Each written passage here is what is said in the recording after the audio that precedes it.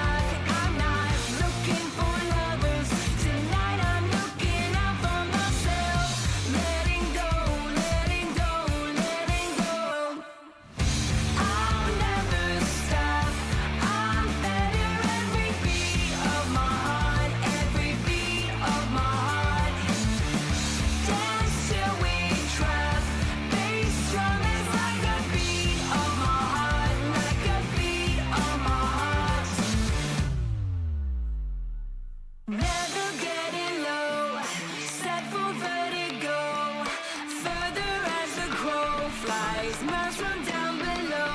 I know I found my heaven. I found the rumble under my feet. Nevertheless, gonna bring the best. Feeling like I'm best dressed. Feeling I am blessed. I guess I'm feeling lucky. I'm gonna chance this Russian roulette. Let's go, let's go, let's go. I'll never stop. I'm better every beat of my heart, every beat of my heart. Dance till we drop. Bass drum is like a beat of my heart, like a beat of my heart.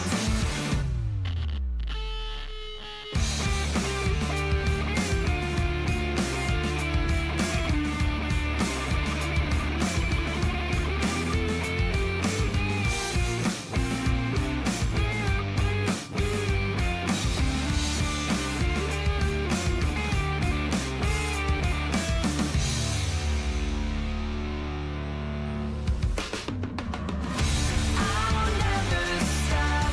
I'm better every beat of my heart, every beat of my heart. Dance till we drop. Bass drum is like a beat of my heart, like a beat of my heart.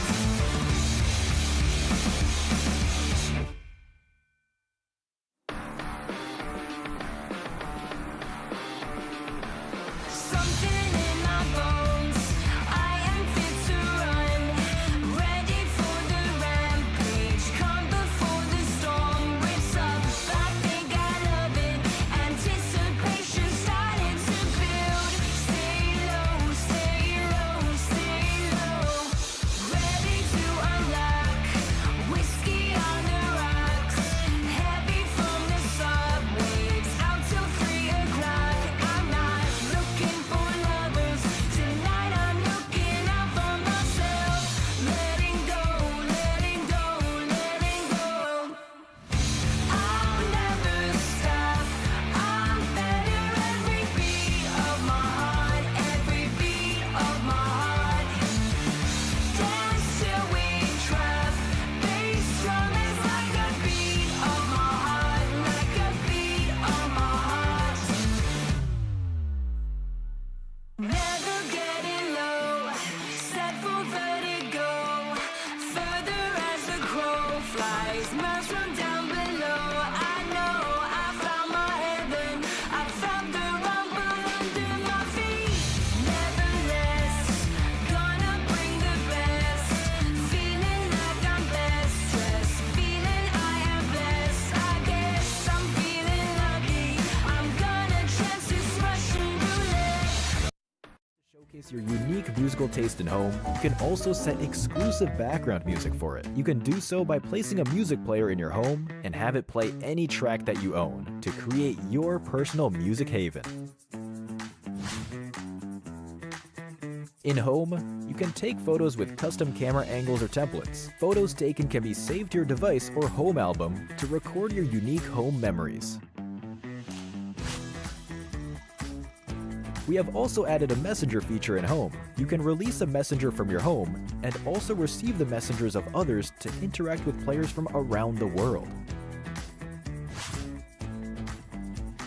At the same time, you can visit the homes of other players and enjoy features such as leaving messages, sending popularity gifts, collecting home coins, and other social features. Explore the infinite possibilities of home. In Cheer Park, we have also added the Home Shop. Here, you can purchase items for your home and participate in the Lucky Spin to win items for decorating your home. Eager to start building your own home now? Go and complete the various home missions to earn great home rewards, or complete matches in Ranked Classic mode for a lucky draw chance for home loot when tallying match results to get more items for your home. That's all for now for the new home gameplay. We'll be releasing more tutorial videos for home soon, so stay tuned. What are you waiting for? Invite your friends now and build your very own home.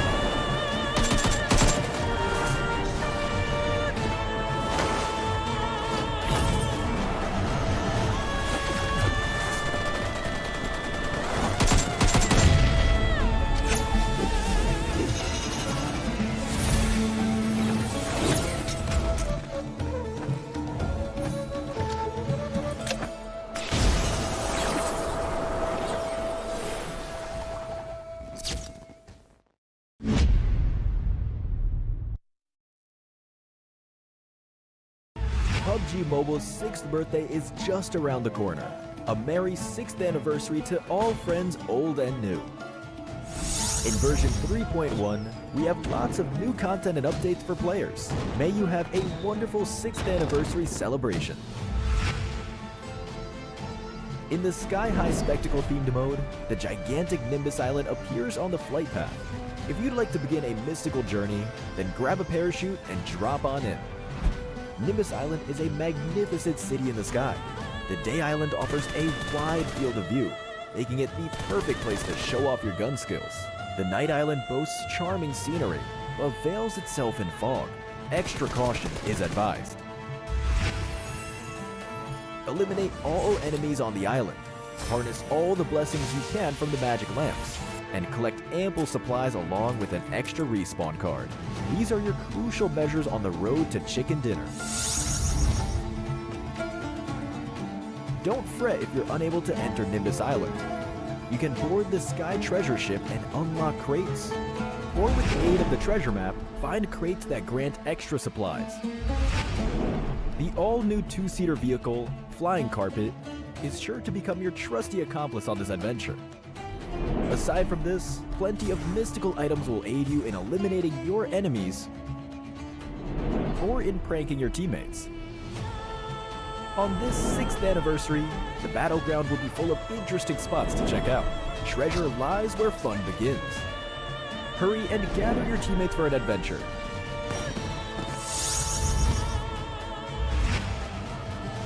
As for Classic Mode, the Miramar map has been majorly updated in this version. We have integrated 2 new districts, Truck Stop and Partona. Furthermore, with this update comes a special weather condition, Sandstorm. Players caught in a sandstorm will continuously lose health, so be sure to avoid them. As for firearms, the P90 SMG has received a major revision and will be the first airdrop submachine gun, posing a significant threat.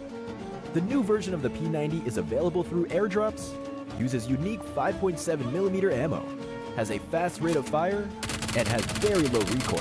It comes with a suppressor and laser sight.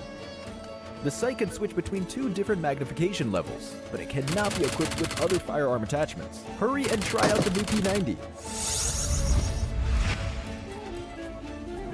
Many new maps are coming, including a new blade ball gameplay, where you can now use frying pans to deflect balls back at opponents.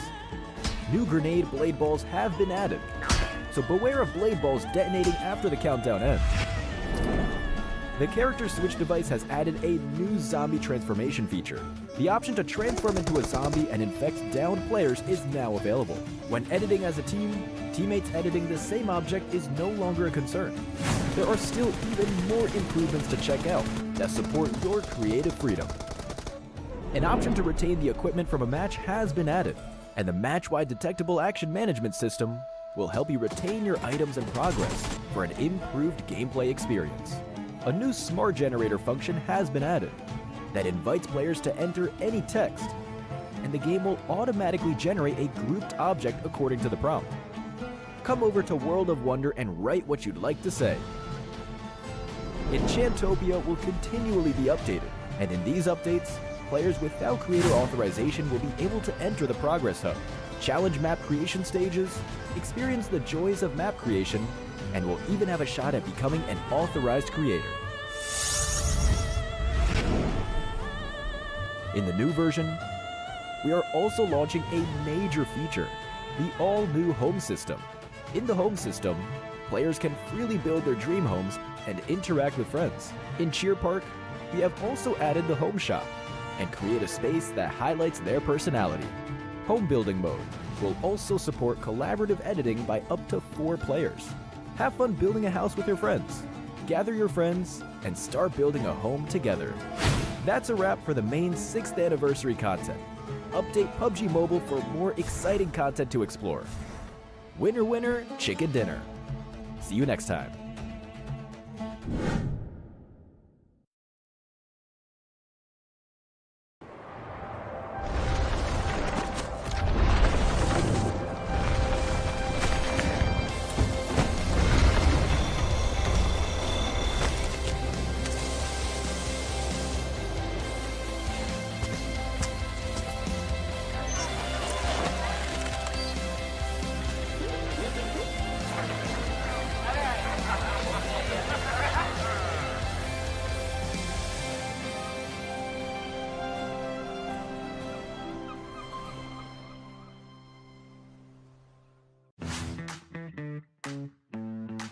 Hi everyone! In PUBG Mobile version 3.1, we're releasing a new gameplay feature, Home. In this mode, not only can you build your very own dream house, you can also interact and have fun with friends in it. Let's learn more about Home.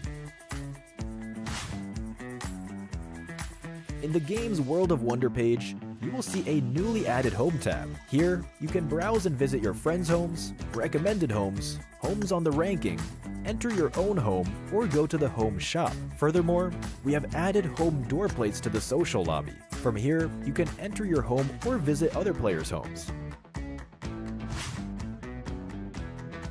In Home mode, the building feature is accessible to all players. Each player gets their own island, where they can use items and furniture of various styles to build their dream house on the island. If you find the building process to be too cumbersome, you can purchase blueprints of ready-made designs that you like to instantly recreate it, and make further adjustments to suit your preferences. The Home also supports inviting up to 4 players to build together. Apart from building a house, there are also lots of things to interact with in Home, which provide a more immersive experience. First, we have the Home Butlers. Players start off with both a male and female butler. Not only can you manage various aspects of the home with these butlers, you can also check the messages received from visitors, as well as assign emotes and outfits for them. Stay tuned for more upcoming features.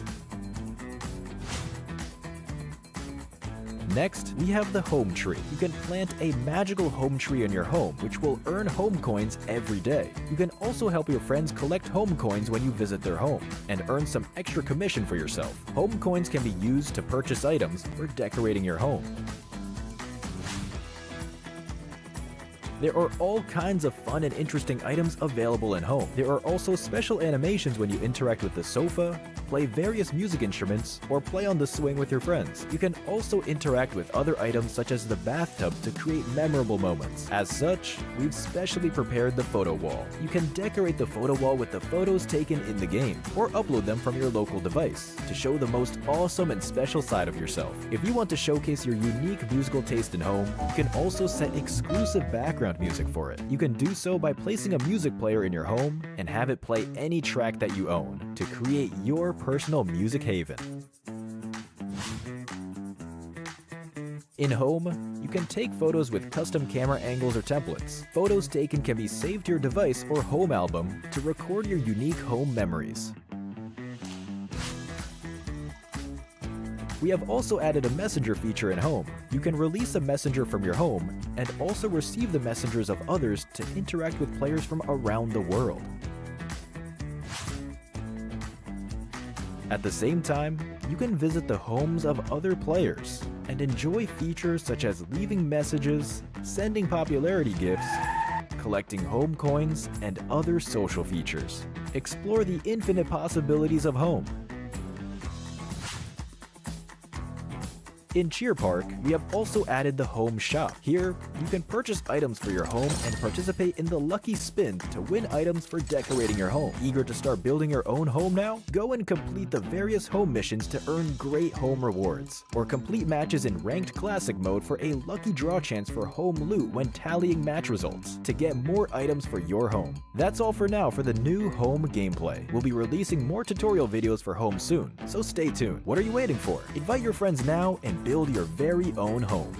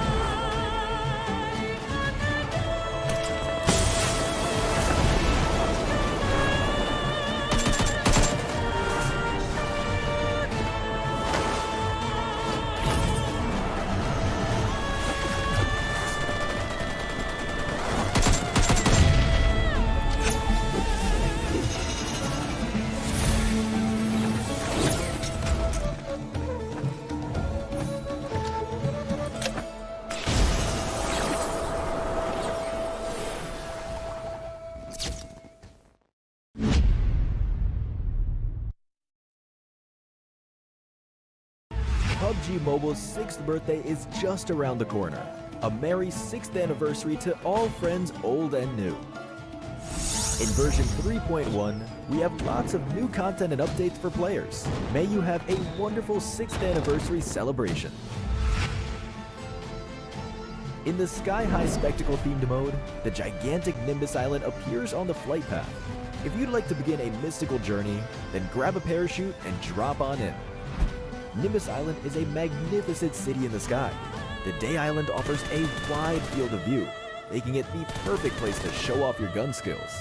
The Night Island boasts charming scenery, but veils itself in fog. Extra caution is advised. Eliminate all enemies on the island, harness all the blessings you can from the magic lamps, and collect ample supplies along with an extra respawn card. These are your crucial measures on the road to chicken dinner. Don't fret if you're unable to enter Nimbus Island. You can board the Sky Treasure Ship and unlock crates. Or with the aid of the treasure map, find crates that grant extra supplies. The all-new 2-seater vehicle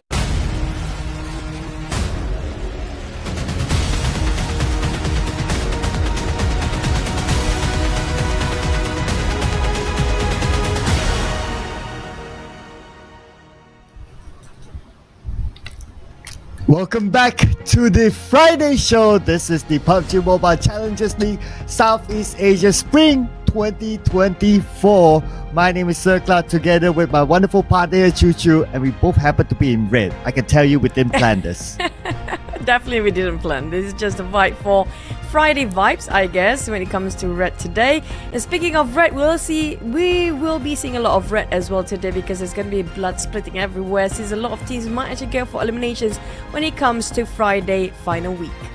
Yes, and today will be the halfway mark of the week until obviously we'll finish up the entire week by Sunday, and then we'll find out who will truly be the grand finalists for this season's PMCL. And these teams that have been fighting real hard. We'll review again what are the numbers so far in case you missed out on the past few days, but if you've been missing out, I can tell you that the past few days have been worthwhile to rewatch it on the social media platforms of PUBG Mobile Esports, because they have been amazing.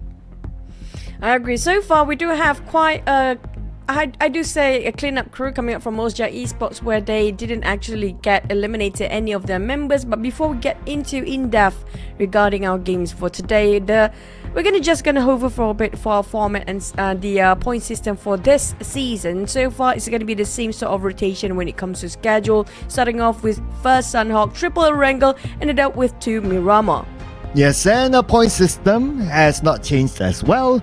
Winner chicken dinner will receive 10 points. A second place is 6 points. A third place 5 points. Fourth place 4 points. Fifth place 3 points. Sixth place 2 points. 7 to 8 will receive 1 point. 9 to 16 unfortunately will not receive any placement points, but they stand a chance to gain elimination points. 1 per elimination as per usual. Now, we do know for a fact also the chicken dinner not really cost so much as it was in the past few years. So this time a lot of teams do want to favor or just focus on the elimination points instead, because we do know elimination points can score more and it will actually contribute towards the overall ranking points, which will help when it comes to the head start points. Now, speaking of the points, we do have our weekly points as per usual, where all the matches, all the maps, the point being gathered in every single map that is, which will contribute towards the side of league points. Now, it will be awarded based on the weekly rankings, where the weekly rankings will lead towards the points awarded based for the league points. So regarding league points, the team ranking based on league points, this is where it's really crucial for the team, where it will contribute towards the grand final. You do have first place with 20 points, down to the 20th place only 1 point. Yes, it is crucial as what you mentioned, especially when it involves the starting points of the grand finals. And teams would always want to have a good head start at the grand finals. So even though they definitely have booked their slot through, but they still need to gain the points to secure maximum points that they can get as a head start point in the grand finals. So here are our teams who will be playing the first 2 rounds. We're going to go with Group A, B, C, E. So Group D, MFG Esports, who scored the final chicken dinner yesterday. See you soon next Tiger King. E, Time to Quick and AI Esports will be watching. Now, despite they're not playing for Group D, but it's going to be a good news for them since they can observe the other teams play for the first round or first map of Sanhok and try to come back when it comes to the very last map of Miramar, because they will stay till the end of the day here. But Group A, on the other hand, when it comes to Friday, day number 3 for the final week here, they will not be playing the last Miramar map, which is going to be Olja Esports, Strangers Esports or STE Dread Esports, AVE or Flash Vision Esports. This is going to be the 4 teams from Group A. They will try to push as much as they can before heading into the last Miramar map, which they will not be playing. Yeah, so you always want to play the last game, but it is what it is. The rotation is as such, but what is also as such is our league prize pool, totaling up to $27,900 with the champion will take home $4,500 and it gets cut significantly at the second place to $2,400 and the third place will be $1,800, fourth place $1,500, 5th to 8th will be $900, 9th to 12th will be $600, 13th to 16th $300, 17th to 20th will be $150 on top of their placements.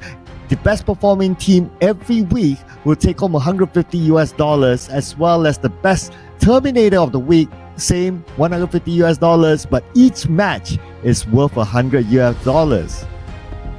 Now, it's going to be a lot of dollars being scattered around based on across the whole map the entire day. It's down to which team got the most chicken dinner so far. Ultra Esports, the team that cost themselves the most chicken dinners out of all the other teams, with a lot of chicken dinner bonus cash prize pool in there, and they are the teams that one of the teams that have played the least amount of game as well. Now, that's going to be a lot of gap later on if Ultra Esports actually completed their whole round of maps by end of this week. Yeah, so it will all even up, but as of now, there are some teams who have that game in hand. So like Austria Esports, number 1, but they have the 1 extra game in hand against TTQ, MFG. So they have the opportunity to gain points, obviously. For Genesis Esports, they have the same as well. So if we even it up, then at least for now they would be number 2. But it also depends on what happens to Austria Esports as we roll down the games. And we are still at the halfway mark of our week so far, ladies and gentlemen. By the 3rd game this week, we are done with 50% of the week. The 4th game will be the second half. Now, for me, on the other hand, when it comes to this season or this final week here, I have my eyes set onto this couple of teams. It's going to be Dread Esport, Myth, Clan, STREO, Strangers, Exquisite. Might as well put in YG in there and MFG. This is going to be the middle pack that's really heated up at the current moment. Even their gaps when it comes to the points, not so much either. And not just that, the way they play in the game is very similar towards each other. It's down to a side of luck whether they got themselves in circle or not and happen to be bumping into more than one team at a time. But when it comes to how they rotate, how they play, how they think, how they want to engage in certain fight, it's very close regarding how their mindset in the game, how they work. Yeah, so the variables are a lot, right? So it's also about not only them, but it's also about other teams. You've got 15 other teams, what will they do? And then you have the variable of the groupings that will change almost every round except for the first 2 rounds. After that, it will roll, and you have the maps to consider. There's just so many things to consider, but there's not much for you to consider because these are amazing collaborations coming up for you. This is the Bentley collaboration that you can ride inside of the game in style. Now, we talked about Bentley so many times by now. Maybe you guys will actually buy the real thing in real life, hopefully, and make sure that you guys give us a free ride if you have that kind of luxury within your grasp. But when it comes to not getting it real life, it's okay. You guys can actually use it in game as well. Try to live the moment of luxury with the Bentley collaboration. Whether you're using UAZ, Dacia, Cooper, RB or Miranda in the game, you can actually equip all the skins down there as long as you got it to equip. Yes, so many cars out there that you guys can switch to a Bentley. You can live your dream inside the game. It can be one of these amazing cars that have that satisfying grill, like what Chuchu pointed out. It is like their signature, the lights and all that. So you can get it inside the game for yourself. So if you want to know how it looks like, you can log into PUBG Mobile now. It is inside the game, and yeah, check it out. And once you check it out, when you get it, do create content, because we'd like to see how it is inside the game through your own experience. But what else is inside the game is the new RPA6. Speaking of the Royal Pass, I feel like we've repeated ourselves too many times, up to the point I feel like we're brainwashing people right now, but it's okay. This should be embedded in your brain by now that you should get this UC, because it's going to be only 3 months long. It's already starting off a couple of days ago, more than a couple of days ago, which was this early of this week, 17th of March. Will ended up around the 17th of May, where you have the perks of having more than 80,000 UC, where you actually just spend so little for so much. That's going to be bang for the bucks if you got yourself this new Royal Pass A6. And also we have 3 sets available. If you actually notice, yeah, not just that, there's also more than a couple of cosmetics for your arsenals and weapons, and even the jet ski happen to be in there as well. Yeah, so lots of items here for you to grab, right? You guys know this by now, right? If you get any Royal Pass, it's well worth it, because you play the game, you reward yourself, and you get loads of stuff together with it, and you never know if it might not come back. So get this right now and keep it forever and be part of your collection. I know there are a lot of collectors out there. We might actually be one of those collectors, but sadly we're broke, so we're not as good as you guys. But speaking of this tournament, we're going to go back into talking about our first Sanhok map for the day. And so far you have to give it not many teams can perform so well in Sanhok. Not many teams actually do have that consistent, but we do have a handful that's really super strong. It feels like the gap of skills here is quite a stretch between the teams up there and the teams very low down there. Yeah, so it's quite clear, right? I mean, the points don't lie in terms of that, and in terms of in-game performance, we can see as well some teams do really struggle. I'm still at the hopeful wish of every single team to at least get a chicken dinner, irregardless whether they qualify into the grand finals or not. And with the amount of games left, well, the games are running out. But yeah, I mean, it's always a good sight to see that every team has something to celebrate about, at least, and prepare themselves for the next season, because the next season the stakes will be even higher with the slot to the PM. Oh my goodness, so many PMs out there. PMWC, yeah, there you go. That's the latest one. Now, speaking of getting themselves into the grand finals, I'm not gonna sugarcoat for the teams out there. I'm gonna just give it as strict as possible as well, because I've been here for one of the longest, I guess. So I've seen the progress, and so far I have to say, dreadfully, that a lot of teams are actually not making so much progress. I'm gonna give it out loud, like AVE, we had them so many seasons. Same goes for the side of APG, but APG, I can cut them some slack because of how they have a different rotation this time. The one that really have a huge progress, and a big one at that, throughout the entire course of the Wildcard region, I have to give it to Ulja Esports. There has been a bit of alternating between GE and as well as Ulja Esports, but if you compare with GE, who happen to be more veteran than Ulja Esports, now definitely their growth and progress is way faster than GE.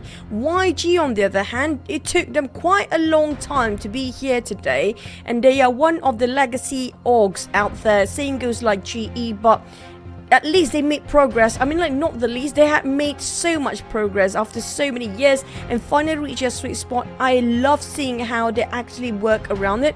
But the teams actually down there, like Enigma, well, they do have a bit of swap here and there, but it's quite sad for me to see, especially at V in this case. No matter what they're trying to do, it just didn't seem to work. They have to have really a great overhaul to just revise what they really need to do. Because since back in the days where they merged with MYSG season, then we have MYSG PH season, and now just straight into wildcard region, it feels like they're kind of stuck in a rut. They're never going to progress. I'm quite sad with this, but I just hope they will try to make something out of this season as well. You know, one thing I learned from my favorite childhood cartoon is never say never. So you will never know what happens in the future, right? So we'll see. We'll keep an eye on that. But hopefully this is an experience for them, because as a team that qualified into this stage for this season, they will have the entire year to be part of it. And maybe this is like a starting point, and next season might be a change for them. It's something that we won't know for now for sure, but whatever it is still about the experience that they get and to look for the following season. But without further ado, speaking about experience, we will gain it here in our first game, Sanhok. Now, speaking of Sanhok, we do know for a fact that Enigma do love on top of bootcamp before, but it depends on who's actually playing here when it comes to the rotation of the group. Now, we do know for a fact there's going to be one group not playing when it comes to the day number 3, which is going to be D group. We don't have coming up 4 teams of D group, but it's still going to be possibly the same sort of scenario for Group B. Enigma do love to just fight a lot of teams quite early on. Another team that we do have, if you compare when Group A and Group B played yesterday, I personally feel like when Group A is playing, things a bit toned down compared to Group B. It just shows that Group B do love the fighting, the skirmish quite early more. So we're going to have a spicy start for the day here. Yeah, spicy start in Kampong though. Look at that. Austria Esports and another team that should be TQ. So they're going to drop inside there together. This time bootcamp is going to be only Enigma, so no challenge inside of bootcamp. Enigma is going to be the team. And we're going to keep an eye on Kampong. Now we have it on screen. As we can see, Fern is keeping an eye on the movement of Austria Esports. They are just across them, and Austria Esports pretty much have TQ surrounded. Austria definitely navigate themselves trying to shut down on TQ as early as possible. It's not possible for 2 teams to share on Kampong. And not just that, despite of sharing, they don't have enough to supply all of them. Now, we do have quite an interesting and intriguing circle as a start, which comprises all 3 islands here. But another team that do scattered about, it's going to be Dread, where Jashi happened to be in the very small island of Cap Alpha as well. But by the end of the day, we do know that the one that actually do have the perks and advantage of this sort of circle will be the one that landed themselves on top of bootcamp. Now, Enigma will have a lot of visitors later on to pass by, but can they secure as much elimination as they can? Aha! Well, the top will be thinking about that too, now that his vehicle is being shot at. But lucky enough, he's like behind Capo, so he circles around and he has only that one vehicle. It's not going to be enough to pick everyone out. So they might need to still win this fight because Austria Esports is not interested to let the points go. Back towards PBE. Jaro. Spotter FVE players are in trouble. Eras is going up the hike. But at least this side is not alone. The side of FV. Jaro is the one that actually solo-handedly going in. Just going to move by himself, navigating him into this compound with no backup whatsoever. I'm not sure what he's thinking right now, but might actually do have a superhero complex on the side of Jarrell. But if you can actually secure this one in clutch just by himself 1v2, you're going to make a big, huge contribution for the side of PBM. At least Michi is there to give it extra hand. Oh, okay. At the high ground, he's going to play the support role. But in the house, we got Flash Vision waiting to execute the plan. Arip is at the door. Jarrell backs up to behind this house. So he's not inside the house per se, but he's behind of it. So he has some obstacles to kind of protect him for now. While Flash Vision trying to gather that information to know exactly where he is. As we come back out to Kampong, now the fight's not over yet, obviously. But for Austria Esports, they do have the advantage since they took out 2 members of TQ. The multiple MVPs, Red Bull tossing on one.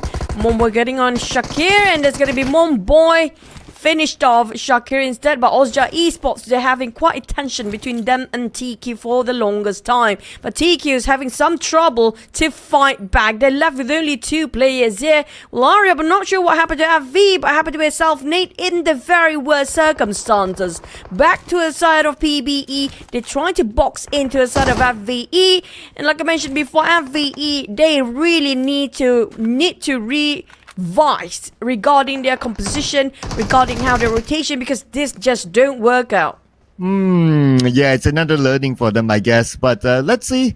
You never know if Eras can pull off something insane, although the chances are quite low. But it does not go down without a fight. And Arif went out. That is Monboy to take out the point of Eras. Flash Vision, no points this time, still at a single digit. As we move back over to Kampong, and this fight is still at a standstill, even though Ozja Esports have the numbers. Arame Bro spotted out Dread players, Jips down. And I think he was just marking out the perimeters and trying to exactly give some information to a side of Dread. And that will be a crucial information. They scouted out the entire team of Arame Pro, so Dread will definitely know exactly where and which direction they want to go for next. Might as well just change their objective since they lost one of their scouts out there. But Arame Bro range happened to be just trying to sniff out the locations of the rest of Dread players. Well, we do have a bit of TQ still fighting against Ozja Esports, I think, if I'm not mistaken. The 2 remaining players of TQ is still alive so far. So I just hope they manage to exit out safely. But Harame Bro still trying to find the blood they're trying to sniff out. But on the side of YG, here comes the rush.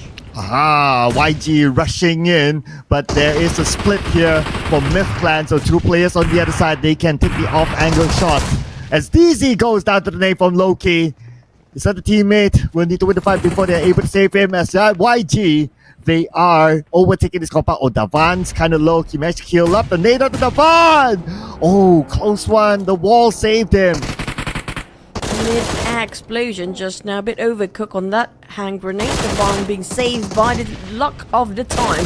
Davan trying to scout out. This is quite risky for the side of Davan's placement because it's quite open. If somebody tried to push in from behind, he'll be spotted out in an instant, but still Davan will be knocked down. In the moment I mentioned that, that's where a lot of teams seem to be fighting as well. Ozja Esports playing the Blues and trying to finish off the remaining of Team Q, but took them quite a bit of time. Almost close, and Gui managed to secure with the DBS remaining with only 1 more play for TQ. Oh, but now the fight with Younger Galacticos is not over yet.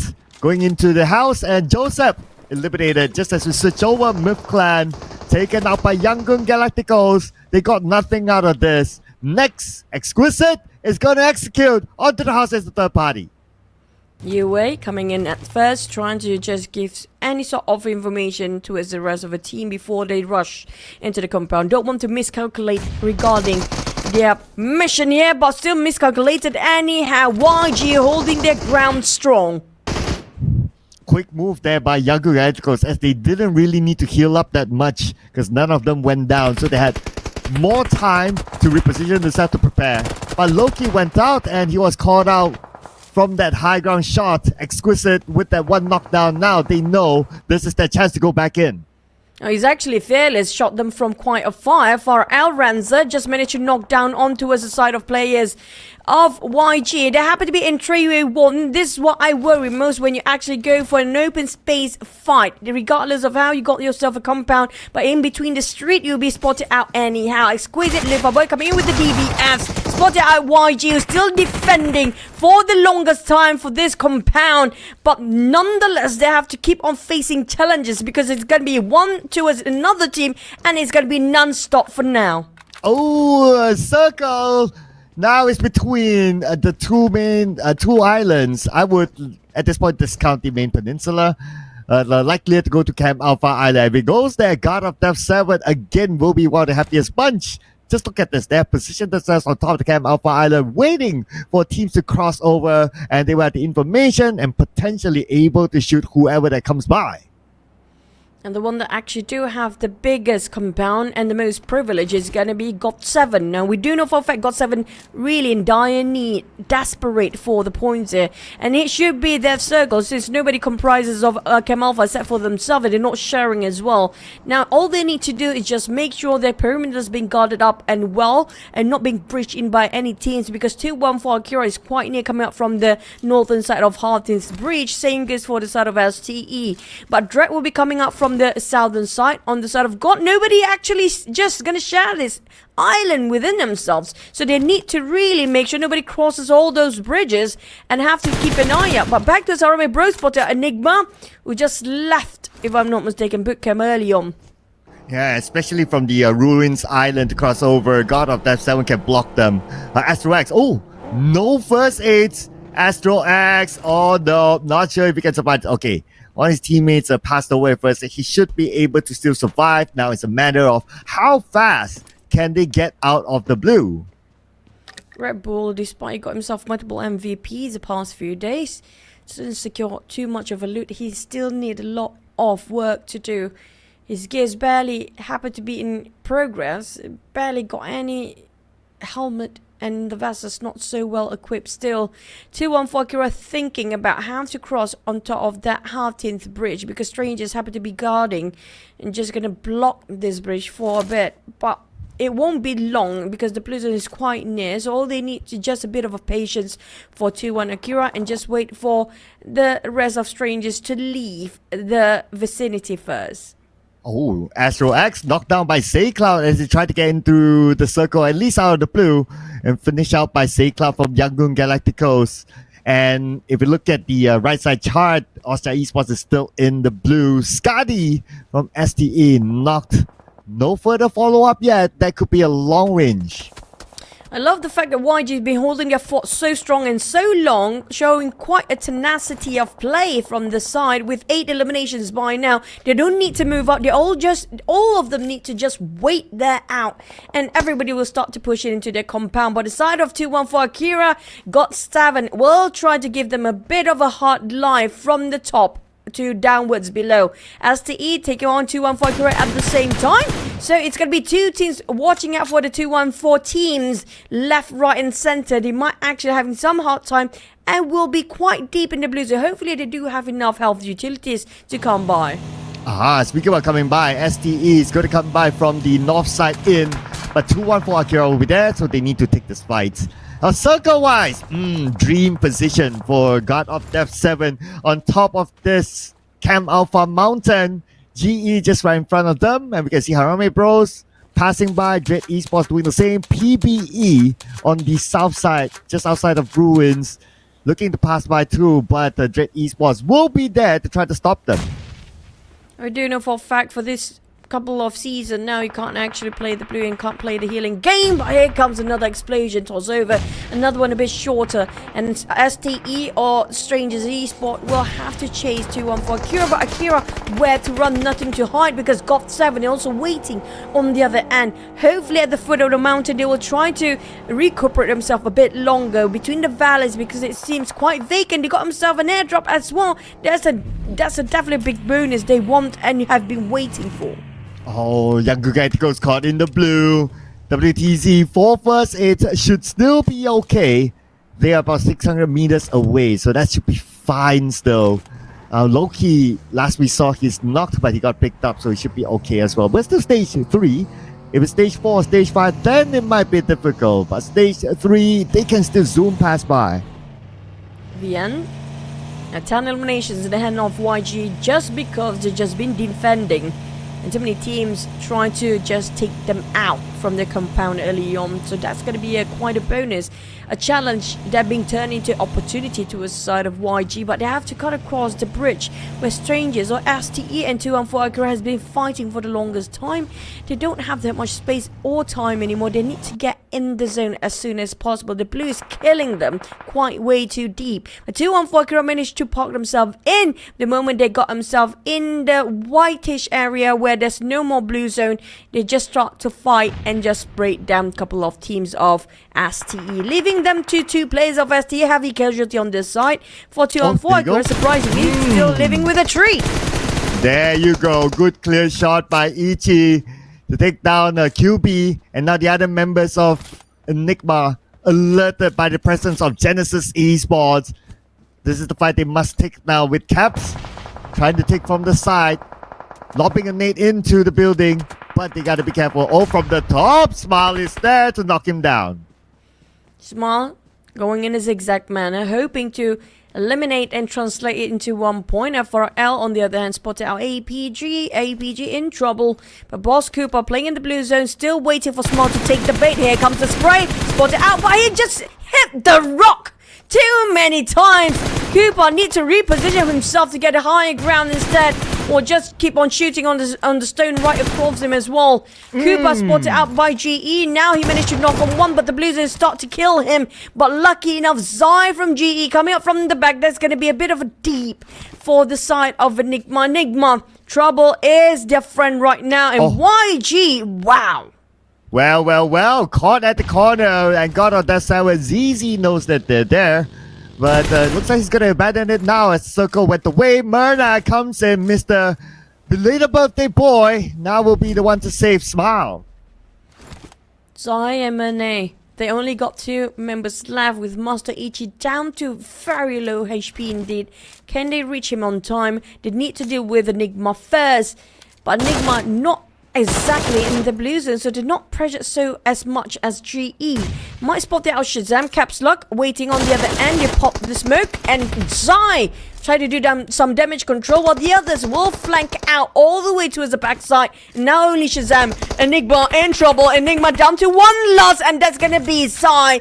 Finish off the rest of the players with Smile also topping off with just an explosion. Wow, can you imagine this? GE after all that with the knocks, they are still a full squad. That is amazing by GE. But now, as amazing as they are, they need to get into the circle as they move over to APG Esports. Inside, now winning the fight though. Oh, some opening there for him to take out Baby Harris. Now Baby Harris very, very low.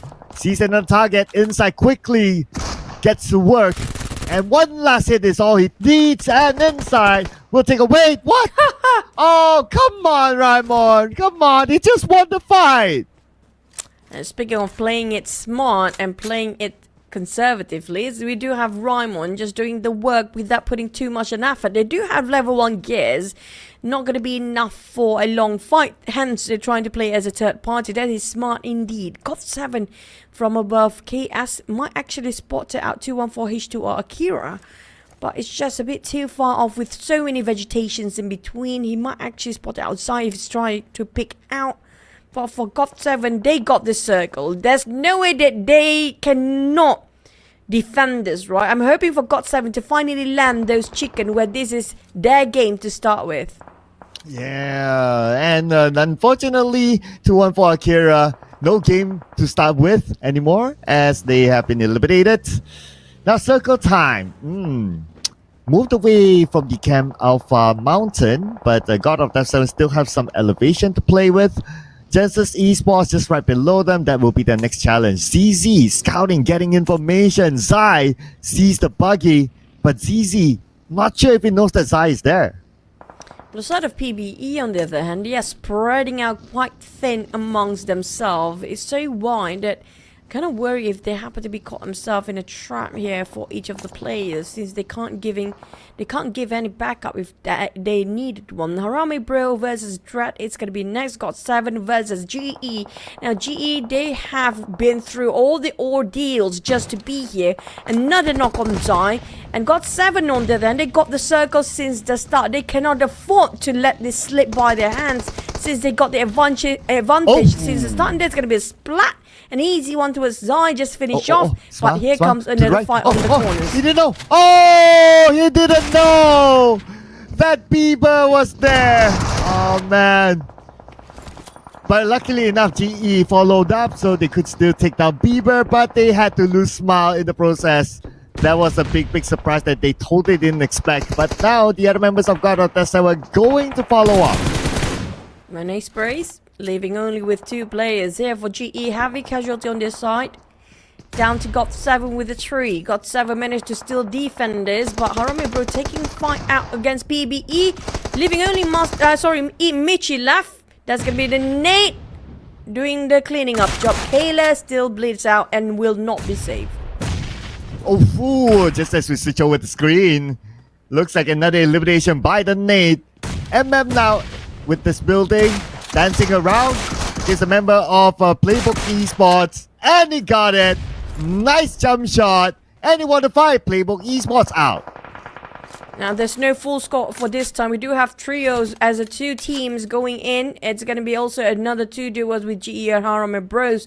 But when it comes to the circle, not many teams also being favored by the circle at this time. Oh, but the God of Death 7 have the circle still with that elevation. Now we are at stage 6, so we still have a couple more phases to go.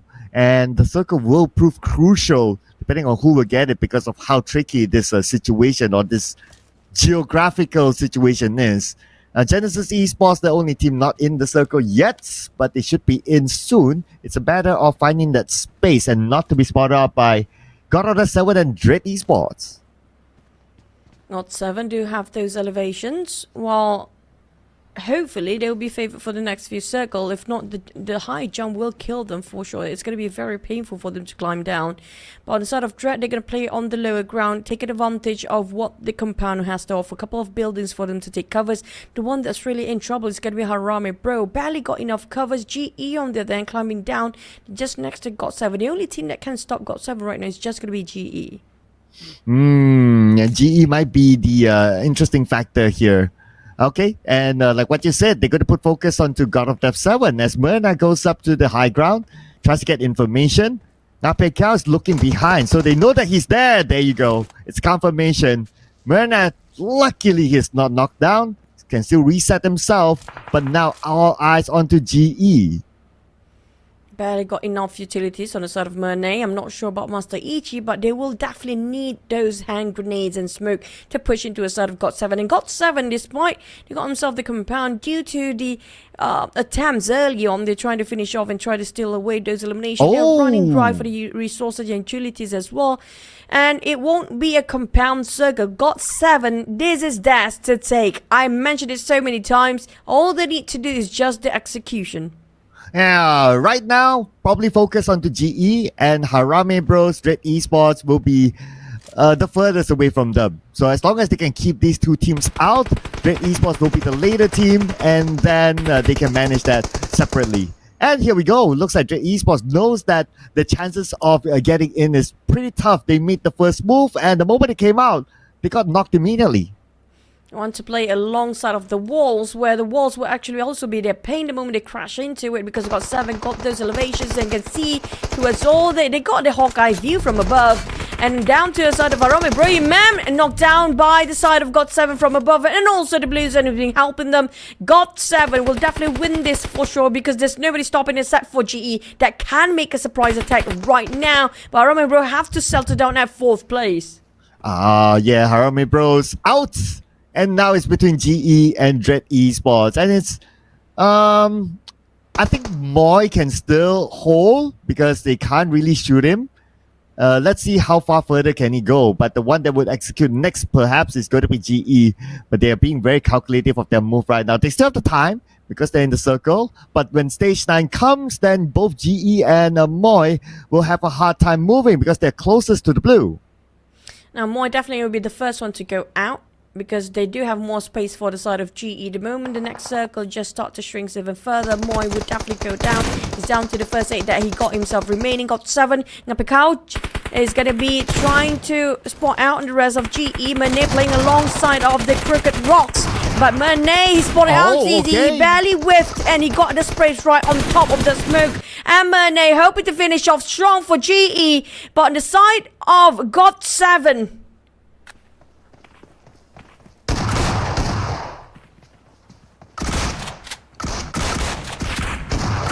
And still fighting, but he's got the lower guard right now. GE will come in by finishing off really soon.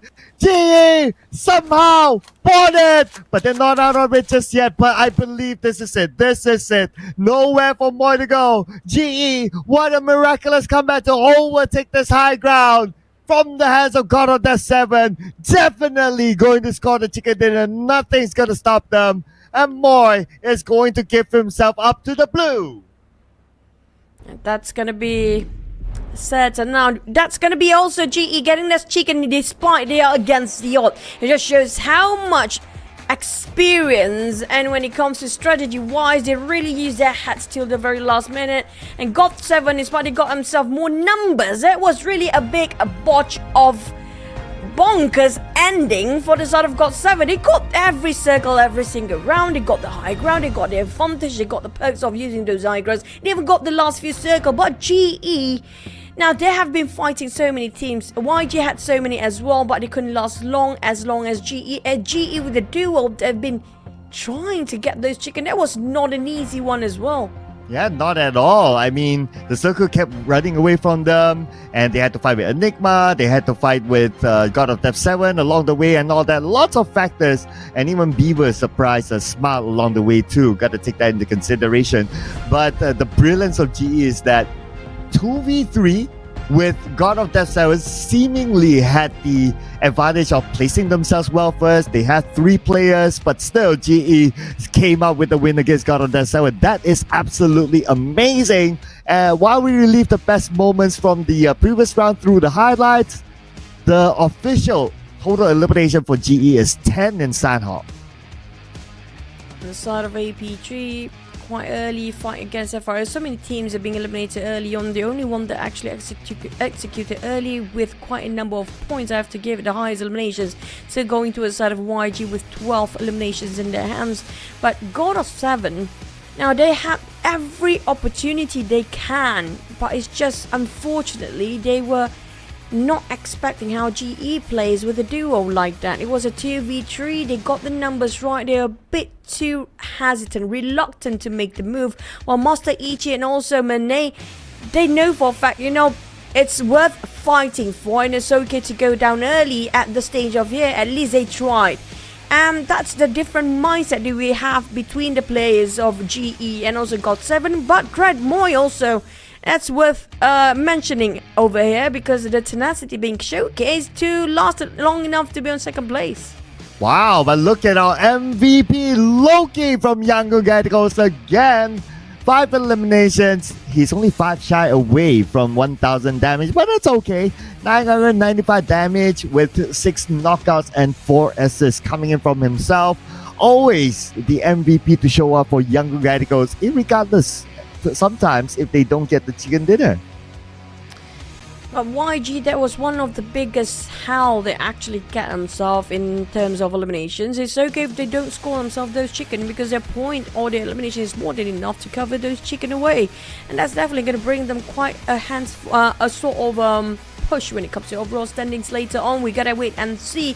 Will it be shaken for the teams on the top 3? Will finally the different teams will start to take the reign over the top 3 as well? But GE, I have to say, that was one of a heck of chicken dinner between the players, Manet, and also, if I'm not mistaken, it was Master Ichi or Smile.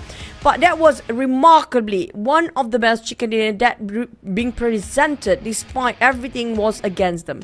Oh yeah, that was amazing, not gonna lie, right? I mean, like what you said earlier on, it's the experience that brought them this chicken dinner, and even though the odds were against them, they still held it on really strongly. I mean, this is the mentality of champions, the 2-time PMPL wildcard champions, also the sole representative from Myanmar to the PMGC. They are showing what experience can bring to the table with 10 eliminations, 1,623 damage, 8 total knockouts, and 4 assists to wrap up round number 1. When it comes to the next map we do have is going to be the Erangel map, but so far when it comes to the stats of Sanhok, we do know it's a very small map. A lot of players also being eliminated by the blue zone. Almost, if I'm not mistaken, around 8 players that kind of finished off, or maybe less than that, in terms of the players and got finished the players instead of fighting. Troubles wise, not so much. It's going to be the least amount of troubles here due to the time restriction and how hard for them to find the loot that seems to be scarce around the map itself. Well, surprisingly, we do have a bit more airdrop looted this time than the other way around. Maybe because the airdrop being dropped around the places where nobody can actually scout them out, like how we saw YG early on spotted out the airdrop in between the valleys, where they can actually hide and loot at the same time. Yeah, and throwables normally don't appear in airdrops, so that doesn't add to the throwable numbers. But what adds up is, of course, our standings from this round. And GE with the chicken dinner, obviously they will gain maximum points of 20 points. Younger Galacticos, 12 points. We got a good amount of a double-digit club here. Dread Esports, God of Death 7, as well as Harame Bros, respectively with the double-digit point. God of Death 7, 10 points. They really need to grind it out, so hopefully the graph still stays well high up there for God of Death 7. Now, due to GE and YG got themselves a big, a high kill volume here when it comes to these two teams, just wipe out a quarter or more than almost a half of the population of PUBG just now. 5 teams have to face the consequences of not having anything at all. We talk about SQ as Enigma, STE, Myth, Clan, and VE. Well, ended up with a lot of zeros, especially when it comes to XQS and Myth Clan. They are actually in the top or middle pack here. We mentioned about them early on regarding these few teams that love to fight so much, quite aggressive, but unfortunately things didn't work out quite well for them, which will be detrimental in the overall standings. Well, with the chicken dinner, GE shoots up to the second place. Austria Esports only managed to gain 3 points, so now the gap between them is 21 points. So that is maybe about 1-2 rounds, depending on how things goes. But the GE is in the mission to get that number 1 spot back. It's just that both of them happen to have the same amount of games, though. Now back to us, the teams that we talked about this before. When it comes to this week's points, we do know for a fact we have to refer back, since today or this week is actually the final week for the league stage, so we have to actually refer back to as the overall league points as well. The teams that should have high ranking when it comes to the overalls. Also, we mentioned about GOV7 and FRL, which they didn't land themselves quite in favorable position anyhow when it comes to this week standing points. They need to shoot up into the top 3 if they were to make it into the grand finals in the very last minute. Yeah, God of Death 7 is still on page 2 though, despite the pretty decent round that they had. But that decent round was also aided by the fact that they got that circle or the Camp Alpha Mountain. So yeah, they naturally would last a little bit longer. But the bigger challenge for God of Death 7, who is on the mission to escape from the bottom 4, will be in the next round, because in Erangel it's going to be a more balanced map. Wherever the circle is, it will have its own challenges. So God of Death 7 needs to be prepared, be flexible for this kind of map that is going to be bigger and probably more challenging. Now, when it comes to the next Erangel, we do know it's going to be the same group playing here, since we don't have Group D still. MFG, using KE, TTQ, and AR Esports, especially TTQ, because they are in one of the top contenders we saw just now. It's just GE taking over their place because of how they're not playing here. But the moment they start playing, there's going to be a lot of difference later on. But so far, there's going to be the opportunity to have to be taken by the sort of GE while they try to overrun on TTQ. Austria, on the other hand, also another opportunity for them to push up. But before get more into Erangel later on, we're going to just take a break for a bit, let the players be ready, don't go anywhere.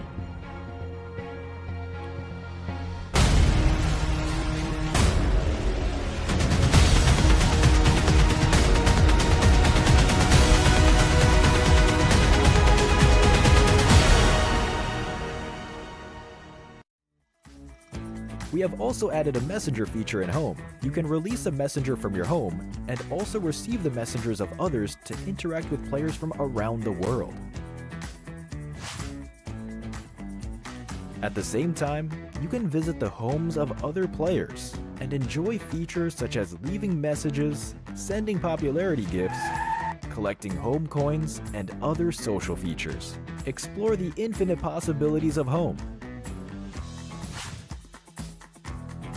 In Cheer Park, we have also added the Home Shop. Here, you can purchase items for your home and participate in the lucky spin to win items for decorating your home. Eager to start building your own home now? Go and complete the various home missions to earn great home rewards, or complete matches in Ranked Classic mode for a lucky draw chance for home loot when tallying match results to get more items for your home. That's all for now for the new home gameplay. We'll be releasing more tutorial videos for home soon, so stay tuned. What are you waiting for? Invite your friends now and build your very own home.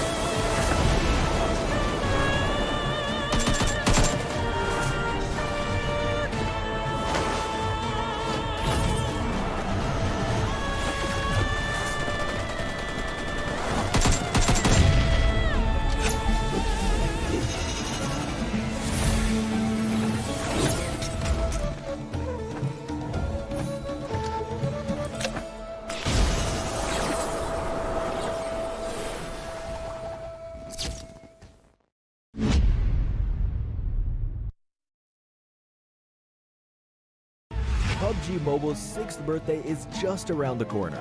A merry 6th anniversary to all friends old and new. In version 3.1, we have lots of new content and updates for players. May you have a wonderful 6th anniversary celebration. In the Sky High Spectacle themed mode, the gigantic Nimbus Island appears on the flight path. If you'd like to begin a mystical journey, then grab a parachute and drop on in. Nimbus Island is a magnificent city in the sky.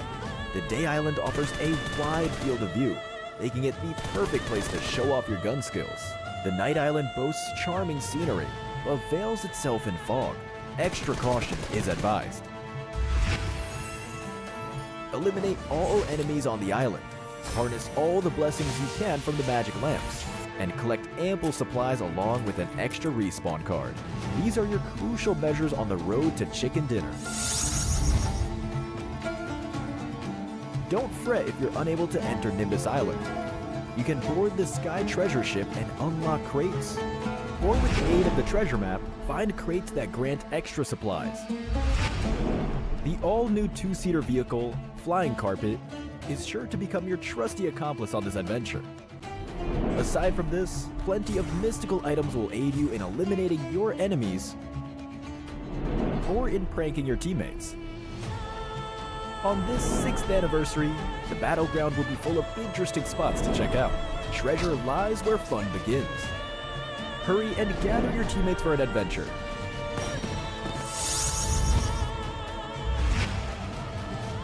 As for Classic Mode, the Miramar map has been majorly updated in this version. We have integrated 2 new districts, Truck Stop and Partona. Furthermore, with this update comes a special weather condition, Sandstorm. Players caught in a sandstorm will continuously lose health, so be sure to avoid them. As for firearms, the P90 SMG has received a major revision and will be the first airdrop submachine gun, posing a significant threat. The new version of the P90 is available through airdrops, uses unique 5.7mm ammo, has a fast rate of fire, and has very low recoil. It comes with a suppressor and laser sight. The sight can switch between 2 different magnification levels, but it cannot be equipped with other firearm attachments. Hurry and try out the new P90. Many new maps are coming, including a new blade ball gameplay, where you can now use frying pans to deflect balls back at opponents. New grenade blade balls have been added, so beware of blade balls detonating after the countdown ends. The character switch device has added a new zombie transformation feature. The option to transform into a zombie and infect downed players is now available. When editing as a team, teammates editing the same object is no longer a concern. There are still even more improvements to check out that support your creative freedom. An option to retain the equipment from a match has been added, and the match-wide detectable action management system will help you retain your items and progress for an improved gameplay experience. A new smart generator function has been added that invites players to enter any text, and the game will automatically generate a grouped object according to the prompt. Come over to World of Wonder and write what you'd like to say. Enchantopia will continually be updated, and in these updates, players without creator authorization will be able to enter the Progress Hub, challenge map creation stages, experience the joys of map creation, and will even have a shot at becoming an authorized creator. In the new version, we are also launching a major feature, the all-new home system. In the home system, players can freely build their dream homes and interact with friends. In Cheer Park, we have also added the home shop and create a space that highlights their personality. Home building mode will also support collaborative editing by up to 4 players. Have fun building a house with your friends. Gather your friends and start building a home together. That's a wrap for the main 6th anniversary content. Update PUBG Mobile for more exciting content to explore. Winner, winner, chicken dinner. See you next time.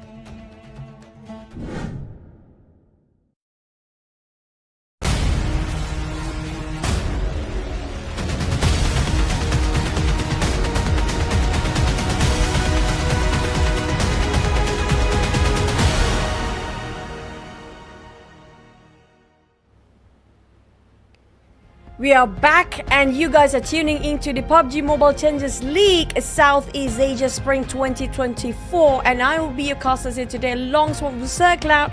We're down to halfway through in the final week, but at the same time more games to go still. Yes, more games to go.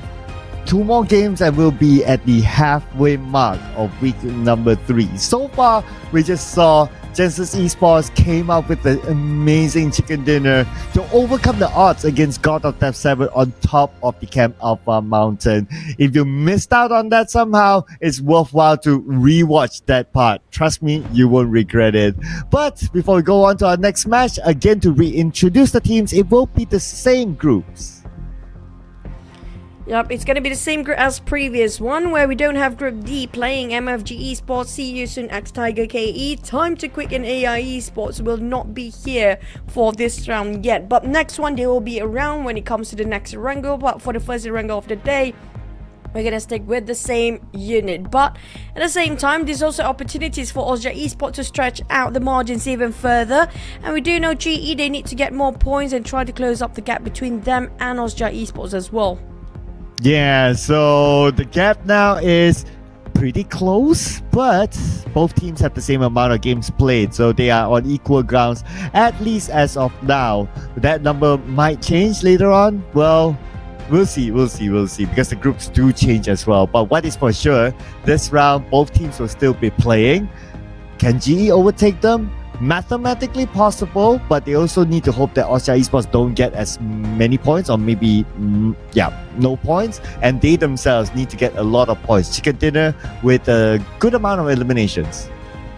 Now at the same time, Osja Esports, they have been playing it very safe and very I wouldn't say slow, but a bit conservative in the early few stages. They try to avoid conflicts as per usual and trying to take rotations that's not bumping into another team. They really actually revise about the navigation of all the other teams before. But before we get more into in-depth in games, as per usual, there's going to be the Bentley collaboration because it's your tournament as well. We want to remind you guys, don't miss this one out.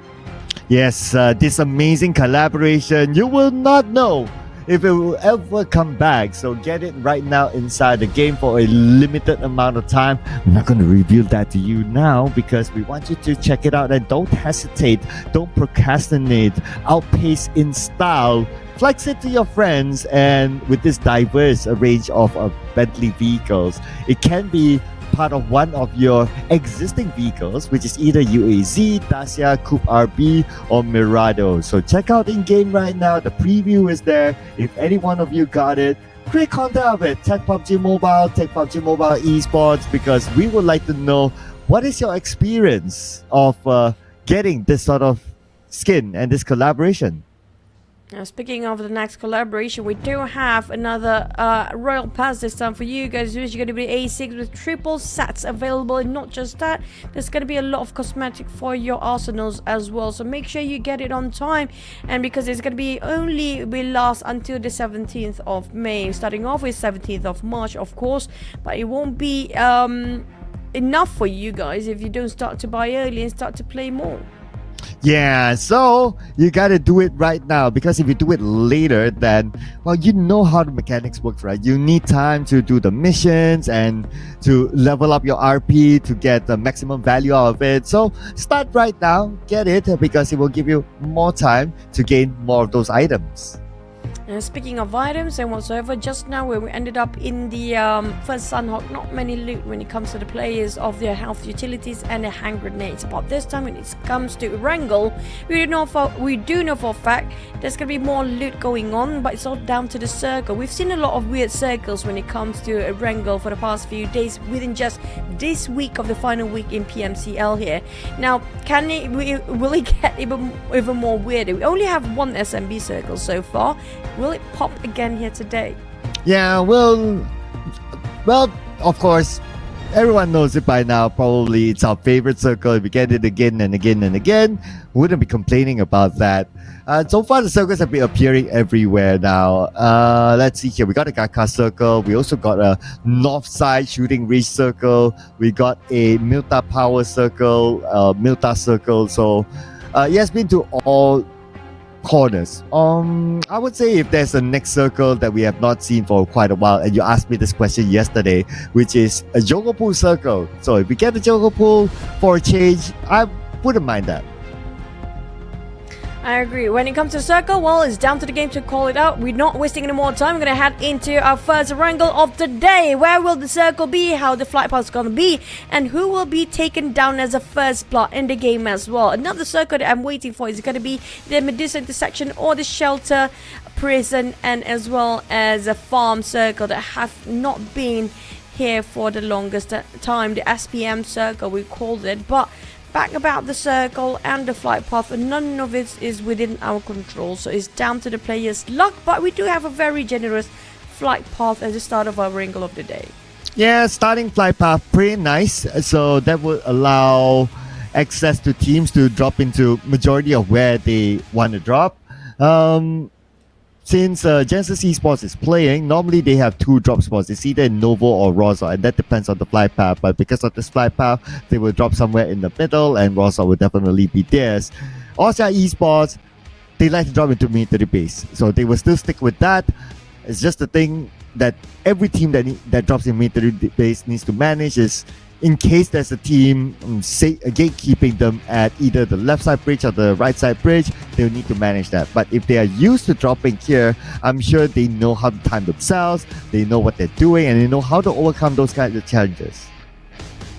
Speaking of challenges, a couple of teams drop themselves in SMB, but they have to pray that the circle won't be that far from them for Austria Esports. And they love if the circle is far from them. They love to make it as late as possible, but this can be a very terrifying circle for a lot of teams. I did mention about SPM sort of circle before, but this is going to be tough to decide between the teams on the SMB side or GNSTE. Do they cross over towards the side of main peninsula or not? Because if the circle shifted in between once more, then a lot of the players and team will scratch their head regarding the final few circle. Yeah, I'm not gonna lie, it's kind of scary because there is that possibility of it suddenly shifting to military base island. So we'll probably get a better answer of how the circle will be by stage 2. And even that, stage 2 could still be a scammy circle, so it's kind of tough for these teams to decide. So if I were like the 2 teams that drop into military base, I'll probably hang out first there just to see how stage 2 goes. Well, at least good news here for the teams, because usually stage 1 we do have a couple of first blood early on when they start to drop themselves and try to find vehicles. There's going to be a lot of vehicle clashes early, and this time nobody actually died for once, and this is great because we get to see everybody in action, possibly in stage number 4, especially with the teams that really in the dire need of points. We talked about FRL as well as GOV7, but GOV7, they need to push themselves up. XQS as well. None of these guys actually safe when it comes to the overall rankings, league points to get into the grand finals. But so far things has been peaceful. It's the same usual of PUBG Mobile. You drop down, you parachute, and just try to loot up and just wait for the next few circles. Yeah, so the next stage circle will be crucial because it will give an indicator of whether you stay on the main peninsula or you stay in the military base island or you zoom in onto the military base island. So it's that big question to answer. And as we all know, and we've talked about this before, the circle is a huge factor when it comes to teams deciding on what to do and potentially even winning the game. So let's see here. I wouldn't mind, honestly, and I'm being evil to say this again, that if the circle goes to military base island, I'll give a thumbs up. Well, we're gonna have to wait and see. Sometimes the game is being nice to us caster, not so much for the players. Sometimes they're being nice to the players more than us. So it's that I personally feel like up to stage 2 and 3, we won't see that kind of difference when it comes to the circle, whether it will be favoring more towards the main peninsula or NSMB side. But when it comes to the third towards the fourth, that's where everything is quite apparent, which side of the island will be comprises more inside of a circle later on. The second stage is still hard to call out, so the players have to make sure they are aware what's surrounding them, because they might actually be ambushed. That's where we get to see some teams start to hunt down whilst waiting for the circle to shift. Okay, thanks for observers giving us that creative shot past the window. Got to give a shout out to the people working behind the scenes as well, giving us the best footage possible to showcase the action of all these teams. Great work, you guys out there. Shout out to the people working behind the scenes. They have been working real hard throughout the entire month to produce this show for all of us. And yes, here's another creative shot by our amazing observers. Great work, guys.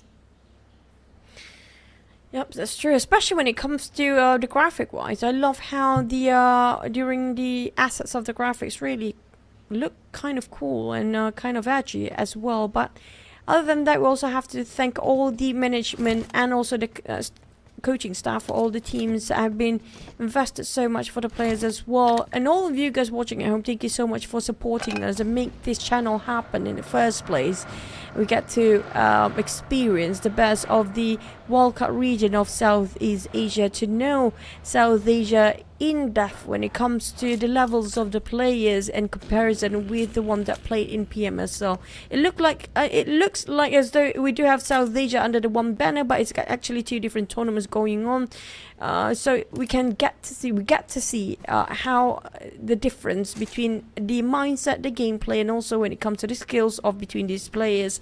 But back towards the side of game, GE threading on thin ice here, trying to be very careful not to engage early conflicts, because they know for a fact if they lose one and drop one ball here for the game, they might not catch up to Austria East, but what's worse, somebody else will overtake them on the second spot. Yeah, so let's see the points now that you mentioned that. 15 points between GE and Young Radicals, okay. And Dread Esports is about 27 points. Make that, 27 points. So that is, no, not 27. Make that 17 points. Okay, that's not too far as well. So yeah, the potential of YG and Dread Esports overtaking GE is definitely there. Although GE has that one game in hand, but if you just take into consideration this round, then the chances are definitely there still. Well, still waiting for any sort of first contact made here by GE versus Dread, and Jashi once more knocked down on the ground. Not great for the side of Dread now. They might actually lose one of the firepower. That's 25% reduction of one firepower player of the team. Dread having a rough start, just trying to scout over and pass by to the side of GE, but taken as brutal by GE to shut them down, the scout from Dread. That's going to be them blinded with no scout for now, but Holy Lanji will overtake that role. Might actually go in for another scouting of perimeters, but quite risky since they already lost one man early on. That's going to be the first split. And we just talked about the potential of them overtaking GE. This is definitely not helping them, but it is what it is. They made the scouting work. They were trying to get a space in the circle, but they happened to run into other teams, and that just happened. It's just how the game works sometimes. So they need to overcome, but we have seen it before that teams that play with 3 players getting chicken dinner, so it's still not impossible for Dread Esports to pull this off. Oh, FRL Pozo.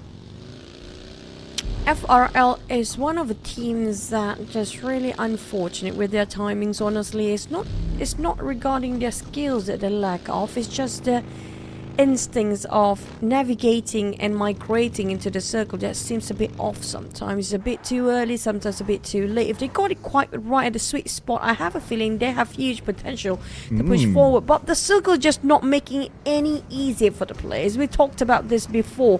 Stage number 2 will not be easy still, because it will comprise of 2 of the islands, but I have a feeling that Austria Esports don't believe that it's going to be around the southern side. They start to push themselves towards the main peninsula. We do know for fact that we might ended up right at the coastline here when it comes to the last few circles as well. Yeah, that's a potential there, and one of the reasons why the teams go gathering around the coastline, that's one. The second reason why teams gather around the coastline with this circle is that it allows you quicker access to the other side in case it's needed. But for Austria, like what you mentioned, they take the opportunity to get across because no other team is gatekeeping the bridge, so might as well do it right now. But speaking about doing something now, Enigma and GE, round 2. Speaking of GE, can they score another? This is going to be the teams that's really good at fighting as well. Enigma could probably spot it out. Master Ichi waiting for the right time to spray. A bit miss, a bit later for the wave, but we do have Enigma kind of sandwich between two teams at the same time. Make it free. Strangers, GE. Oh, flip over for Shazam.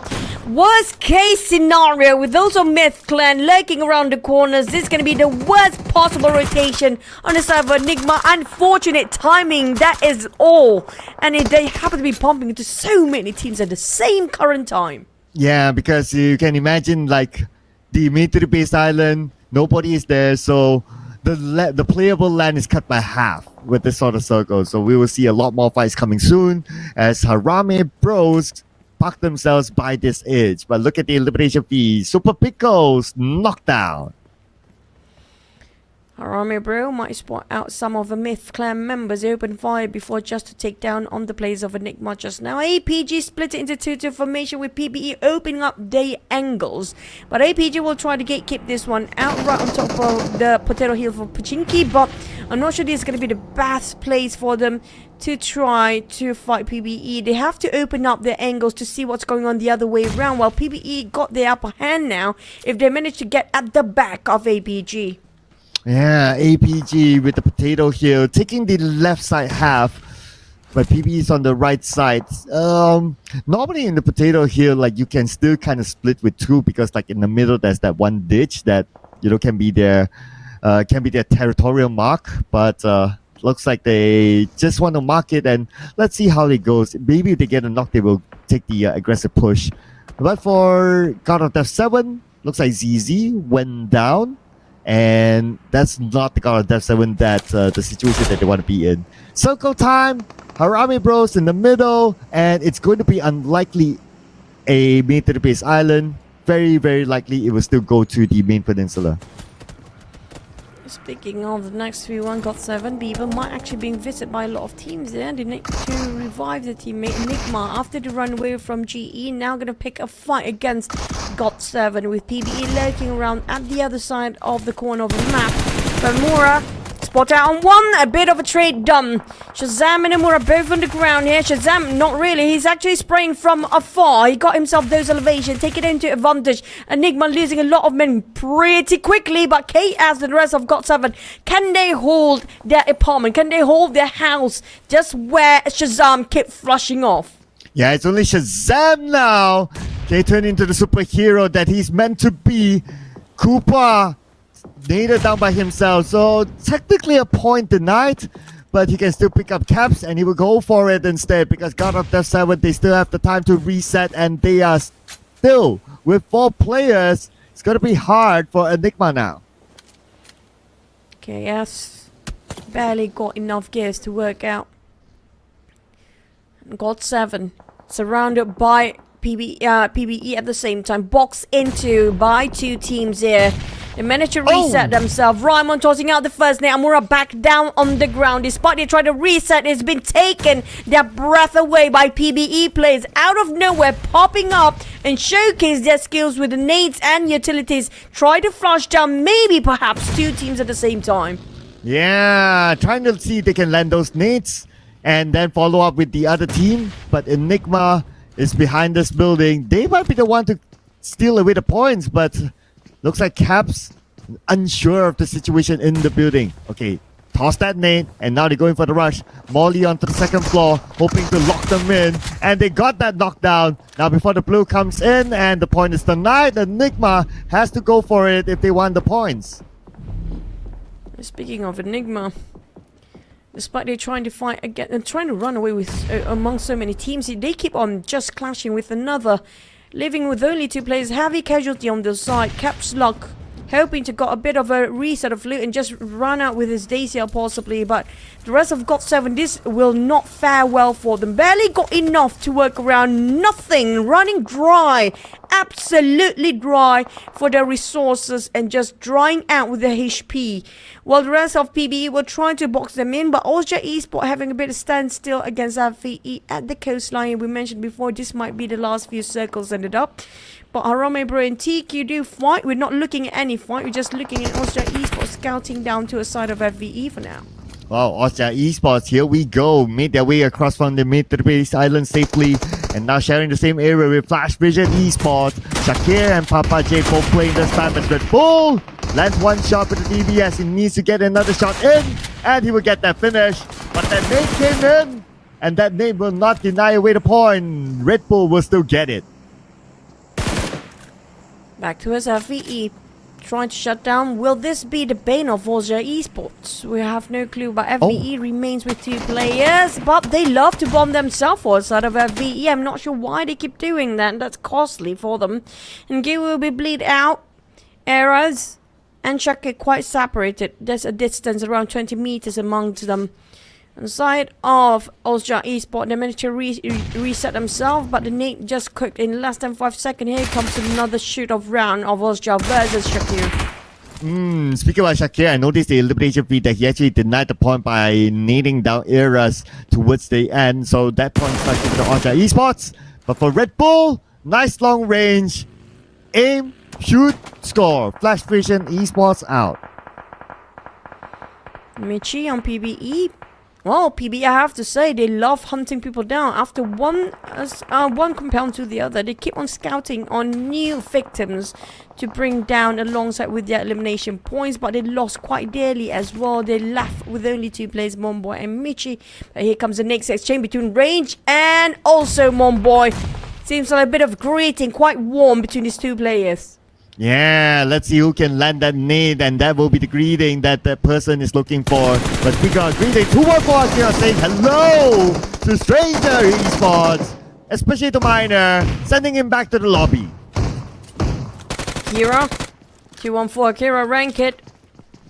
In between 2 teams at the same time, Enigma as well as the others, but that's gonna be the last of player. Rank it couldn't survive. Plays themselves at 12, we're down to 11. Wow, nice reaction there by Scotty. But STE now don't have the circle.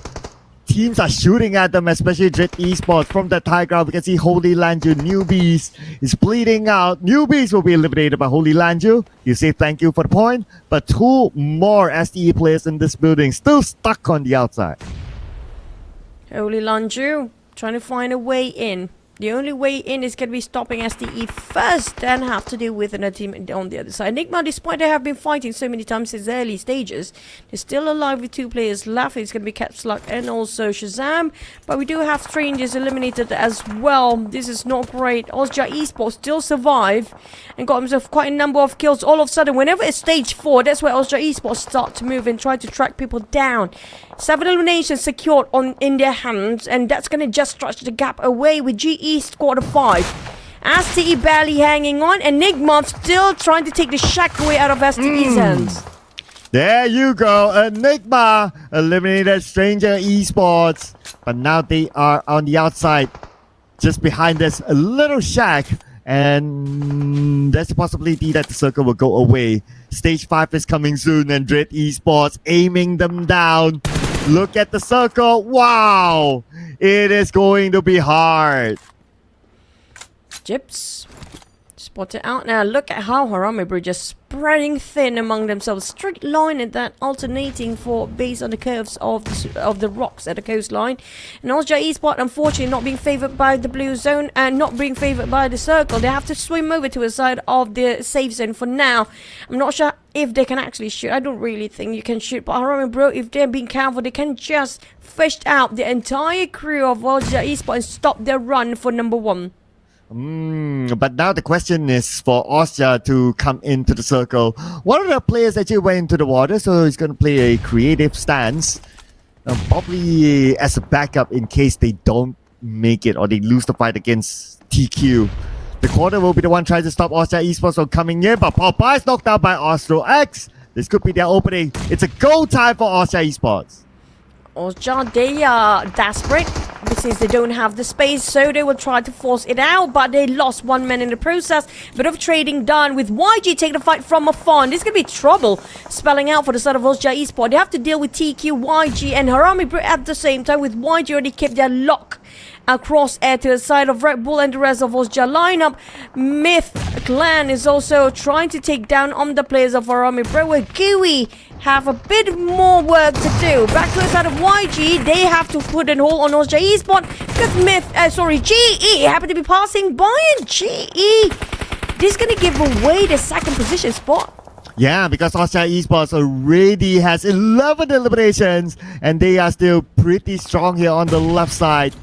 While their player Skynet is currently knocked down, it should be a matter of time till he is revived. Now the next challenge is going to be Harami Bros. Chewy knows that Kayla is just right below him, just that he cannot find a good angle. But as long as he's in the circle, he can still hold on and see what happens next.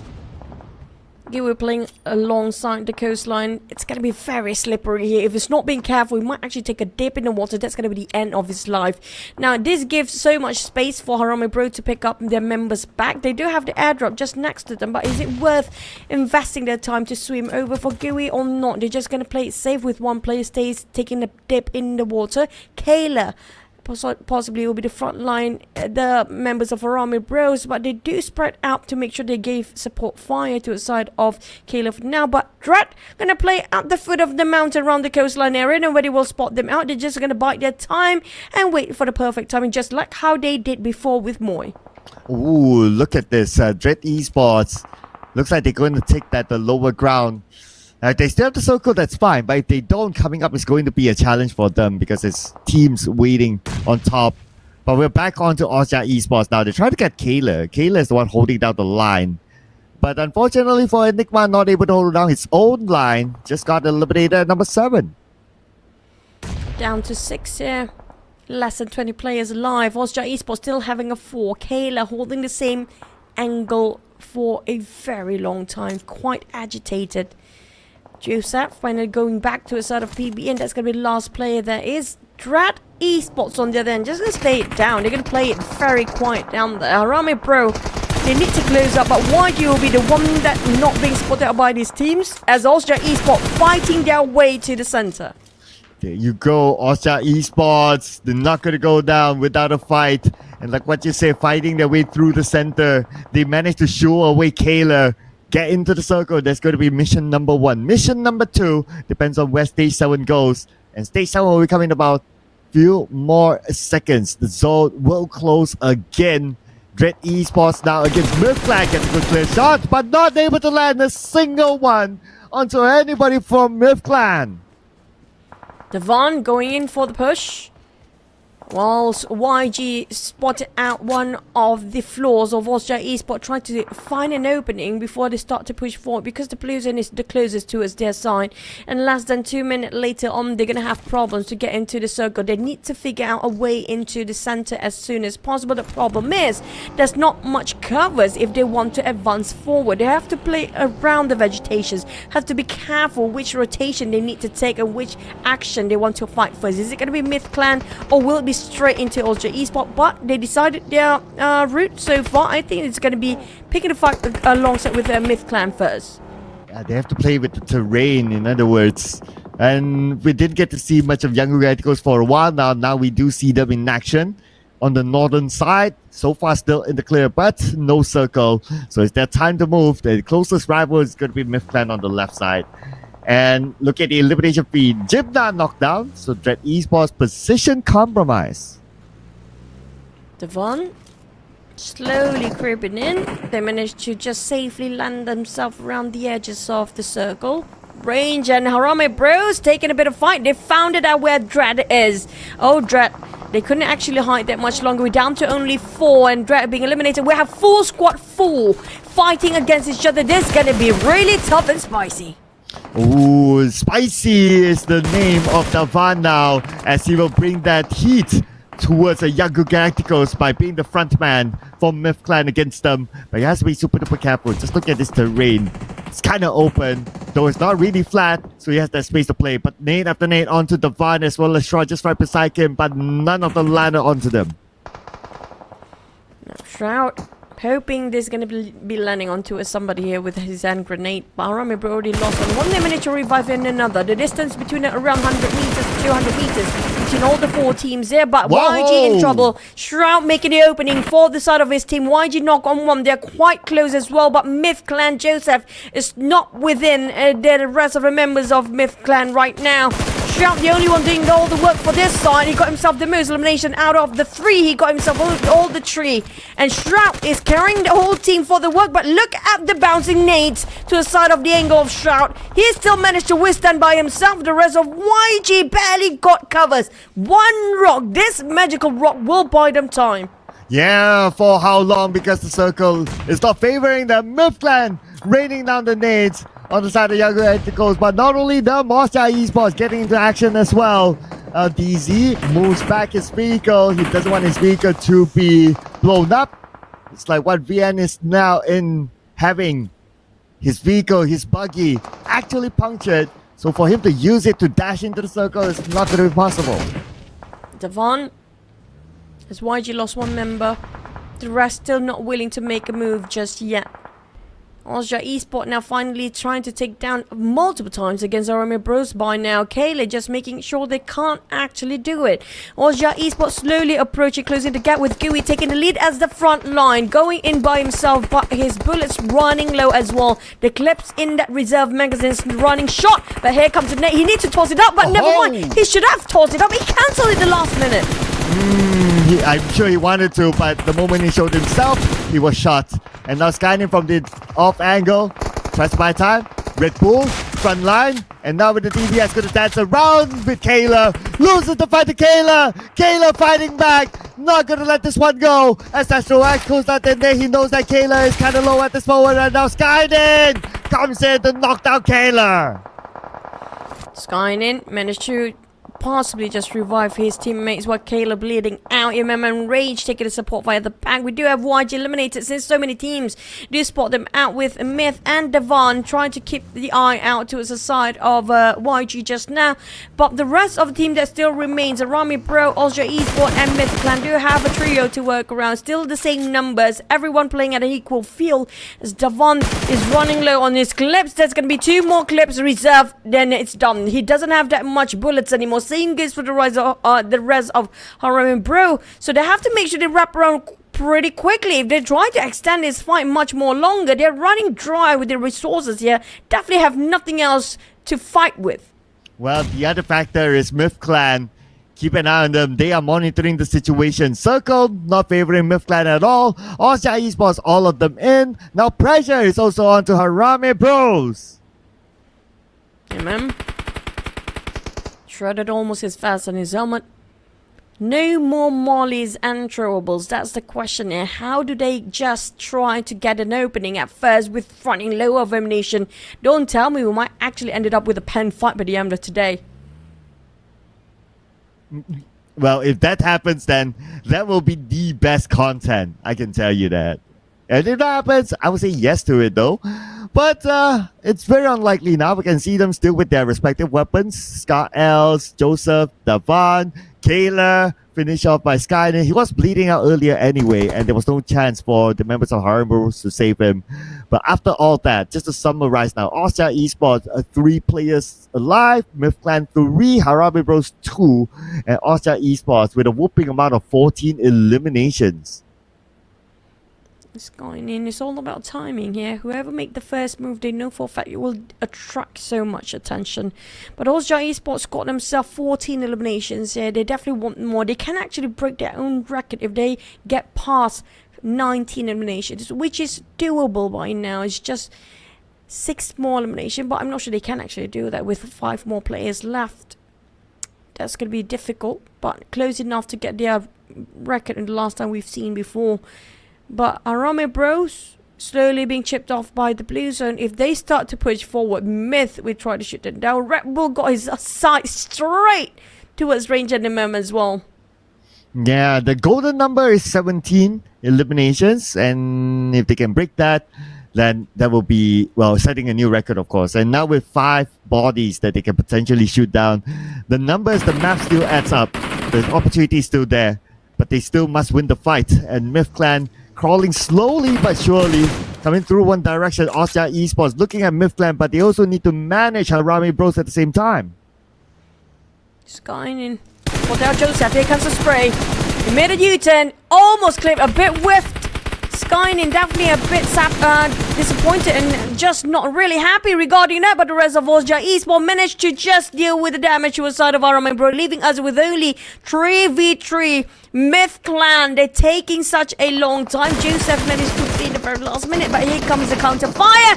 The one down on the ground, running low with their bullets. How do they do this for the side of Myth Clan with no troubles as well? Well, Myth Clan now with 2 active players because one of them eliminated. Joseph knocked down. Oh man, this is going to be bad. They are 17 now. Austria Esports definitely will break the record. It's a matter of how many is the final number. Now the new record, new number is 19 eliminations with again Austria Esports chicken dinner. I am absolutely losing count. How many chicken dinners have they had, Austria Esports, again? And that's going to be a flawless run once more. But I think this one is not that flawless. They kind of lost one man early on, but the elimination number is still a double digit. And at the same time, they stretched it even further between the first and second place. Since GE eliminated early on, somebody else might actually take the second place. Will TTK finally push up and close the gap? Or will the gap even further stretches up to maybe 200 by end of this week? Yeah, I mean, we're talking about end of the week. If we based on like previous records, 200 is doable. And with the amount of chicken dinners that they already have now, I mean, roughly, I think it's we would very likely to see the 200 mark here because they already got the 100 since yesterday, and it was only day 2. So you still have majority of the week left. If you kind of do the math based on the average, then the 200, yeah, it's definitely in sight. It's something I know for sure for Austria Esports. There's nothing stopping them. It's so different when you compare it to the last season, where when it comes to the final few weeks and also when it comes to the grand final, they start to lose their ball and start to just scatter and just not really in their best sort of composition to play. But this time they keep their composure, they are calm, and not just that, they keep their head cool to call out the shots as well. They're strategically just slowly approaching towards all the fight, despite it's quite in a flat plane in an open area. They have been lost there for the longest time. Since stage number 5 or stage number 4, they start to bulldoze people from behind, but they were holding on towards the side of a rock for the longest since, I mean, like, till the end. They're fighting Harami Bros for like, what, 4 stages of the circle just now. And despite they are quite being cornered down by Myth and also YG before, they still managed to withstand all the shots that are being raining upon this. Austria Esports, if you compare it with last season, this season, and they keep this going, I have to say they're definitely worth going for the globals and can compete in the tier 1 of levels across the entire globe. And our MVP is again Red Bull. But look at this, 11 eliminations by a single individual. His whole team got 19, but he got 11 on it. This is crazy. I don't think, to the best of my memory, we have not seen an individual with a double digit so far in this season's PMCL. So great work there here by Red Bull, the player from Thailand playing now with the Cambodian team, and he is showing that language, that culture is not a barrier for him. That's kind of true. I don't know how many times he got himself the MVP. I think for FMVP definitely it's going to be his to take when it comes to this season. And there's nobody else can compete against him because he got too many FMVPs and MVP in every single map and got 11 eliminations. That's one of the highest damage by one single player across the entire week that I've seen since I'm here. And also when it comes to assists, he still contributes so much towards the entire team. I feel like Austria Esports cannot afford to let go Red Bull anytime at all in the future or anytime from now on. Yeah, we gotta get some testimonials or some information on how they scout this guy out, because this guy is just a revolution. And the thought process about how he came by, how he adapted culturally, language-wise, I mean, there's so many things to find out about this guy playing for Austria Esports. Looking at their success in this round, gaining the chicken dinner with a record-breaking 19 eliminations, they bring together with them 3,356 total damage, 19 knockouts. So that's on average. Every knock brings them the elimination, and they got 14 assists in the same time. Great work again by Austria Esports, and if they continue on like that, we will have a problem. We will have a problem of describing further of how great Austria Esports is. Now, speaking of the other stats that we do have here, total elimination at 57. It just shows that around possibly 2 or 3 players being finished off by the blue zone instead. But we do have multiple knockouts. We saw it before. We saw it multiple times against YG, against GE, even against also Austria Esports. They're always being revived back towards the teammates, by the teammates, with a total revive of 32. Some half of the knockouts being finished off and executed. The other half managed to being revived once more. Troubles used, I have to say, when it comes to the mid-game 4th, 5th and 6th stages, where everyone just tossed around their troubles anyhow they can because of how much the open space was due to the circle itself. But by the end of stage number 7 and almost the end of stage number 6, that's where everybody just running out of their troubles to be used. Yeah, lots of throwables used here. Not gonna lie, this is on the higher side. But what else is on the higher side is the total headshot. So you still have a lot of throwables used in this round that normally doesn't contribute to the headshots, but you still get this amount of headshots. So teams are just sharp this round. It is just crazy with the sort of circle to come with it. But our match standings in this round, Austria Esports breaking the record, 29 points, and Mifclan and YG are the only 2 teams with a double digit to follow through.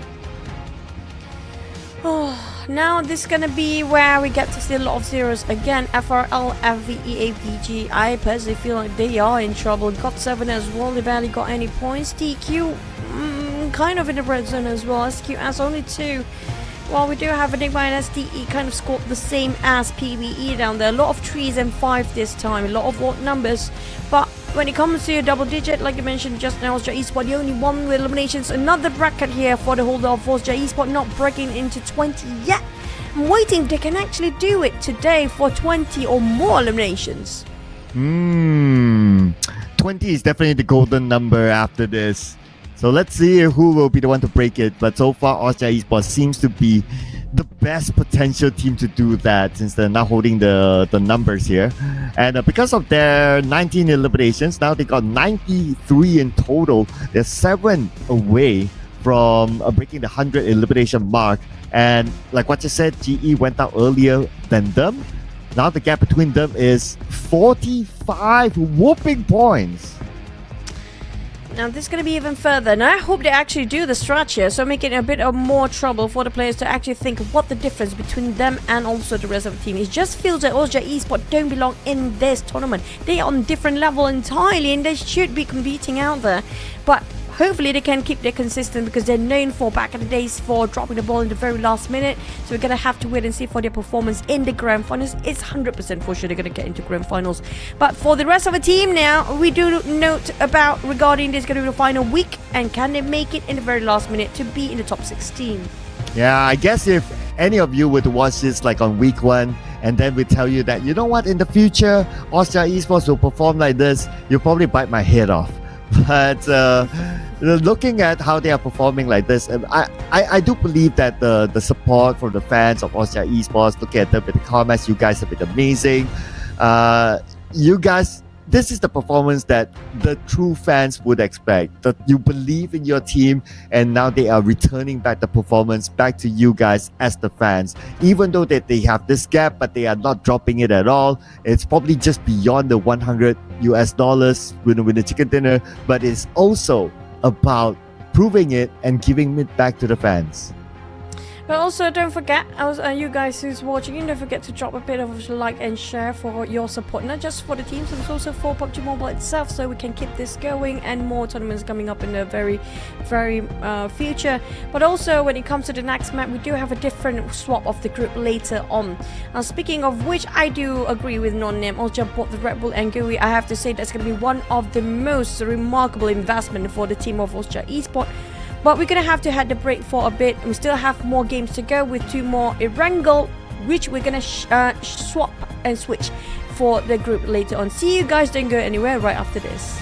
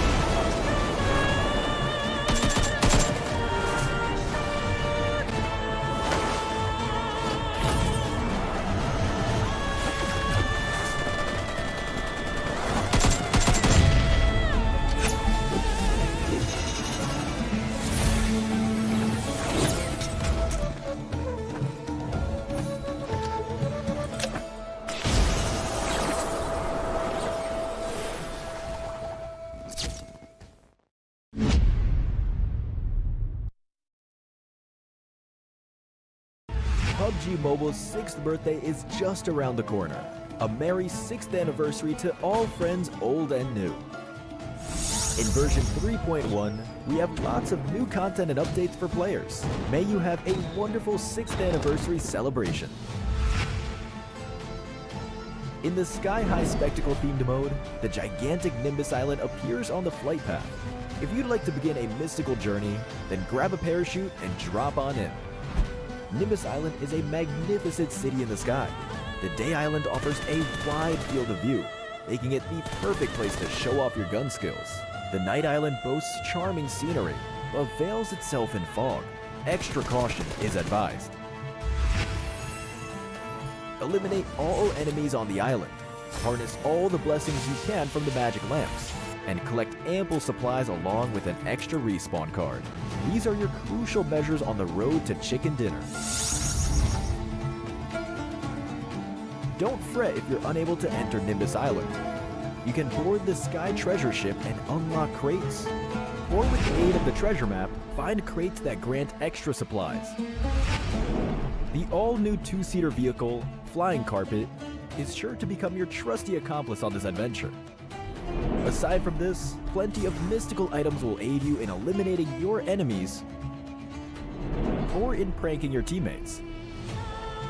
On this 6th anniversary, the battleground will be full of interesting spots to check out.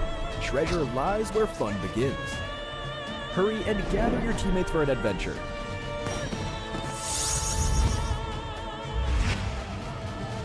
As for Classic Mode, the Miramar map has been majorly updated in this version. We have integrated 2 new districts, Truck Stop and Partona. Furthermore, with this update comes a special weather condition, Sandstorm. Players caught in a sandstorm will continuously lose health, so be sure to avoid them. As for firearms, the P90 SMG has received a major revision and will be the first airdrop submachine gun, posing a significant threat. The new version of the P90 is available through airdrops, uses unique 5.7mm ammo, has a fast rate of fire, and has very low recoil. It comes with a suppressor and laser sight. The sight can switch between 2 different magnification levels, but it cannot be equipped with other firearm attachments. Hurry and try out the new P90. Many new maps are coming, including a new blade ball gameplay, where you can now use frying pans to deflect balls back at opponents. New grenade blade balls have been added, so beware of blade balls detonating after the countdown ends.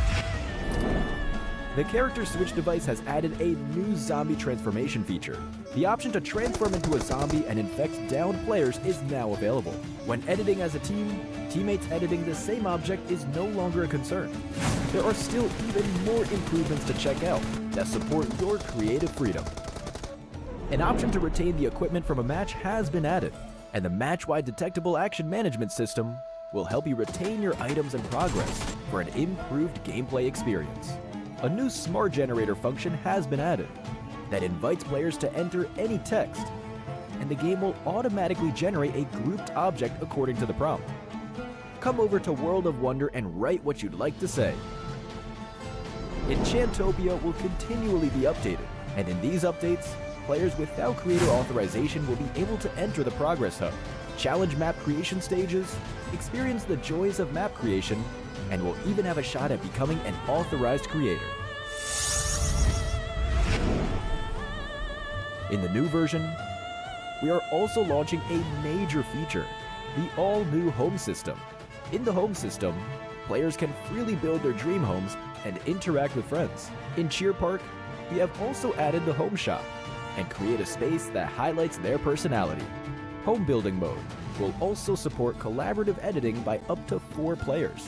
Have fun building a house with your friends. Gather your friends and start building a home together. That's a wrap for the main 6th anniversary content. Update PUBG Mobile for more exciting content to explore. Winner, winner, chicken dinner. See you next time.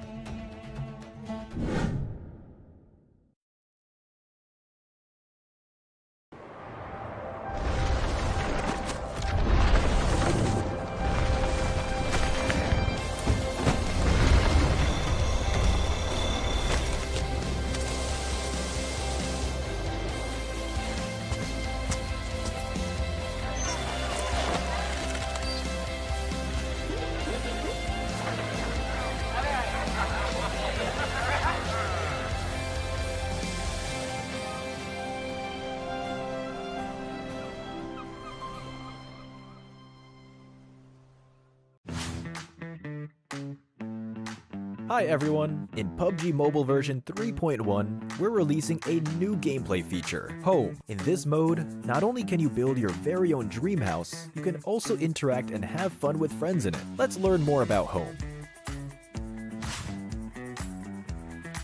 In the game's World of Wonder page, you will see a newly added Home tab. Here, you can browse and visit your friends' homes, recommended homes, homes on the ranking, enter your own home, or go to the Home shop. Furthermore, we have added home door plates to the social lobby. From here, you can enter your home or visit other players' homes.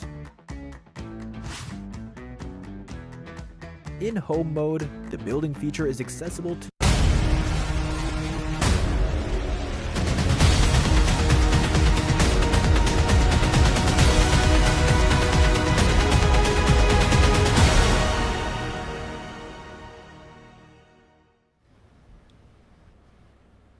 Welcome back, ladies and gentlemen. This is the PUBG Mobile Challengers League Asia Spring 2024. My name is Sir Cloud together with Choo Choo and we're both today. But the team that's not in red is Austria Esports. Their logo is green, but they also broke the record in the previous round. 9 eliminations, the most so far with a chicken dinner. Yep, and we're waiting if they can actually break the barrier over 19, which can be the 20s in that kind of elimination. So far, it's pretty hard, even in big tournaments, or like this is already a big tournament. We talked about the more tournaments that recently actually been executed, which is going to be PMSL. We haven't seen that kind of performance ever. So if they can actually execute that, they're going to be on different tier of level entirely. But this time we have Group B wrestling it out, which is going to be Harami, Mythclan, Enigma, and APG Esports. I have a feeling we do have a bit of a slower start since Group B love to initiate the fight the most. Yeah, so Group B will be taking a break this time. And yeah, from this round onwards, we're going to start to re-rotate the rounds. So yeah, expect different teams every round, and that will change the dynamics of the teams as well. So keep an eye on what's going to happen with these teams and how would it affect them, especially for Esports and Genesis, who is on top. But of course, because we are also looking to eliminate from the bottom, some of the teams like, for example, God of Death 7, see how that affects them too.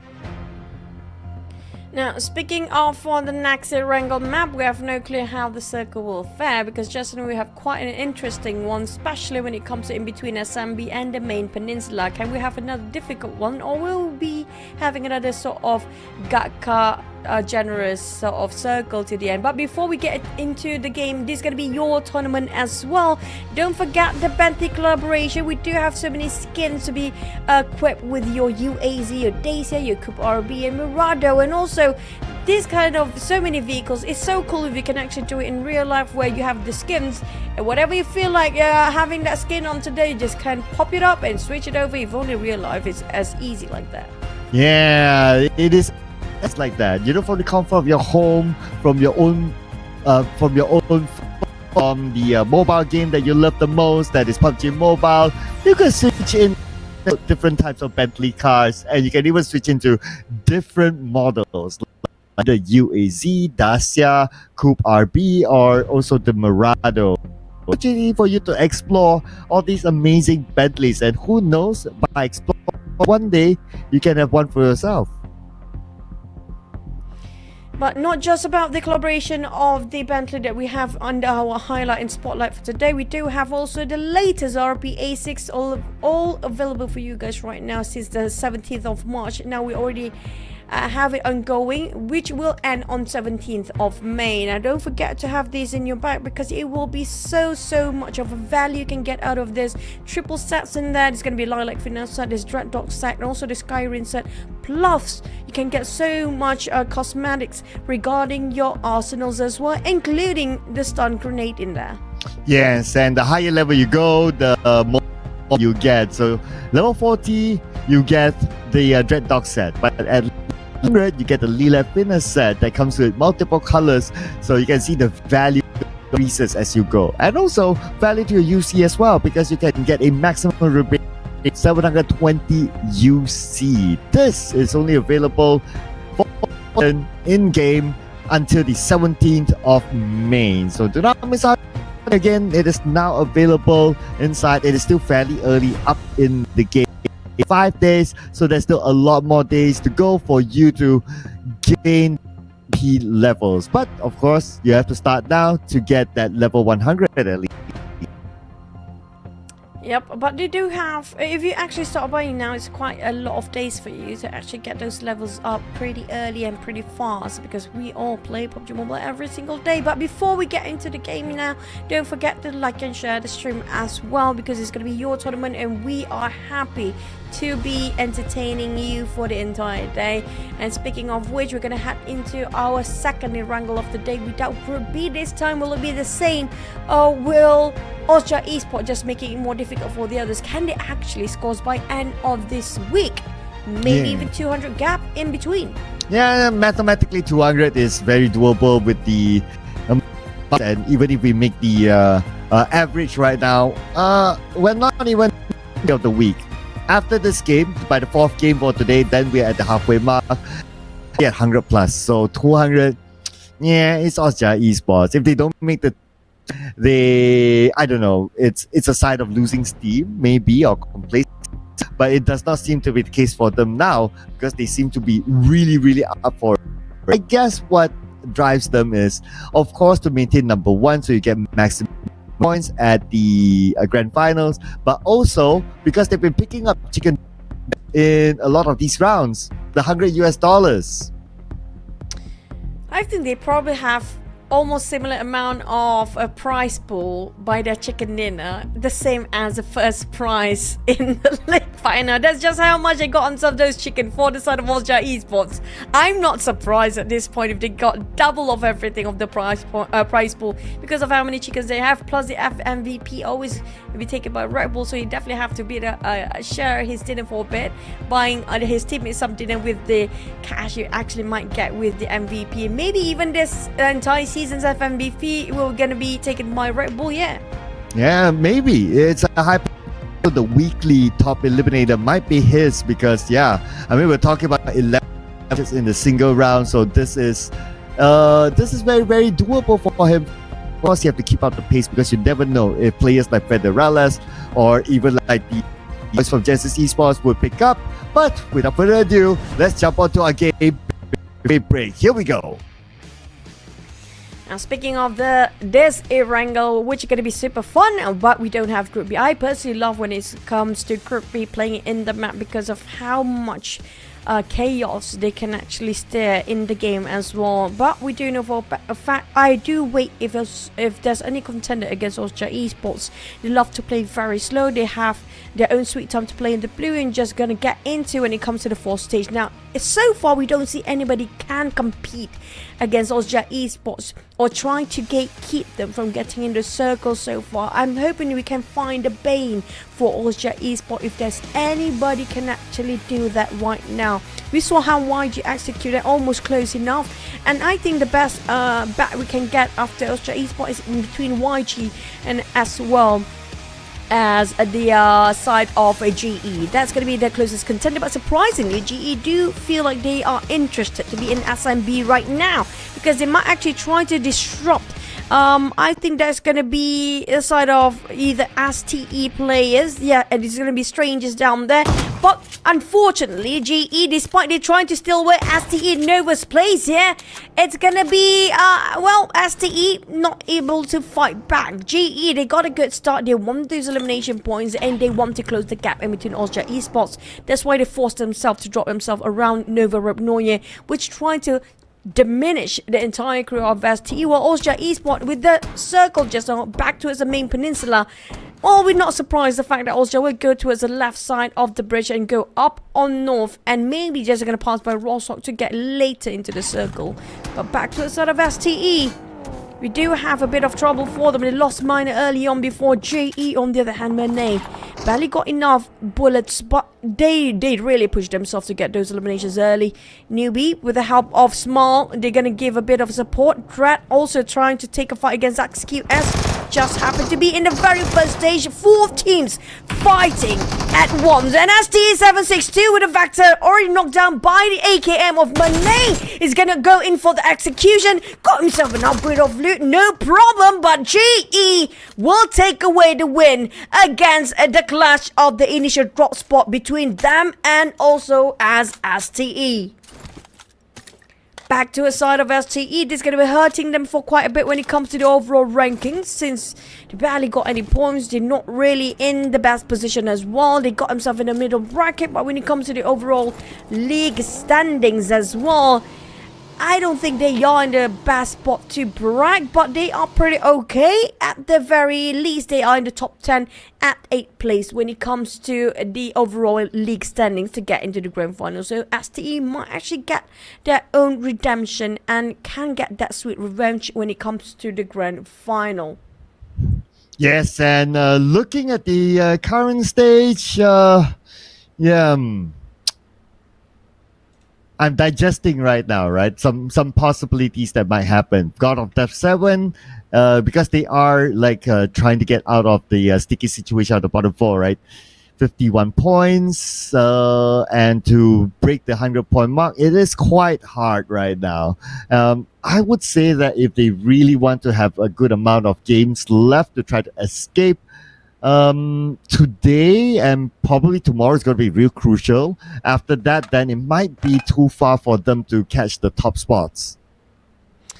Well, I personally feel like who are you talking about? Is it GOT7 or STE just now? Sorry. God of Death 7. GOT7. Yeah. GOT7. As you know, I just came back, so. Sorry for that. For GOT7, by the way, I feel like it's quite tough for them. We talked about this before. Fearless, Esports, God of 7. And even AI, Spot and Exquisite, not really in the safe zone, but the gap between Exquisite, when we're talking about league standings, by the way, everybody, so you guys don't really see it in the rank right now, because this is going to be the final week rank, which will contribute towards the overall league standings later on for the grand finals. And right now at 15 places, Exquisite Esport at 234, we have AI Esport at 211, Fearless Esport at 194, where God of 7 at 161. We're talking about they need to secure 100 points for the week number 3. Right now, it seems so difficult for GOT7 to execute that.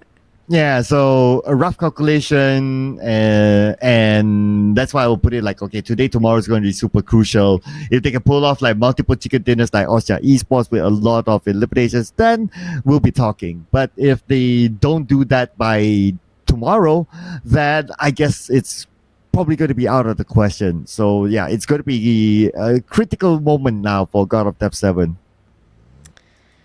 Well, hopefully they keep themselves motivated right now, because they still have a few more days to go. It's not impossible, it's doable as long as they have the will for it. But for the other teams that are right on top, Ozja, I feel like they are definitely in Cloud9. They don't really have to worry so much. They are having fun for Ozja Esports. They don't have a care in the world. And they just, you know, the more fun that you actually have in the game, that's when you actually perform way better than you used to be. They have nothing to restrain their performance here for Ozja Esports. Yep, Austria Esports, nothing holding them back, and the fact that they have this very comfortable gap against Genesis Esports, so they have no pressure now. Pressure's not onto them. If the pressure is onto anyone else, maybe GE, if they want to get like that number 1 by the end of the week. But yeah, the pressure's not really onto them now. For now, they are in the driver's seat. It is up to the other teams to chase them down in the overalls, and they are already very comfortable, even without us crossing the halfway mark of the week. True. Now, the one that actually really in trouble are the teams that we just mentioned early on before, but GE and YG, I don't think they are actually under the pressure so much. Maybe they can prove themselves when it comes to the grand finals later, but they need to sort things out here. We're talking about when it comes to the final week, either you are experimenting with new strategy that can bring forth to the grand finals, or you try to rectify the mistake as much as you can before the grand final. And speaking of which, that's going to be PBE versus TQ. PBE, they are sharpening their skills for that. Yeah, go time here for Playbook Esports to defend this ground. Ryman low, heal up. Jarrell's on the lower ground, so he will play the defensive role for him. Nate, and he will toss. but nobody's at the door. His opponent's on the right side instead. Gerald pre-fires, stopping his opponent from coming in, but backup has arrived. So Playbook Esports, they need to send their own backup too. Popeye tossing another nade out. PBE now having to go back to just a tiny retreat, but on the side of TQ, I don't think they can actually force this one out, but they still have a lot of bullets. They're gonna be fine. Popeye tried to do some damage control, barbecued himself into a very yummy kebab down there, but back to the side of PBE, they will easily execute on the side of Popeye. There's going to be only 2 more players remaining. That's quite far from the rest of it, but they do have Momboy watching out the rest of the crew of TQ, but unfortunately TQ couldn't last long enough. They ended up with a 0 without any sort of elimination this time. Yeah, the moment you mentioned that, my first thought was like, oh, Yummy's being chilling now at Indonesia. But anyway, it's a totally different Yummy there.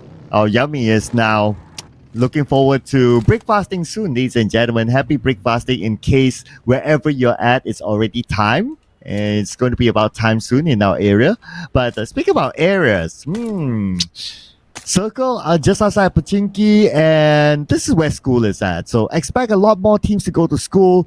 Look at how concentrated the school area and also the high ground just on the south side of school is like. Everybody loves schools, don't they? Ironically, when it comes to being adult, everybody wants to go back to school. Not so much when you're actually in school. But back to it on 214 Akira. TTQ spot them out, and TTQ is actually migrating towards where the circle was just now.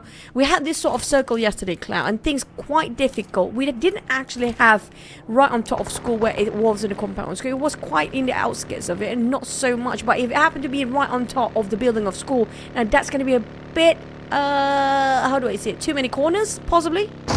Yeah, multiple levels as well. But speaking about multiple levels, this is the south side hill of school. Yakuget goes over, taking this area out of the hands of AI Esports, who is making their debut in this round and losing already 3 players. 1 more to go. He is somewhere on the right side of the minimap, as we can see. Now he will move himself to the school apartment, and probably that's where he'll find refuge. But the circle will start to move later in less than 2 minutes for stage number 3. We do know for a fact when it comes to, stage number 3, that's where we can define where exactly the circle might end it up. So for stage 2, it's more towards, still for me, it's just a bonus stage where you can get a couple of eliminations here. And in the stage of AI Esports, not so fortunate in their terms. Only last player Master Fate remains.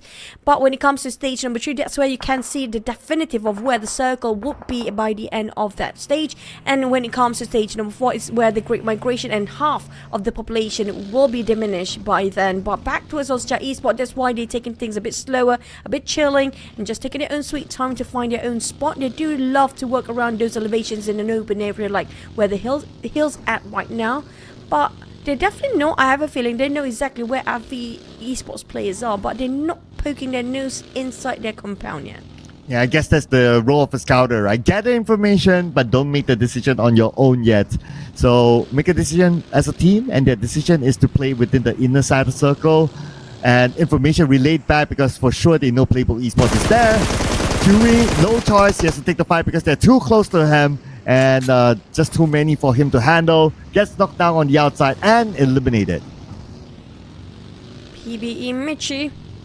I feel like PBE Michi is going to be one of the most highest value players. We saw him how he actually managed to destroy Momboy as well. They worked so well as a duo. Jaro loved to initiate the fight. Spot out was Esports play. And the thing about PB that we love the most is going to be they never back down regardless of how big the name of the other team is. They want to fight. They love the challenges. But something it will bite back them in the back. And it's just not faring well when it comes to the scores later on. That's the high risk, high reward for the side of PBE. Smoke up vehicle still willing to use it for now, but also Esports knowing that this is going to be one of the teams that love to fight and committed so much for this kind of fight, they have to take covers for a bit. Yes, and PBE, they are not a team that likes to back away out of a fight. If they see an opportunity, they'll most likely go for it. And now they have the opportunity against Oscar Esports. They know they took out Dewey, And they have the information where the other members of Austria Esports is at, so they're keeping an eye on them, waiting to execute the plan. They do still have time because of how the circle has shifted towards them, but the teams on the outer circle, not much of time because the zone will close, and one of them is Dread Esports. Dread Jips kind of having some difficulties to get himself in a parking spot here inside of Sanhok. But they planning to take the fight against 214 Akira from the northern side, so they will try to enter the circle, hoping it will be quite vacant, but not so much. It seems to be two teams interested on top of Sanhok right now, and at least Dread and also 214 Akira, they don't have more men than how Dread was, but still it's going to be executable. We've seen against GE, who had the chicken early on, it was 2v3, still doable for them. Numbers don't really mean everything in this case. It's about how you outwit your opponents to actually get those compounds out of their hands. But a bit later for the rest of the Drip players to come in, but here comes the entire cavalry. Oh, but the moment they almost wanted to execute, we just move forward here to GE because TTQ is one of the closest teams in the overall chance to them. Now they're passing by against GE, who has the potato hill as TTQ moves down south, so that's a clue for GE that, okay, they're there. Sending Smile out to scout to see if they can take advantage of their drop spot or their stops. But for Dread Esports now executing it against 214 Akira to fight to get into the circle. There we launch you. Got a couple of nades, and the rest is gonna be smoke, and they're smoked up as well. The moment the smoke dissipates, everything is clear for these two teams to fight each other out. Akira 214 having some problem. Only Lange finish off Wako, but they remain with last player. But we do have a new contender up there. It's gonna be MFG, and not just MFG. We have another player actually shooting against MFG, which is gonna be GOT7. Out of nowhere, GOT7 just happened to be popping near 214 Akira, and not just that, Dread is nearby as well, where 214 Akira already went down as a team. Dread have to leave now because there's going to be more than one unwelcome guest all of a sudden around this compound. And more guests might come now that the circle has moved, because the teams will need to rotate, and especially teams in the Pochinki area. Look at how many of them are there down south. All of them have to go up. Hard shift up. This is crazy circle. Loki alone, and now tries to fight against the two members of TTQ. He is alone here. Say Cloud, WTZ is still somewhere on the south side. They might join him to try to save him. Speaking of saving, does cute Loki need the saving here when he's alone? Trying to hold the angle by himself against TTQ, but they are quite close towards the blue zone. TTQ have to take a bit of a dip in the blue, hurt them for their HP for quite a bit. This stage number 4, by the way, is going to be painful. Now GE, they had a tough run in the last one. Now they're trying to redeem themselves. XQ as not the base and not the best spot there is. Only got a couple of terrains. GE take the advantage of how they act, but they need to pick up on time because they're very close by. It's going to be the blue zone plus another team might keep them from getting into the safe area as soon as possible. Well, we have seen GE beat the odds before today, especially in Sanhok. So we will be looking forward to see if they can do that again. Now on the north side, Dread Esports and MFG sharing the same compound with Yatka on the second floor. Holy Lanju on the ground floor. Yatka, he sees Jashi, tries to stop him from getting across, but Jashi moved buildings, and now Jashi is going to join in. Jashi landed the shot. He's low right now. Information sent away, and now they go up to the second floor, up onto the rooftop, opens the door, but the fight is not over yet. Looks like a fight back here, and Dread Esports, wait a second, Yatka! Not going to go down without a fight. Clutches the two members of his opponent. And he's got 2 out of that as well. Two elimination in the hand of MFG. Yatka been pulling so much weight by himself so many times, every single time. He got 7 on the other end, surprised by the ambush of GE. They're not prepared to take this fight as Bieber bleeding out down to only 1% of HP left. Here comes the nade, lopping down, and with 4, 3, 2, 1, and it's going to be going boom. Did not clip on anybody, and Mura fight back with those mollies, tossing from below upwards. But Yamzai, it's going to be him pushing with it along with the rest of GE across that smoke, which both GOT7 temporary time, but they are not in the best angle they can. Ozai! Nade it down! What a precise nade here by God7. Now this is revenge time for God7 for stealing away their chicken dinner. CZ now sees where Ichi is at. Ichi caught on the outside. And now Ichi with this nade cooking it up. Say Cloud knocked down somewhere else. Got on that 7, knocked out by Smile. Smile is in an off angle. It's going to be the duo from Genesis Esports to do it. And now Amura comes in. 1v1, dances around, gets a knock. Now Mora, on the other hand, have to got himself a couple of covers, but there's only vegetations for the side of God7. Master Each is not done with them just yet. Here comes Burning Out, and it's going to be CZ. Finally finished off by the rest of GE. This is going to be detrimental for God7. That's going to be the last player there is. Here comes a splat. And now Master Ichi, all he needs to do is find that last member. But Amura, he got a bit of redemption. Back to the side of GE, but it's a three-way war. MFG again did another elimination out of nowhere. Clutch it out and steals away cleanly for the points. Man, just as when they wanted to celebrate, MFG had to butt in towards the end, but it's still revenge served by God of Death 7. But this time around, only 4 elimination points for them, and no placement points, unfortunately. Now, circle time goes up to where MFG is at. Playbook Esports and Ocha Esports there as well, but TTQ is overlooking Ocha and Playbook Esports. They could be the one to come in as a third party. Now the circle shifted just now. MFG, is this going to be their second one in this week? Because they finally scored it yesterday in the very last few maps. But whenever they had a really good run, they have been stopped by another team. But Ojo Rebel, now that was some precise grenade in the hands of Suki. It got straight in the face, by the way, towards TTQ. That is what happens if there are so many teams around, if you think about it.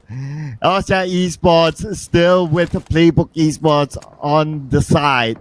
And they are still in the circle, that's okay. But stage 6 could be big for these teams. And this round is such a scammy circle. And now Astro X with the nade onto the left side where Raimon is trying to gather information, doing a little bit of scouting work, identifying the position of Ocha Esports. But the hill is not helping him. Speaking of help, for Red Bull, he doesn't need that much help every single time though. That's surprising. This guy just knows what to do every single time. But I love how he works with Astro. Every time he works with Astro, the odds with them every single time. They got high percentage of winning more. But PBE, here comes Raimon going in with Monde, Gerald and Michi, all 4 of them still well and alive. MFG on the other side of Northern, which is quite far from the rest of the team. TTQ happy to be in the center of attention right now. Orja and PB definitely interested to fight each other, but will also TTQ be part of the fray of a triangle war between these 3 teams? Oh, that's where TTQ is kind of thinking to themselves as well. Do we want to come in? When will we come in? What is the right timing? But PBE and Ocha Esports is now against each other first. They will decide that later on. With PBE having the high ground, but Red Bull! Surprising Gerald! Nice off angle! Red Bull now shoot away the members of PBE. PBE. Oh, they are in trouble. Back to the side of the others. We do have a full squad on MFG, FRN, and STKE. See you soon. Finally, actually not so soon this time. I'm surprised they're actually alive for such a long time. It's been a while. We have see you soon to be lasted this long in the top 6 here. But Zero, one of the members actually spotted out the players of FRL, if I'm not mistaken. They have 1 knockdown for now. But will they take advantage of this? Surprisingly, they didn't go for the push despite 1 knockdown on FRL just now. Oh, but FRL now, one of them knocked. And now Baby Harris finding the target across. He doesn't have a good vision of what's happening across him, just depending on audio cues now. Now Harry is probably going to push in soon because the circle is not on them. MFG with the circle, with the spread. But because we're at the later stage right now, we can see the members of FMG, they are still holding the circle. They really want control, maximum control of the circle. Speaking of control, The other team that want to get the control is going to be See You Soon as well. They are slowly stepping into the circle while MFG trying to dominate over it without the breach of all other teams.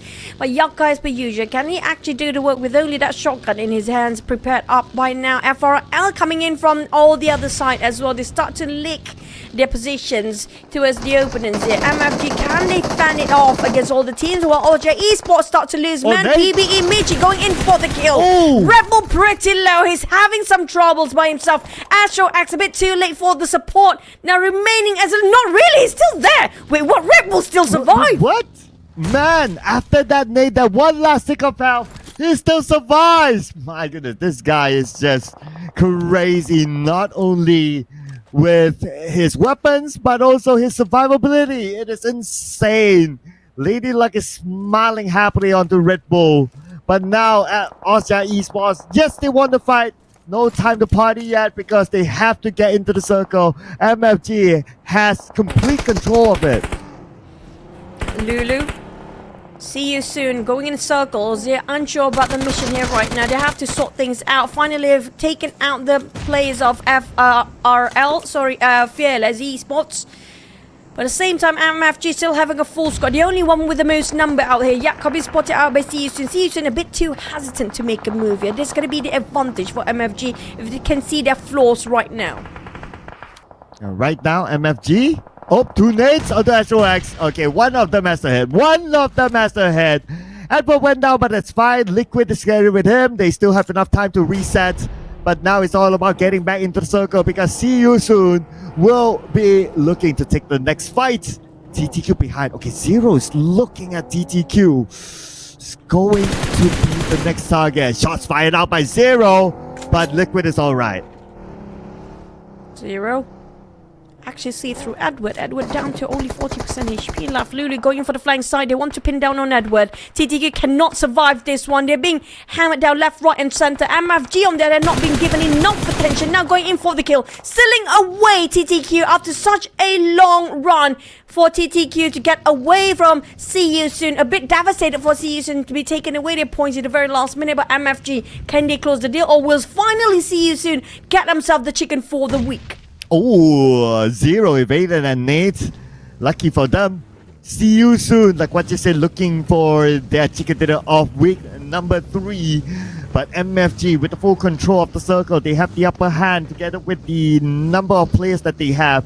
Now they're going to push it on to See You Soon. Mewtwo on the right side with that flank that could surprise See You Soon.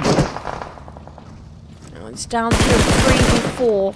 Look at Mewtwo. Mewtwo is the one that will be pivotal for the team. He will be the one that anchoring for this chicken dinner if they can make it through. But for See You Soon, if Lulu can actually open up some space for the team, he will be the one that will be celebrated as the MVP. But Lulu and both Mewtwo both knocked down there. Down to 2v3. Exit giving support fight as Yucca pushing forward with his teammate here. Unknown and Yucca going in hand as a duo. Spotter on one, goes with a shotgun. Getting on double, shotgun possibly down. And they close it off. It's going to be an equal out. The See You Soon got the chance again. But MFG secures the chicken dinner at a very tight spot. Yes, and it began from the off angle by Mewtwo. That was the value that he brought there, even though he got knocked after knocking down his opponent. But he has done the job because when he did that, See You Soon only has 2 active players left on the other side. And all the other 3 teammates of his just need to focus on the 2 members of See You Soon. And that's how they wrap things up. So Mewtwo, great work with that flank. And also when it comes to Lulu, I have to say the way they respawn coming out from the side of See You Soon just now was remarkable as well. And despite they hardly get themselves in the top 5, we can see how prepared they are when it comes to their strategy when it's between 2 teams fighting for that chicken dinner. They are prepared for those fights. It's just unfortunately outnumbered, and Lulu being exchanged with Mewtwo, that trade-off was remarkable as well. Both flanks going down at the same time. It's just down to the numbers, and also when it comes to roofing with the shotguns, it's also down to luck at the very last minute. Who see who first, but still remarkable plays on the side of See You Soon and also MFG. But also we want to know, we are very curious to know how much the gap between Austria Esports and the rest of the teams down there. Yeah, Austria Esports, they did last rather not bad this round, but we will celebrate that with MFG Esports first with this highlights, and they got themselves 14 eliminations, so that's 24 points for MFG Esports. They scored one chicken dinner yesterday, today's another one. Now, how close can MFG Esports be to close it with at least Genesis Esports? That will be something that we need to tabulate when the scores comes up. Well, yep.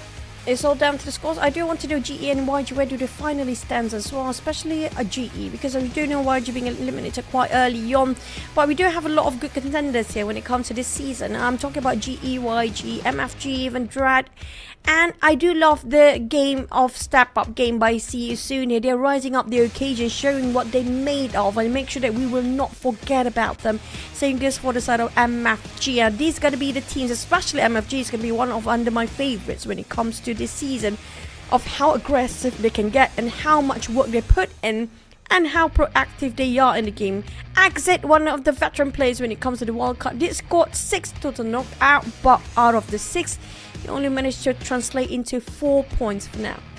Yeah, 4 eliminations, but because of his damage, 669, and that is one of the bigger factors for him to score the MVP together with the chicken dinner. So it's a team effort at the end of the day. Great work here by Exit, and that's what, like you said, he has been around the scene for quite a while now, and he is still showing that he is able to keep up with the pace. MFG with this chicken dinner, probably really close to Genesis Esports, but we'll look at that later. For now, we'll celebrate the green hair of Exit. Yep, I mean, it's nice to actually have somebody else to be the MVP this time. Every single time it's going to be Red Bull, almost in every single game. But we do have a bit of the other teams' players pop here and there at times. And I do hope they're going to keep this consistency, because we love a good fight between the teams. And especially MFG, I don't know how they will fare when it comes to the grand finals, but I have a feeling they will actually give a good fight by the end of the week and also in the grand finals. But when it comes to the stats, the numbers don't lie, and we get to see the rankings later on, which we all been waiting for. Yes, and here it is, MFG Esports, 14 eliminations with 2070 damage. And if you think about it, right, 2070 damage, and Exit got like what, got the 900 plus damage, I believe, was it? But anyway, yeah, it is still the amount of damage versus eliminations, it is almost about there. So in other words, they were like kind of efficient with the damage that they came up with. So whoever they shoot, whoever they get, maybe a little bit more. But other than that, the total knockouts 11, and then we have 5 assists here from MFG. This is also because that they had a good spread in that circle. They took control of it really well by opening up a 2-2 split, and at some point 1-1-1-1 split. With that kind of spread, it was almost impossible for the other teams to come into the circle at all. Now, when it comes to the overalls, I love these numbers, because feels like there's nobody actually being eliminated by the Blues, and everybody try to fight their way in with that 60 eliminations so far, 54 knockouts. It means that some players don't even get to knockout, as they're being diminished by the bombardment of the hand grenades, as their own teammate already knocked out early on. So that's going to be a lot of players being finished off in an instant. But we do have to airdrop loot at this time. When it comes to Trouble's use, I'm surprised it's not as much as we think it was, like how they did in the last map. Yeah, it is not as much.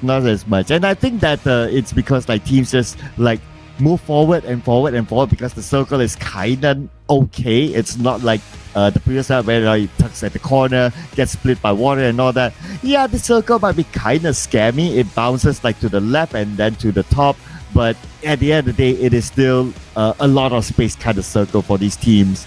Now, points wise, okay, we already know MFG with the 24 points. Other than that, See You Soon, who had a very tough week. They were at second last place before this. This is their first double digit of the week. Well, we do have a lot of double digit when it comes to this week, but when it comes to all the others, the one that without any digit, that's the one we should concern with. And it seems like it's the same team all over again. That's kind of worrying for me. So multiple times in a day, VS QST is going to be the same name all over again. At least 214 credit scored something out of it. This one in AI Esports, it ended up as a 0. Got 7. This is what they needed. They have to consistently get themselves around 5 to 6 points, at least for eliminations, to have to contribute every single time for their games and map rotation here. But FRL, I have to say, this is one of their best map yet, because it's hard to see them pushing up to the first page sometimes, because it's always PBE and also YG and a Dread to always get in the first page alongside with the others up there. Well, let's check out the overall standings now. So it is 43 points difference between Austria Esports and Genesis Esports, between number 1 and number 2. But MFG, because of that chicken dinner, they shoot up to number 3 now, and they are 7 points behind Genesis Esports. So this is something that Genesis Esports needs to look at. And plus, MFG, they have one game in hand now against Genesis Esports. But same goes for TTQ. They're not too far away, and they also have that one extra game. So Genesis Esports got to start looking at their back instead of only looking at the front now. But I feel like when it comes to the front, all top 5 teams can actually look at the front here, as long as they keep pushing forward, and have to make sure that all the teams have to take each other down earlier than the other, just for them to actually have a stepping stone to advance towards side of Austria Esports. But when it comes to below the 5th place, I don't think they have to actually look back. But on the top 5, they're quite a tight spot between all these guys, and it's going to be very interesting by end of this week, because I have a feeling there will be days that Austria Esports will start to drop their ball, right? So that's going to be quite fascinating to wait. I mean, like, I feel like I'm being mean and evil right now, hoping a team to drop their ball. Yeah, I don't know how to react to that, but what we do hope is that every team will still get the chicken dinner, and you know who you are. I probably going to be a broken record by now, but yeah, every team to score the chicken dinner. So still waiting for that to happen. There are some teams who have not scored chicken dinners yet, and yeah, we will be at the halfway mark after we come back from this extended break for break fasting after this. Yeah, for you guys who happen to be Muslim watching around across the globe, and if you are fasting here and you have GMT +8 for your time zone, happy fast break, or happy iftar we called it, because it's going to be the month of Ramadan. So we're going to have a bit of extended break, because everybody will actually divulge themselves with a very good dinner for their break fasting. Hopefully you are going to have a very great dinner as well, Circular, because we're heading into a break anytime now, because we still have 3 more maps to go, which is going to be 1 Erangel and 2 more Miramar to close up the day. Before we end the conversation here, we're heading into the next one. We're going to head into the break. Don't go anywhere. See you guys in the next couple of minutes.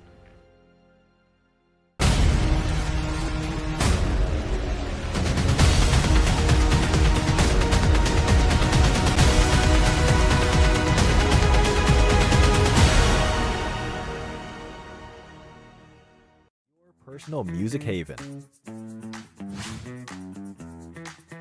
In Home, you can take photos with custom camera angles or templates. Photos taken can be saved to your device or home album to record your unique home memories. We have also added a messenger feature in Home. You can release a messenger from your home and also receive the messengers of others to interact with players from around the world. At the same time, you can visit the homes of other players and enjoy features such as leaving messages, sending popularity gifts, collecting home coins, and other social features. Explore the infinite possibilities of Home. In Cheer Park, we have also added the Home Shop. Here, you can purchase items for your home and participate in the lucky spin to win items for decorating your home. Eager to start building your own home now? Go and complete the various home missions to earn great home rewards, or complete matches in Ranked Classic mode for a lucky draw chance for home loot when tallying match results to get more items for your home. That's all for now for the new Home gameplay. We'll be releasing more tutorial videos for Home soon, so stay tuned. What are you waiting for? Invite your friends now and build your very own home.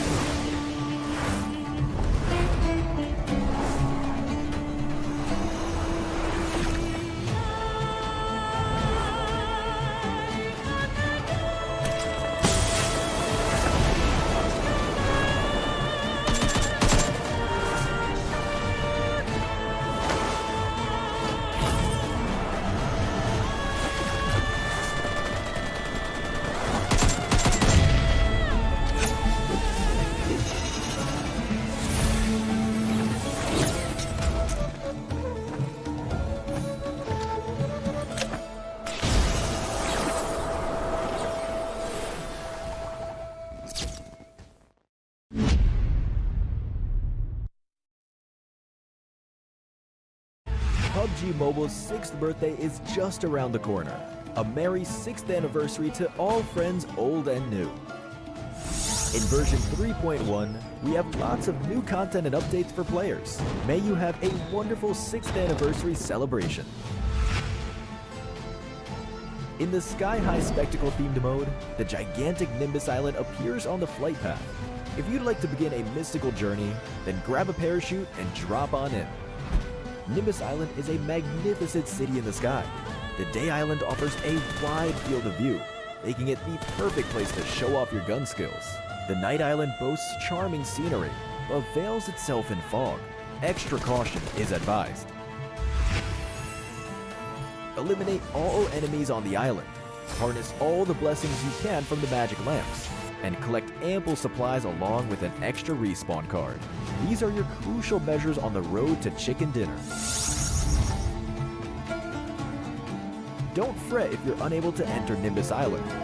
You can board the Sky Treasure Ship and unlock crates. Or with the aid of the treasure map, find crates that grant extra supplies.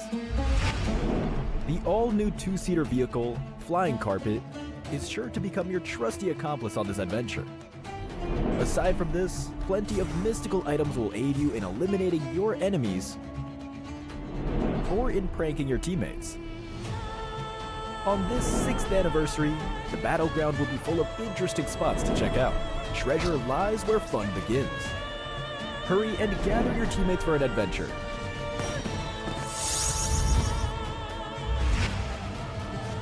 As for Classic Mode, the Miramar map has been majorly updated in this version. We have integrated 2 new districts, Truck Stop and Partona. Furthermore, with this update comes a special weather condition, Sandstorm. Players caught in a sandstorm will continuously lose health, so be sure to avoid them. As for firearms, the P90 SMG has received a major revision and will be the first airdrop submachine gun, posing a significant threat. The new version of the P90 is available through airdrops, uses unique 5.7mm ammo, has a fast rate of fire, and has very low recoil. It comes with a suppressor and laser sight. The sight can switch between 2 different magnification levels, but it cannot be equipped with other firearm attachments. Hurry and try out the new P90. Many new maps are coming, including a new blade ball gameplay, where you can now use frying pans to deflect balls back at opponents. New grenade blade balls have been added, so beware of blade balls detonating after the countdown ends. The character switch device has added a new zombie transformation feature. The option to transform into a zombie and infect downed players is now available. When editing as a team, teammates editing the same object is no longer a concern. There are still even more improvements to check out that support your creative freedom. An option to retain the equipment from a match has been added, and the match-wide detectable action management system will help you retain your items and progress for an improved gameplay experience.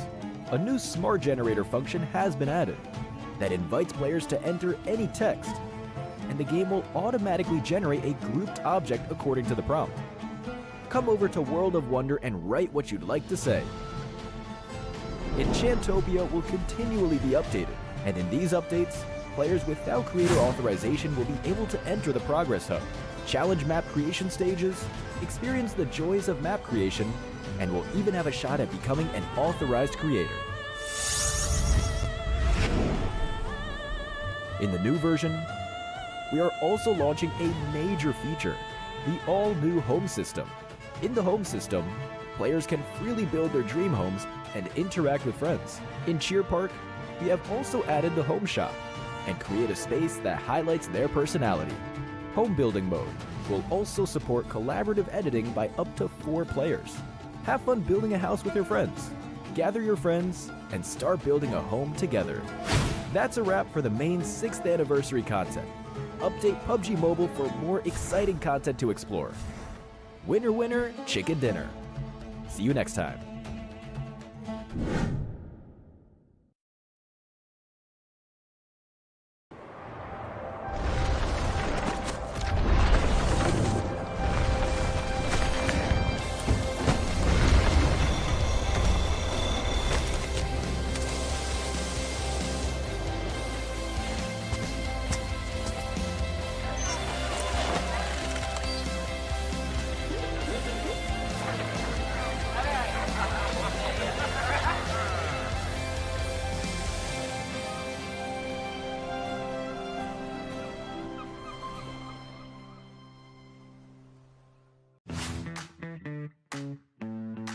Hi everyone! In PUBG Mobile version 3.1, we're releasing a new gameplay feature, Home. In this mode, not only can you build your very own dream house, you can also interact and have fun with friends in it. Let's learn more about Home.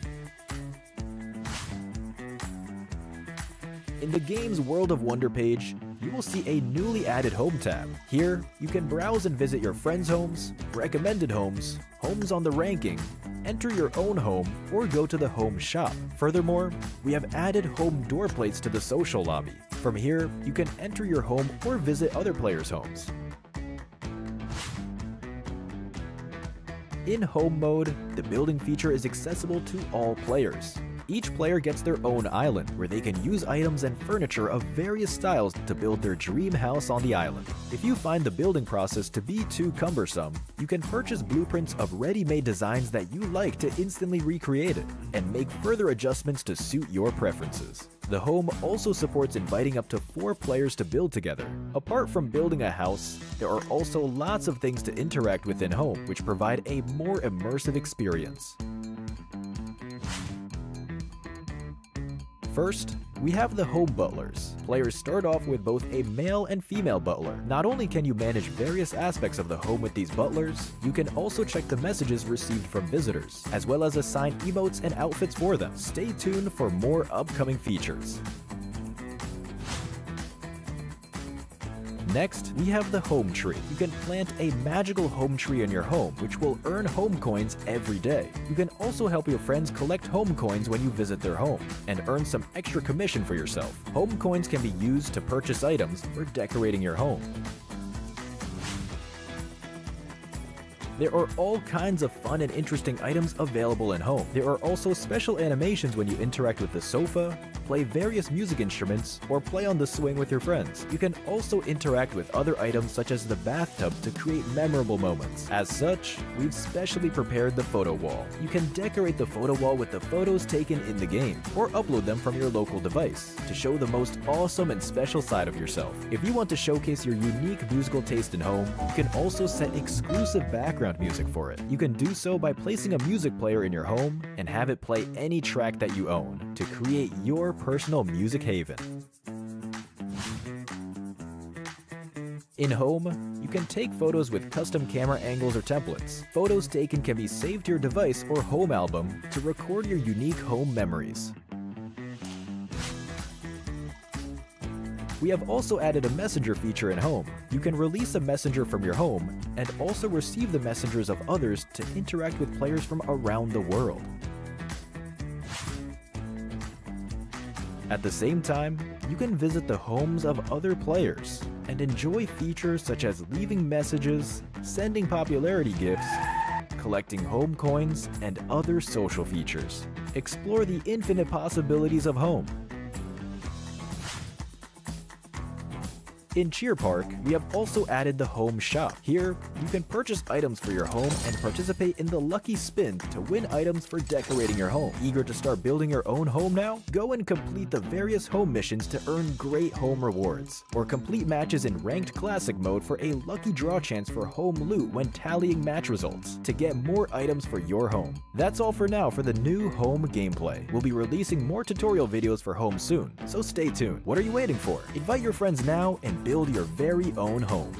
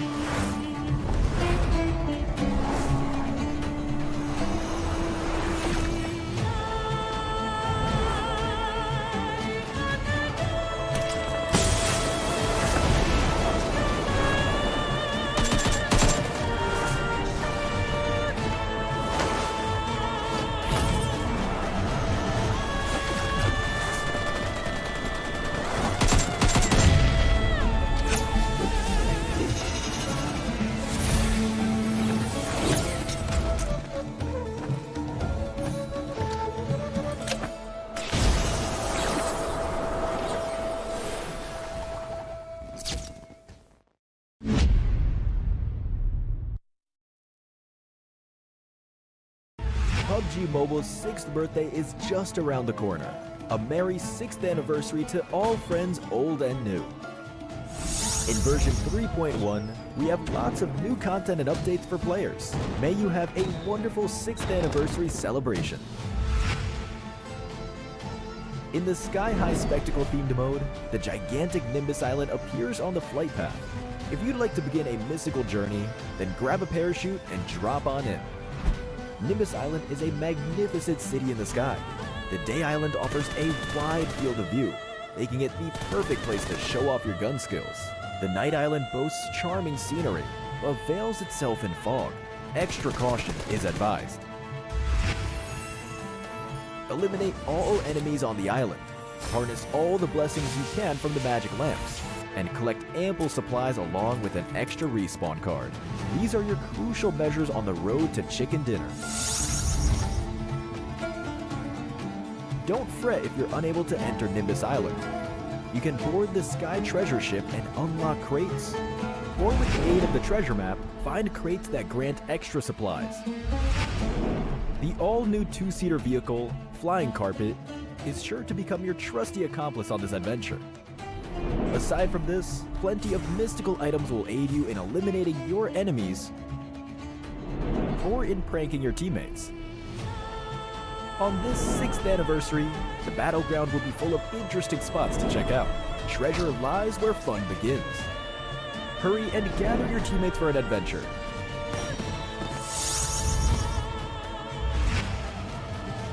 As for Classic Mode, the Miramar map has been majorly updated in this version. We have integrated 2 new districts, Truck Stop and Partona. Furthermore, with this update comes a special weather condition, Sandstorm. Players caught in a sandstorm will continuously lose health, so be sure to avoid them.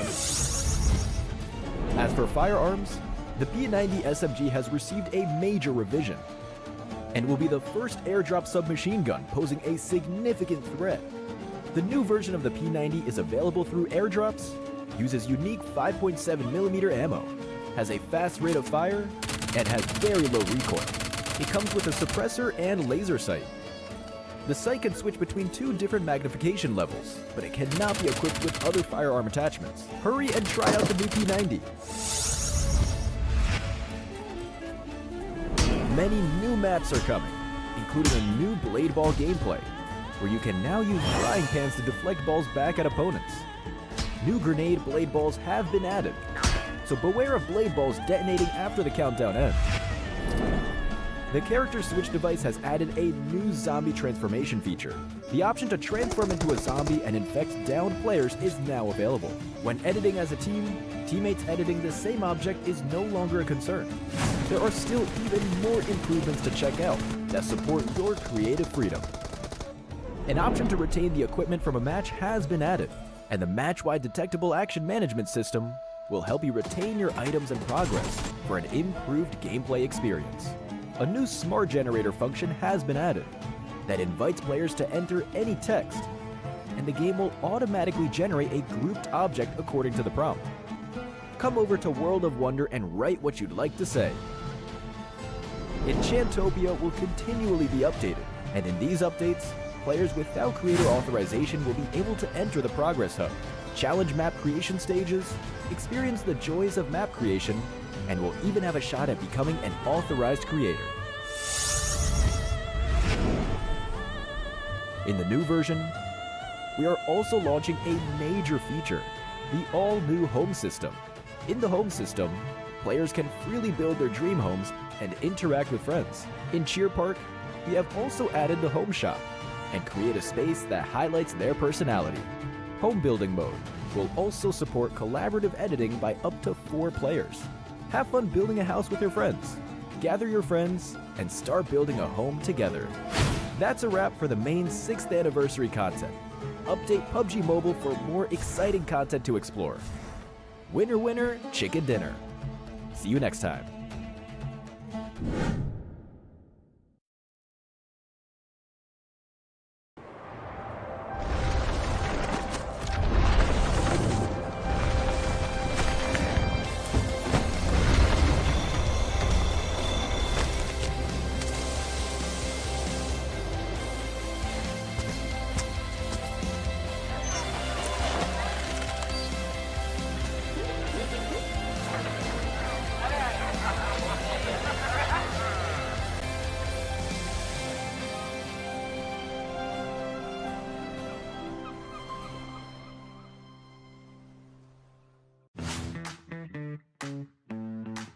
Hi everyone! In PUBG Mobile version 3.1, we're releasing a new gameplay feature, Home. In this mode, not only can you build your very own dream house, you can also interact and have fun with friends in it. Let's learn more about Home.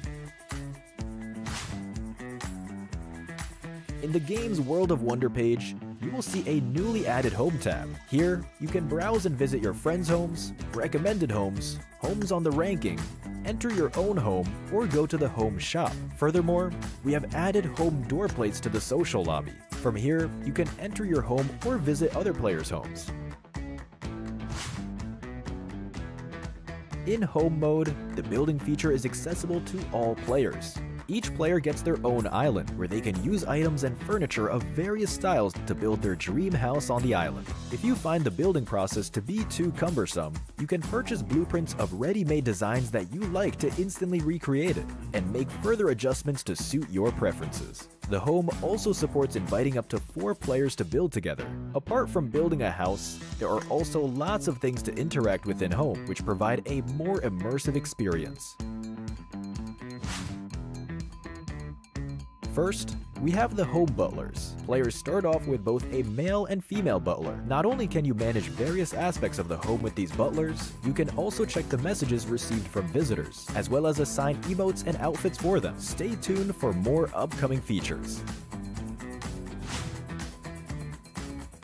Next, we have the Home Tree. You can plant a magical home tree in your home, which will earn home coins every day. You can also help your friends collect home coins when you visit their home, and earn some extra commission for yourself. Home coins can be used to purchase items for decorating your home.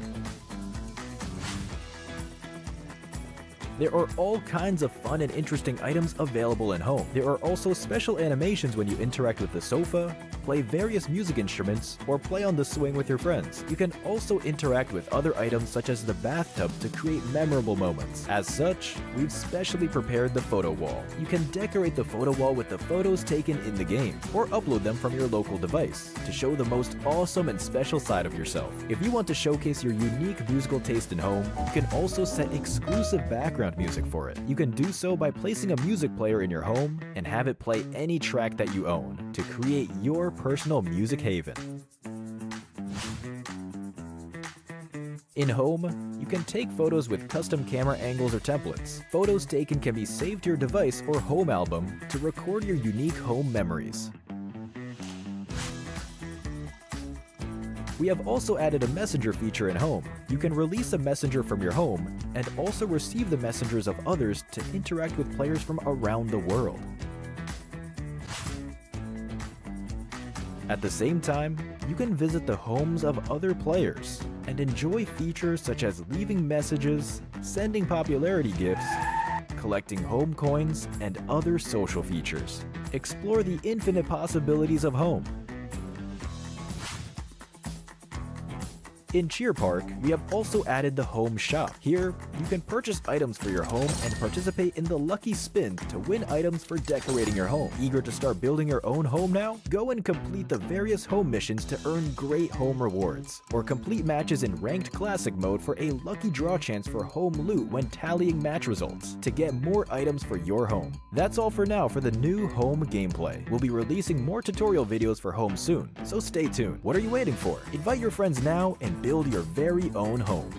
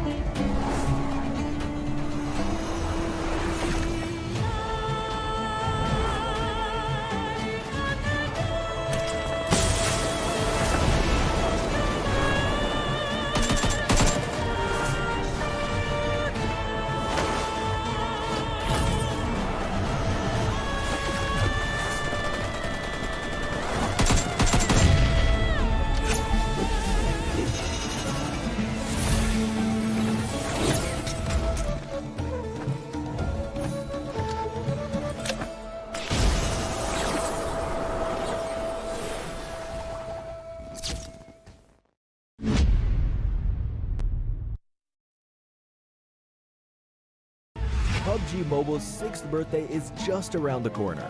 A merry 6th anniversary to all friends old and new.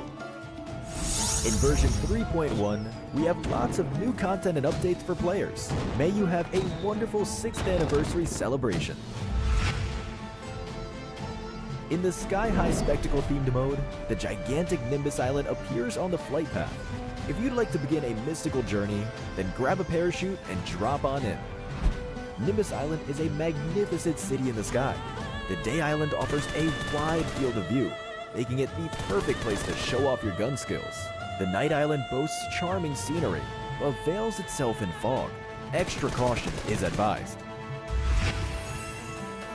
Eliminate all enemies on the island, harness all the blessings you can from the magic lamps, and collect ample supplies along with an extra respawn card. These are your crucial measures on the road to chicken dinner. Don't fret if you're unable to enter Nimbus Island. You can board the Sky Treasure Ship and unlock crates. Or with the aid of the treasure map, find crates that grant extra supplies. The all-new 2-seater vehicle, Flying Carpet, is sure to become your trusty accomplice on this adventure. Aside from this, plenty of mystical items will aid you in eliminating your enemies or in pranking your teammates. On this 6th anniversary, the battleground will be full of interesting spots to check out. Treasure lies where fun begins. Hurry and gather your teammates for an adventure.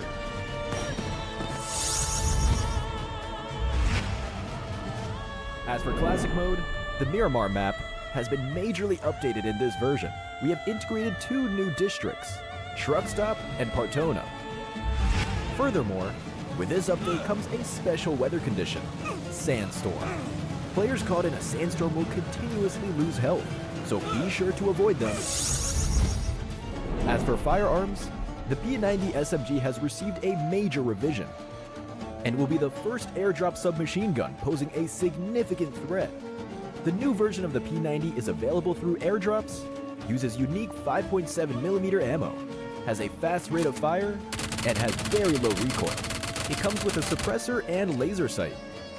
The sight can switch between 2 different magnification levels, but it cannot be equipped with other firearm attachments. Hurry and try out the new P90.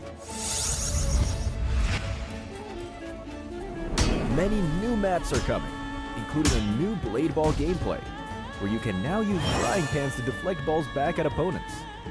New grenade blade balls have been added, so beware of blade balls detonating after the countdown ends. The character switch device has added a new zombie transformation feature. The option to transform into a zombie and infect downed players is now available. When editing as a team, teammates editing the same object is no longer a concern. There are still even more improvements to check out that support your creative freedom. An option to retain the equipment from a match has been added, and the match-wide detectable action management system will help you retain your items and progress for an improved gameplay experience. A new smart generator function has been added that invites players to enter any text, and the game will automatically generate a grouped object according to the prompt. Come over to World of Wonder and write what you'd like to say. Enchantopia will continually be updated, and in these updates, players without creator authorization will be able to enter the Progress Hub, challenge map creation stages, experience the joys of map creation, and will even have a shot at becoming an authorized creator. In the new version, we are also launching a major feature, the all-new home system. In the home system, players can freely build their dream homes and interact with friends. In Cheer Park, we have also added the home shop and create a space that highlights their personality. Home building mode will also support collaborative editing by up to 4 players. Have fun building a house with your friends. Gather your friends and start building a home together. That's a wrap for the main 6th anniversary content. Update PUBG Mobile for more exciting content to explore. Winner, winner, chicken dinner. See you next time.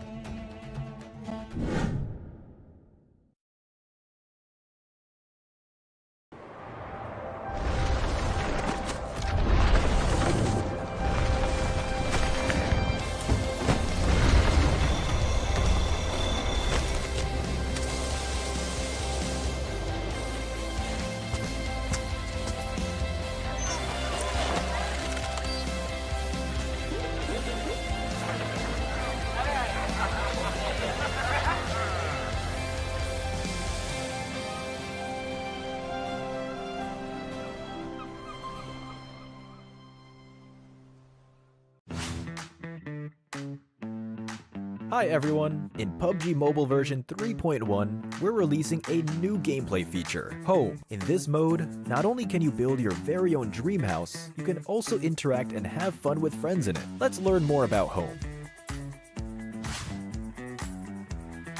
In the game's World of Wonder page, you will see a newly added Home tab. Here, you can browse and visit your friends' homes, recommended homes, homes on the ranking, enter your own home, or go to the Home shop. Furthermore, we have added home door plates to the social lobby. From here, you can enter your home or visit other players' homes. In Home mode, the building feature is accessible to all players. Each player gets their own island, where they can use items and furniture of various styles to build their dream house on the island. If you find the building process to be too cumbersome, you can purchase blueprints of ready-made designs that you like to instantly recreate it, and make further adjustments to suit your preferences. The Home also supports inviting up to 4 players to build together. Apart from building a house, there are also lots of things to interact with in Home, which provide a more immersive experience. First, we have the Home Butlers. Players start off with both a male and female butler. Not only can you manage various aspects of the home with these butlers, you can also check the messages received from visitors, as well as assign emotes and outfits for them. Stay tuned for more upcoming features. Next, we have the Home Tree. You can plant a magical home tree in your home, which will earn home coins every day. You can also help your friends collect home coins when you visit their home, and earn some extra commission for yourself. Home coins can be used to purchase items for decorating your home. There are all kinds of fun and interesting items available in Home. There are also special animations when you interact with the sofa, play various music instruments, or play on the swing with your friends. You can also interact with other items such as the bathtub to create memorable moments. As such, we've specially prepared the photo wall. You can decorate the photo wall with the photos taken in the game, or upload them from your local device to show the most awesome and special side of yourself. If you want to showcase your unique musical taste in Home, you can also set exclusive background music for it. You can do so by placing a music player in your home and have it play any track that you own to create your personal music haven. In Home,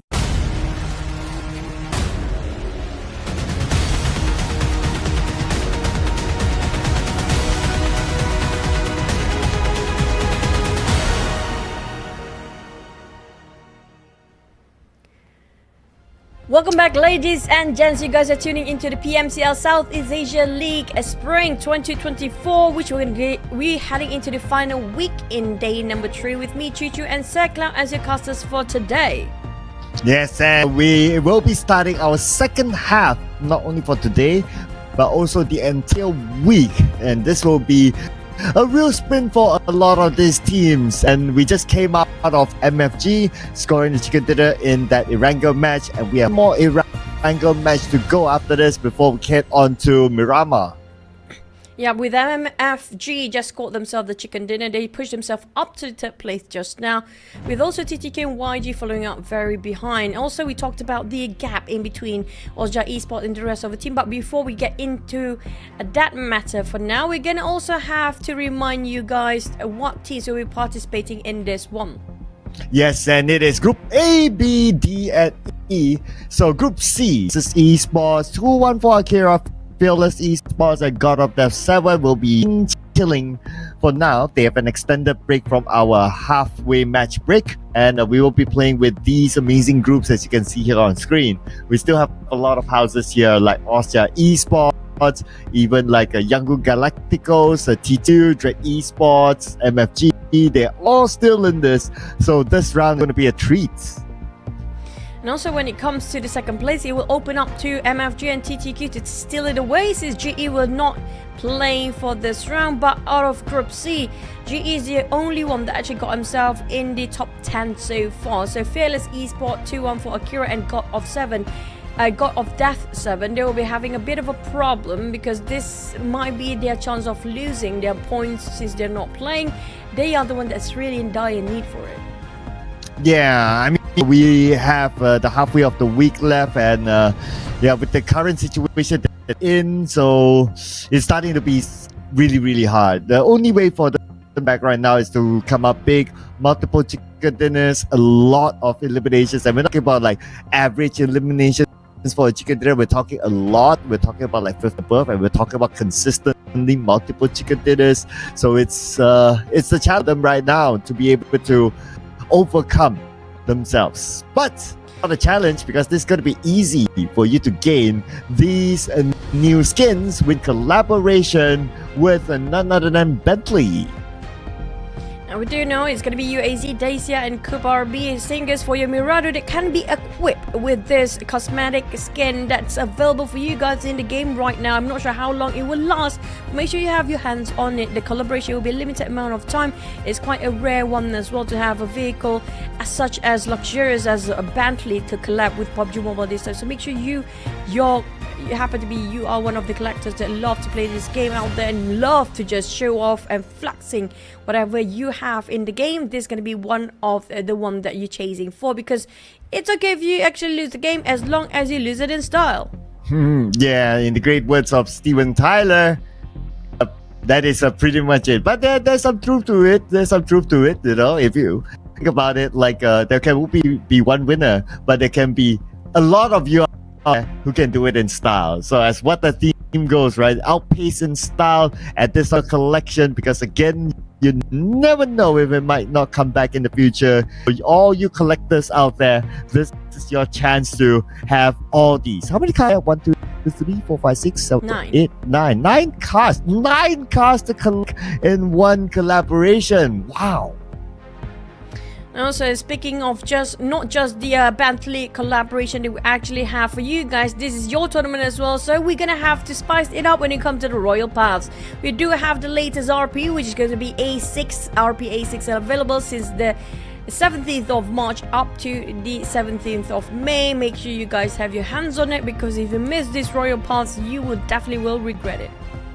Yeah, because again, all these, they might not come back in the future, so do it right now, because you don't want to miss out and the value of an RP, right? If you look at these, one poster, there's like weapons, there's like skins, there's like vehicles, like everything in here, and reward yourself while you play PUBG Mobile. And if you go for it this time, there's a maximum rebate of 720 UC. This is available only until the 17th of May. And if you do it during the last minute, you might not be able to gain a lot of these, because you do it like you need time to gather the to do the missions, to get levels, and to gain as many of these rewards as possible.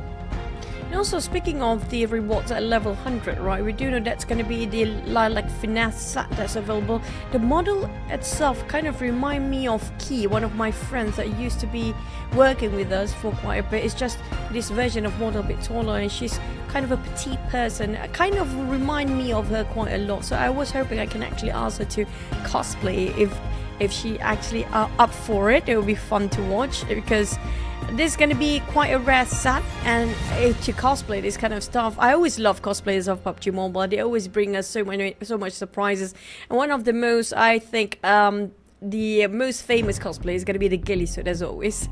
Yeah, the ghillie suit guy, he showed up at the offline event at PMCL recently, and of course you gotta have the testing for this guy, but they always call it the PUBG Mobile Man, you know, the guy with the white shirt at the helmet level 3. Yeah. One day, you know, they probably need to give a name so that we know what to call it. Maybe if we happen to be having like one day PMCL tournaments that happen to be offline cast, then I would love for both of us to actually put up a ghillie suit for once, and hopefully it won't be that overheating when it comes to casting the game as well, because it's quite itchy if I'm not mistaken if you're not comfortable with whatever you're wearing or cosplaying. Especially ghillie suit is like a lot of scratchy parts that, you know, it's kind of not really soft, but it's not that comfortable to wear. But I don't know about the inside, so maybe we can get our hands on it one day and actually put it on display when we're casting, like how we used to once upon a time. But now it's kind of tough, but hopefully we get to meet all the players one day face to face for all the PMCL players. Yeah, yes, they have been coming around, so maybe in PMCL or maybe in other events, that would be amazing, right? That would be amazing to like group all the players together. I'm sure the players themselves would like to get together as well, even though sometimes like you may think that, oh, but together the language barrier and whatever. Trust me, it's always like that maybe that misconception, but when you put them together, it's like language doesn't matter at some point. It's like everyone's in the PUBG Mobile community, so everyone can speak the PUBG Mobile language. It's all about the language of game for us gamers out there. No matter regardless of how and where you're at, you guys are always be one of us and we'll be one of you. So make sure you guys stay tuned for the day, because we still have 3 more maps to go as we're heading to our last ring in less than 30 seconds. Speaking of which, this is going to be where Team B reintroducing themselves back in the group. So we're going to have Team Harame, Myth Clan, Enigma, and PG playing again. Well, if they are back for Group B, it will be them trying to get as aggressive as possible, because we do know for a fact Group B have a lot of team fights going. But not wasting any more time, let's head into the last wrangle of the day. Yes, and they have a very long break since the round before this, so end up break for them. Erangel is going to be the last one for today, and now we move on to the dusty map of Miramar. So Erangel, circle ways. Okay, we got a scammy circle today, and then we got a kind of circle in the middle of the map. So what kind of circle will come up here? If I were to be able to put my vote, I would still put in for Jogopun now, since it's been a while since we've been there. Now, speaking of this, before we talked about the circle, definitely we have to talk about the flight path first. We do have quite a straight line, not really completely straight line, a bit off the chart, which can be around 30 degrees off or 15 degrees here, a bit towards the right side, favouring towards those who love to land themselves around Milta Power or Nova Rabnoya, even SMB, because coming up from north down to south, from Savannah down to SMB, we do have PBE dropping themselves scattered over Savannah and shooting range. They will try to dominate over the northern side, while some players start to drop themselves, including MFG on top of Roshok, who might actually have quite little more, not so much of skirmishes in early maps, but maybe. I know we did mention about early on, we do have Group B playing, so high chance there's still going to be a couple of teams that will be targeted down by these groups. But speaking of SMB, so for GE, they were doing uncanny and uncharacteristic of them to actually drop themselves around out of Nova Repnoye before, but that was quite a high risk, high reward for the side of GE and caused them quite a number of elimination that scored themselves in second place. But GE is not playing right now for the side of STE. This is going to be pleasant first few maps before this. But MVE, as per usual, being targeted down by TTQ. We do have a left side circle just now as it pops. Might ended up as Jockful where Circle wanted, but TTQ, they are trying to hunt people down. They really want to get themselves closing up the gap between Osja Esports and also TTQ, so they will try to push themselves as fast as possible. With Osja Esports, still quite a number of points gap in between them, but for TTQ and YG, they are very close nearby, so they want to have a bit of a heads up, getting those eliminations early on and chasing the heck out of FVE. Now, this is not most favorable condition on the side of TTQ, since they are starting themselves in a very small vehicle. All players in it, the risk is high, but they are committed to this fight with M16, 8 more bullets and no more reserve. And V on the other hand have nothing to start with. I'm not sure where is the last player. Are they also all in the same vehicle of that UAZ? While the Daisy are taken over by TTQ, they will have to make a bit of a U-turn, knowing the fact, hey, we see you, we want to chase you down, but the problem with us, even if we manage to chase you down, might end up with a punching fight, and it's going to be a brawl. So might as well go and look something else to secure themselves those eliminations first. But back about another team that's going a go at their first contact. It's going to be TQ versus Myth, or is it XQX? It's actually XQX Exquisite, having some exquisite fight against on top of mention right now. Well, Nathan got away just in time.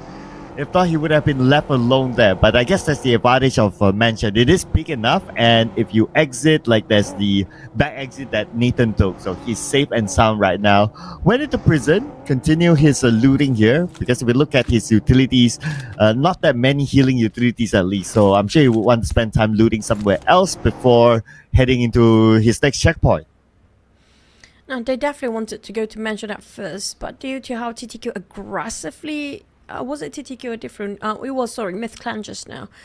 So it kind of forcing them to get into prison, which I don't think it's favorable enough for the side of XQS, but it's more than enough for them to look definitely as a squad, and at least they don't actually lose too many men early on. Just a couple of nicks in there, nobody actually being knocked down. If they compare with their VE starting off with a trio with nothing just now, running away against TTQ, who was aggressively, consistently, persistent enough to chase them down, but realize, hey, we chased them down for nothing because we don't have anything to finish them off with. Maybe a couple of brawl fight would be nice, but it's not worth to take the risk if you don't have a gun. So there's going to be a lot of, how do I say this, dilemma for some of the teams, whether they want to chase out their opponents or not. But for Austria Esports, SMB, this time they don't have GE to deal with for STE as well. So Austria and STE will be okay for now. Yeah, and that means that Rozok is kind of open for the teams to take. Okay, someone needs to recheck their driving license. A little bit more. There you go. Okay, driving license checked. But the far circle for Austria Esports, so they will need to travel quite a bit. But I'm sure they will be fine. It's a usual spot for them to drop inside of military base, and so far they have been managing it quite well. Even like the previous rounds where the circle is not there, they are still able to get across safe and sound. AI Esports, one of the teams that do have high potential here, but it's just quite inconsistent. The only problem they are facing right now is their approach towards getting a compound to flush people out and going for an ambush. If they can actually rectify their minor mistakes or even trying to work out their flaw, I think they're definitely going to be very superbly strong when it comes to the next couple of seasons here. I can't wait to see their progress in the future. But for AI Esports, definitely promising. But we do have another team that just now got themselves in the top 5, which going to be See You Soon. And See You Soon having such a rough start when it comes to the final week. It always being eliminated around the middle stage, where I see around stage 4 or 5. It's quite rare. Sometimes they are a bit early. Like even in this first stage, they are the second team to go out, hardly to be the first. But it still ended up with no eliminations whatsoever for See You Soon. So in the case of See You Soon, I don't know what exactly how they want to approach the game and how tactical they are. Whether they want to go slow rotation or fast rotation. I feel like they're more towards instincts when it comes to their play, raw instincts, depending on what they feel at the very moment. While we can see a very well orchestrated teams like Austria Esports, or even like in this case I put up YG as one of the well orchestrated as well. They know exactly what to do in the first few stages, what to avoid and what to get into. Well, if I want to be look at the bright side for See You Soon, the points between them and those close to them, like TQ, AI, APG, is like what, 1 point, 4 points, and yeah, that is good enough for them to edge towards page 1. So yeah, they just need this one decent round. And of course, it depends on what happens to the other teams. They should be able to at least knock on the doors of page 1. So that is the possibility that he can get by the end of this round. Now coming on to Yangon Galacticos, as we have them on screen, this is again their favorite spot. You give them this kind of circle, they will go up to the Gatkar Mountains and they will gather information on the teams rotating in front of them. So Exquisite expose themselves. So Yangon Galacticos now has the idea that Exquisite is down there. When the circle shifts, they may decide to crash in onto Exquisite. So that's an option that they can have for themselves. Now, speaking about the rankings once more, don't let the chart fool you guys, because we do know there are 4 teams not playing here right now. So some teams, despite their number 1, 2, 3, 4, 5, 6, actually GE on the 2nd, MFG actually on 3rd. On side of See You Soon, they're actually on the 18th placement right now. To push up to the first page, quite a stretch for them, because the first page, the minimum number of points they have to get is more than 70 points, which is going to be quite a hike for the side of See You Soon. But it's doable if they can close up the game of the day for 2 more maps to go. But they have to secure a hectic amount of elimination plus those chicken dinners. So I assume maybe tomorrow we'll start the comeback of See You Soon in the case of that. But for the others, they cannot be complacent either. We're talking about still the overall rankings of the league of the top 16 for the grand finals. But the circle just shifted again once more. And this time we do have a 20% around water ratio in there. This is going to be a bit more fascinating to watch because there will be some teams resort to swimming. Yeah, hardship circle to the left. So the couple of houses on the left side beach will be important. So far, Flash Vision is there. TTQ is there as well. But Flash Vision, just as they wanted to take that compound, they've been shooed away. But they did not enter the compound just next to TTQ. Instead, they went somewhere else. Interesting. Leaving that vacant for now. And VE, I say they are a very shy team. They are very shy with fights. They prefer to run rather than face it off. And that's where all the other teams love to pick on them, taking advantage of it. VE in trouble. One person knocked down. It's going to be bought by Jay. Well, See You Soon. They definitely want to close up the gap, but they cannot take too long. They need to go in as fast and as swift as they can. If not, they might actually lose the opportunity and window to finish off the rest of it. And FVE now being boxed in and cornered every way possible as Kaya scouting out the last remaining compound or building that's harboring to FVE players. Circling around like vultures they are. See You Soon has a ride. The John will be out for his vehicle. Zero will follow up. Only 2 members of Flash Vision. Now we need to defend this compound. The Molly will burn down Kaya, but not that much. He's still alright. His team is to follow through as Arif from Flash Vision eliminated, and Flash Vision still remains as the only single point team. We're just done with the See You Soon versus the side of FVE. Again, didn't score anything and barely budging from that single digit since the start of day 1. We do have another team happen to be having their contacts in game, which is going to be APG versus AI Esports. The A's been spoken, but the APG, the one that will be falling down first. Another team bites the dust as AI Esports triumph over their victory, but they're not done yet. It's quite early. They do have Gatka Phil in their hands, but nearby they do see a couple of players of Exquisite from the corner of the map. Yep, just playing by the foot of the hill. But Exquisite, they'll probably just do their thing there. AI Esports, a lot of vegetation in between them. So it's not going to be a good clear shot for AI Esports. Anyway, if they got the shot, they get a knock, for example. For them to rush, the distance is quite far.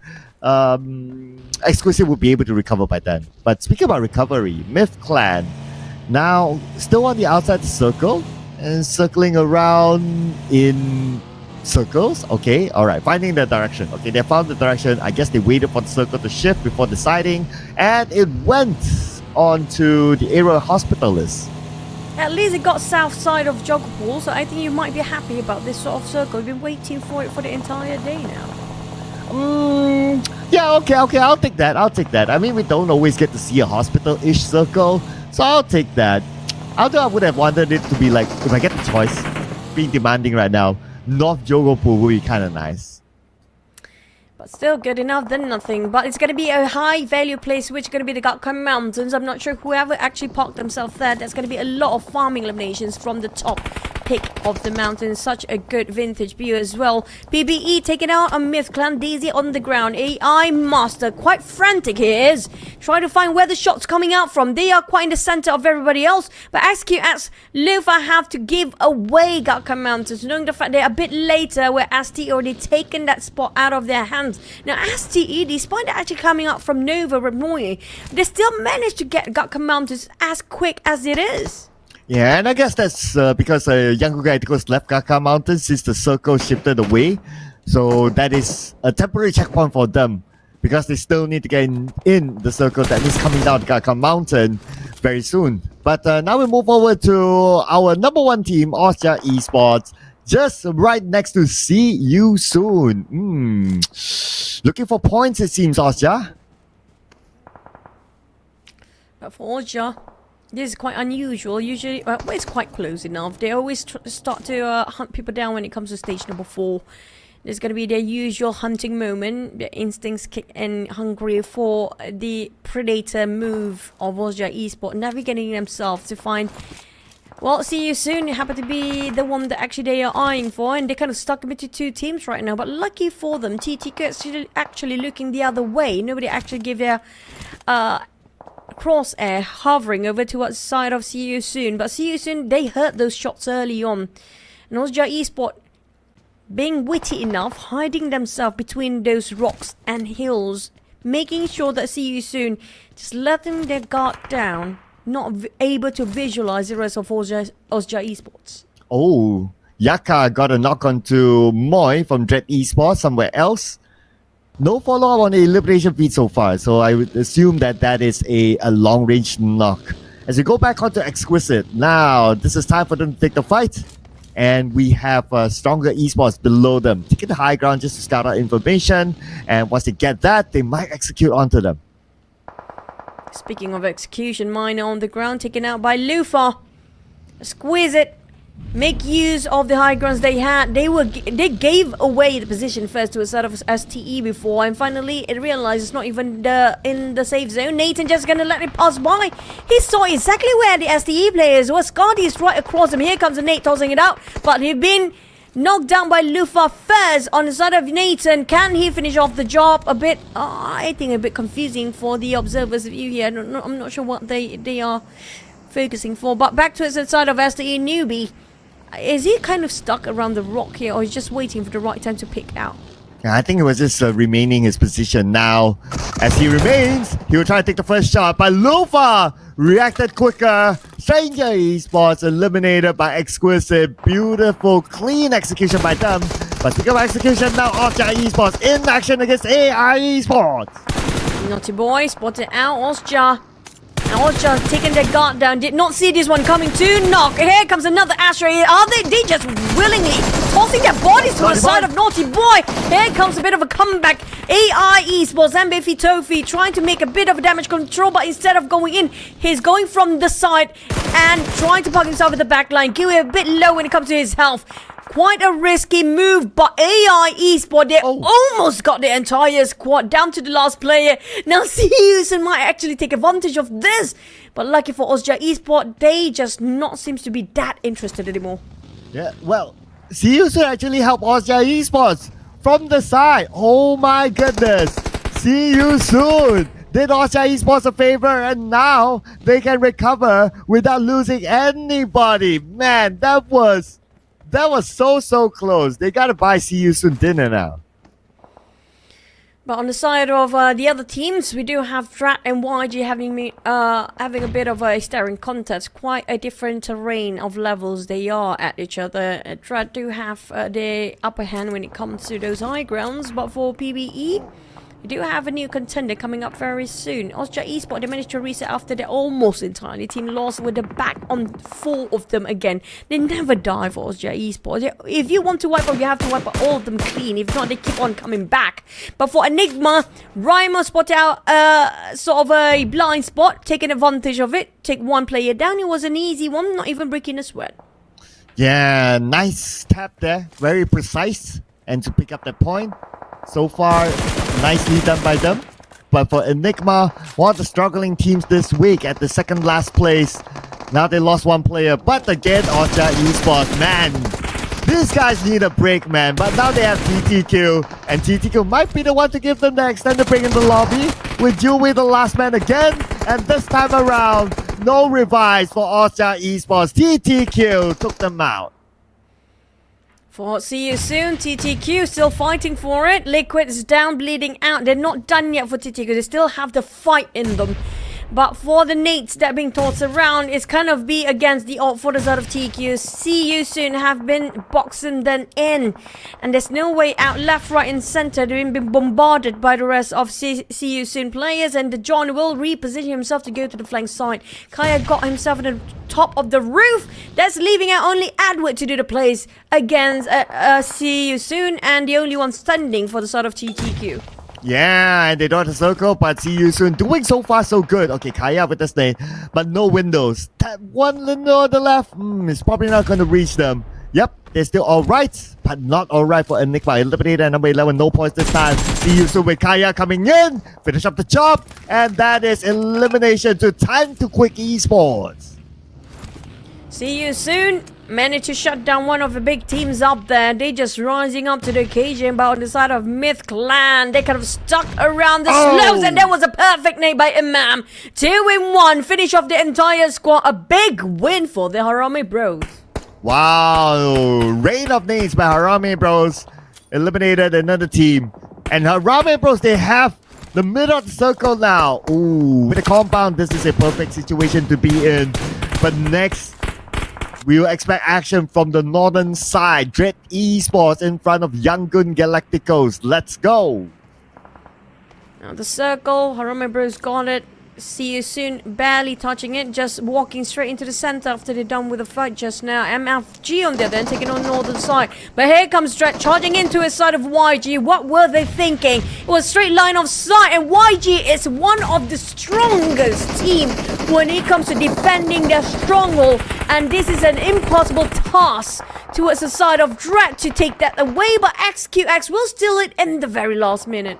Yeah, from afar. Nicely done. Nice steal there by Lufa. 3 eliminations now. And speaking about Young Galacticos, they are already knocking on the door off, meaning that at least the 100-point mark.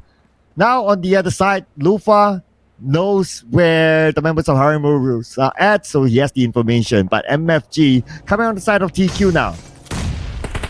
TQ safe. Trying to cook up the exchange with MFG. MFG start to break into the compound. Save got chipped quite a bit, but at least they got 1-1. Right now for the trade. Save got one.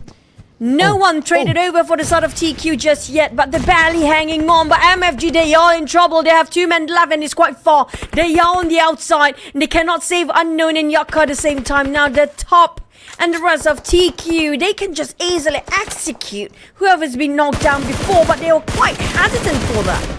Oh, Mr. Exit, Mr. MVP is the one that's still alive. But now see you soon, one of the players, the John, on the other side of the road with the vehicle blown up.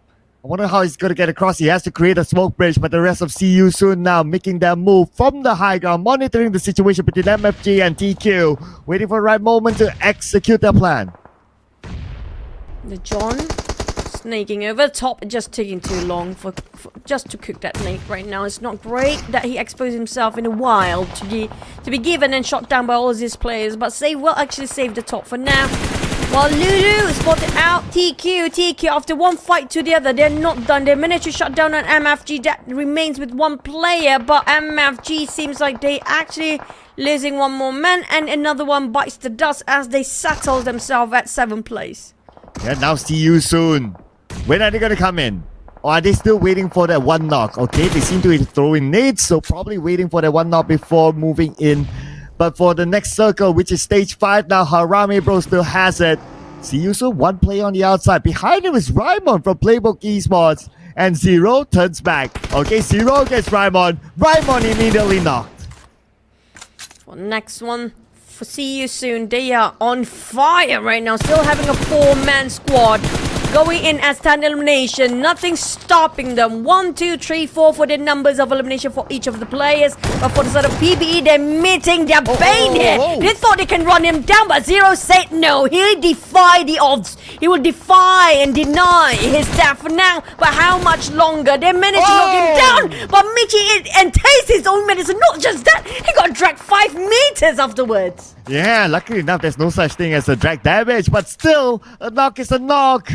Now circle time, it's closing in on this team's Kaya. Long range will finish off Jaro. Playbook Esports out at number 6.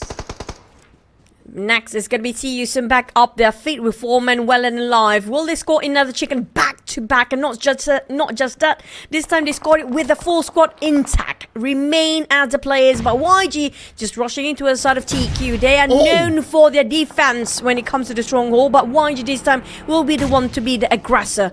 But I don't think they want to stand here very much longer. We saw the nades flying over to the side of WTZ. Saycloud trying to find anybody on the first ground. TQ going against YG as well. well. And now Popeye managed to secure that staircase for now. It's gonna be the end for YG if they keep forcing it out with remaining Saycloud as the last player for YG. Oh, exquisite! Welcome to the party now. Super Pickles has arrived. The moment he arrived, he thinks out smart. Super Pickles waiting for his other teammates to join in as well. Molly onto the second floor to buy time for them to arrive. Super Pickles still has time to loot, but now he has to get in action as his team is here. Fires keep on being sprayed by all these guys. Kaya spotted out Yue, XQS, kind of caught himself in a crossfire between everybody else. Exquisite, not in the best place ever. Quite regretting about the rotation possibly now. Super Pickles, they are in pickle right now, still going against Pop, which is going to be fighting against a team of TQ that remains with 2 players. On the side of XQX, Super Pickle with the last one standing here right now as their members being knocked down. But see you soon might actually take the benefit out of the other players and teams' ordeals at the current moment as they drop those nades to the side of TQ. Oh, look at this. 3 teams in one house. It is crazy. Let's see if that house is still within the next phase of the circle, because it could go anywhere or it could go in the middle. We'll find out in about 10 more seconds. Now Save is keeping an eye onto Popeye on the second floor, but Zero takes out Yue. Looks like the action will continue on. The circle is in that house. That's Harame Bros call. Popeye waiting for the right time, but he tried to tuck himself in a corner. But Lufa will fight back, but somebody shot him from behind. Oh, it's going to be saved out of nowhere. He happened to be popping his head just at the right moment to shut down on Lufa. Super Pickle still there to stand up and just save and revive on the side of Lufa Boy. But on the side of TQ, there's going to be the last player here. The moment they will revive Lufa, they will try to shut him down again for the last player of TQ. But on the side of Harame Bros, Morales will try to surround. See you soon. They back up for the feed, but Lulu just having a great time. Just slamming people down with those vehicles. But Kaya with the long range, slamming another one on Harame Bros down. 15 eliminations now for See You Soon. Can they break this record? There's still enough bodies for them, but they have to get more out of Harame Bros. Kaya, hoping it will land on somebody here. Kayla quite far. Range and Harame Bro seems like they are in dire need of help, but the last play of Kayla is a bit too far. He got himself the vehicles. Need time to get out towards the wall. Oh, he got his time to just... I'm taking my own time to repark my vehicles despite my team's dying. No problem. There's going to be Kayla for you. Just chilling and fully composed and calm. And back to the side of See You Soon. On the other hand, they are frantically trying to get for more. 16 eliminations by now. Can they break the record? 16 already. Let's remember the record is 19, held by Austria Esports, and they are 4 away. They are still in the body so far for them. As Range taken out by Zero, that's going to be another one in the pocket of See You Soon. Already 17.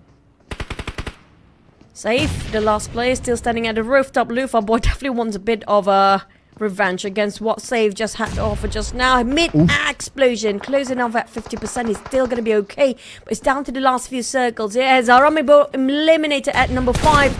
We're looking at STK. See You Soon still stand. We're down to 3. This might be their back-to-back chicken for See You, and not really back-to-back. Another chicken for See You Soon, possibly from yesterday, but they're definitely having a good run here right now. Oh, absolutely. They're at 18 right now after taking out Kayla. And now they only need 2 more to go to break the record. 1 more to even out the record held by Austria Esports. And potentially that record will be broken. And Austria Esports not holding out to the record for too long. Now with the full squad, See You Soon, looking at the compound that has everyone else there. John. Start to cook up the nade. YG Saycloud. That's going to be the last player. Lufa lasted long enough despite being knocked down so many times. But he got himself quite a number of loot around and can upgrade himself anything he wants to. But barely got any hand grenades in there as well. Got a couple of smokes, 5 of them. A level 3, a level 2 fast.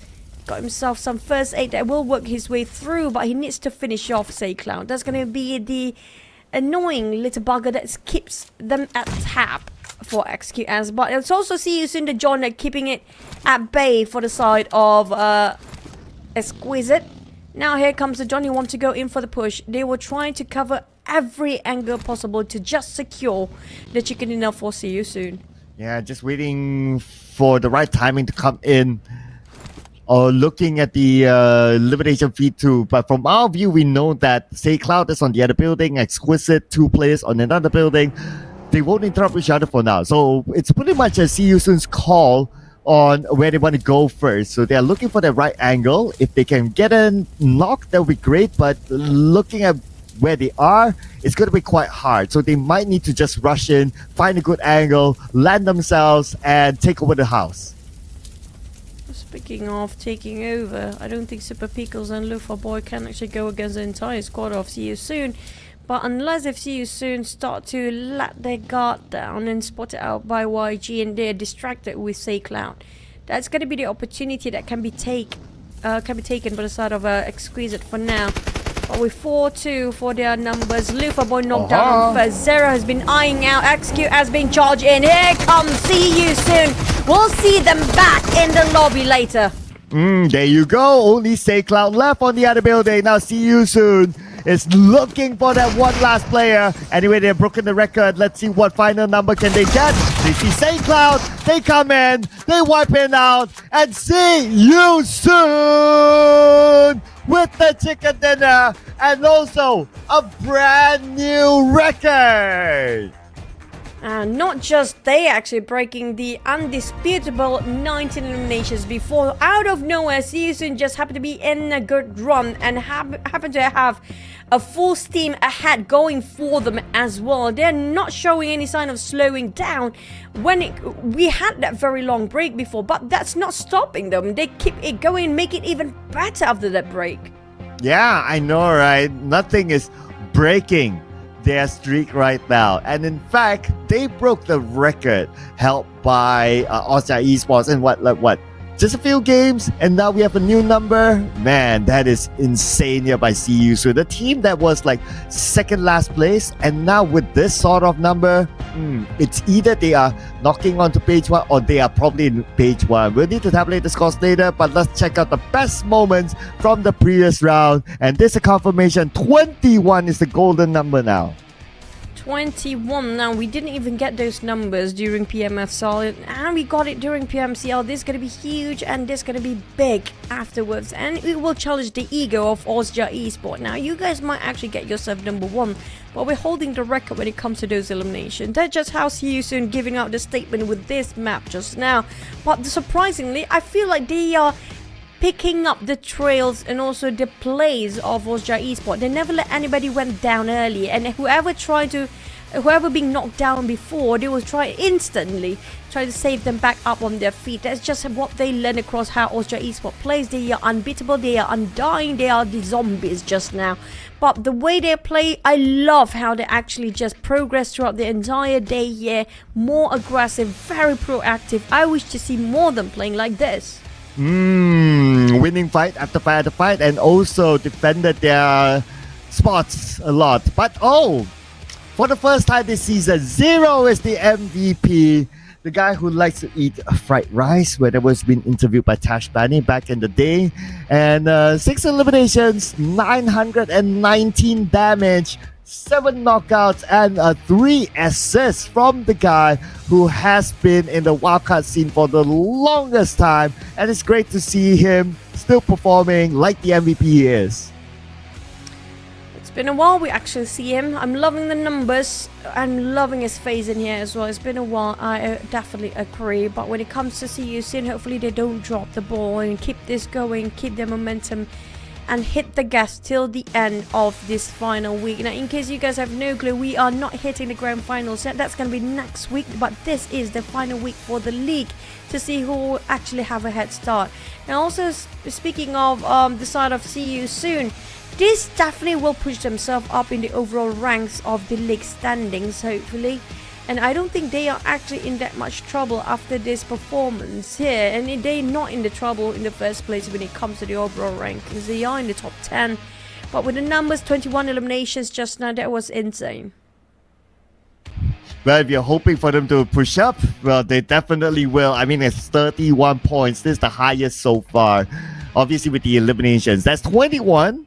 confirmation again, ladies and gentlemen. 2,972 damage. Obviously, this is one of the highest as well. 11 knockouts, 15 total assists. I would have liked to see a 3,000 plus, but that's okay. What matters is the eliminations, and see you soon. X-Tiger KE with this chicken dinner. And the moment it came with the chicken dinner this week, it is a huge one. Huge indeed. And more than that, it was so close for them to actually finish off with the total damage of 3,000. That's going to be the highest by far, by close enough. With the overall stats, not just they ended up flawlessly, nobody actually ended up in the blue zone at all. 60 total elimination. That was a clean one with 60 knockouts. So all the players being knocked out was actually being eliminated as well. Yeah, but you gotta think about it, right? Then you have 17 revives. So, where did they go? But I guess, they need to take some time to digest this sort of data. But anyway, other than that, 9 headshots, so we don't get to see more than 10 headshots this time. And only 1 airdrop, so ain't nobody got time for airdrops this round. But throwables, what's interesting is that we did see a lot of nades, smokes being used. So 300 plus, this is the right number. It is, I guess. But so far, that's going to be the, I think this should be the standard numbers for now, for the throwables especially. But when it comes to the standings, this is where everything really important comes in here. First, it's going to be the map ranking first, and then we're going to hop into the overall standings where we get to know who will get the most points when it comes to this week's league points. Now, see you soon, definitely. I mean, like, this is going to be the highest total points for now, 31 points, and that's nobody can actually beat that one up yet. Austria Esports, surprisingly, this is going to be their worst performance, but still at least score some trees. Yeah, Austria Esports 3, but I don't think that would change their overalls. They'll still be number 1, and that is what matters to them. As for the other teams, Exquisite and TQ, both of them joined the double-digit club, 12 and 10 respectively. Young Radical still fairly consistent, 8 points, ain't too bad this round. TTQ, okay, 5, MFG, 4, not too bad, so that's alright for them. But other than that, Enigma still a struggle for them, no points this round. Flash Vision, also no points, still looking to climb out of that single digit. At least they are 2 away from it. But let's look at the overalls and let's see how far did they go. And they are number 11, close. Oh, the numbers. 111 for JE. That's going to be still a bit of a gap for Austria Esports. They didn't actually gain as much momentum they want to because of the last early elimination just now. Will actually give a bit of space for the other teams to catch up down there. But for the side of See You Soon, TKE, which is going to be at 71, like you mentioned before, that's going to be a high shoot up from the side of See You Soon. Will they actually march towards the first page any time now? If they can actually keep it going with this kind of performance, I'm not surprised they can be up to the 5th place. I mean, that's doable for them. And also to point out, See You Soon has only played 12 matches. If you compare them with like the neighbors, Exquisite played 14, Myth Clan 13, Rame Bros 13, PBE 14. So among them, closest to See You Soon, they have 1 to 2 games in hand. So that just tells us that, See You Soon, maybe we will see them soon on the first half of page 1.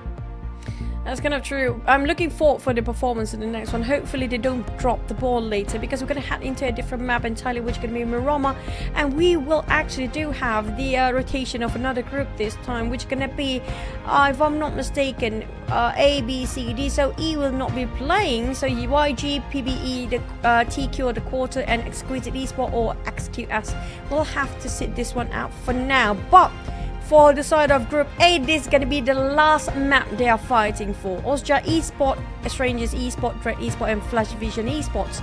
This is going to be their last run for the day. Now, I definitely feel like Austria Esport will go crazy and run amok the fact that this is going to be the last map. So they want to stretch the gap even further. Yeah, just like how they did previously. They see one team in front, they try to take advantage, they try to take the fight.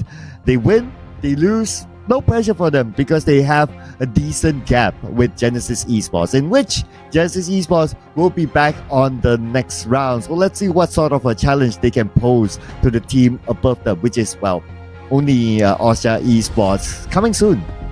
Yeah, also esports. I mean, like, how would they play for the next one? Will it be fast? Will it be furious? Or will it be very quiet? Because we definitely know the fact that Miramar map is quite big, so that might be chances. Also, it comes to the circle, right? We've seen the southern circle of southern part of Lost Learners yesterday. It didn't turn out like how everybody plans to, because the circle keeps shifting north and south all the way, just pulled all the hot shift for the players to be confused about. Quite a trolling circle, really.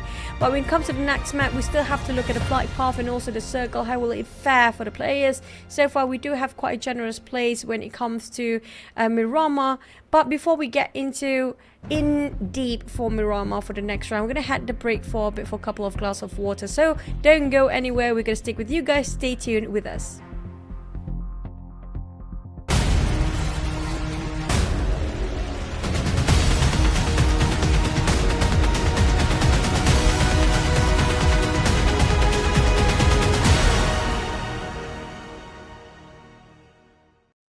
Levels, but it cannot be equipped with other firearm attachments. Hurry and try out the new P90.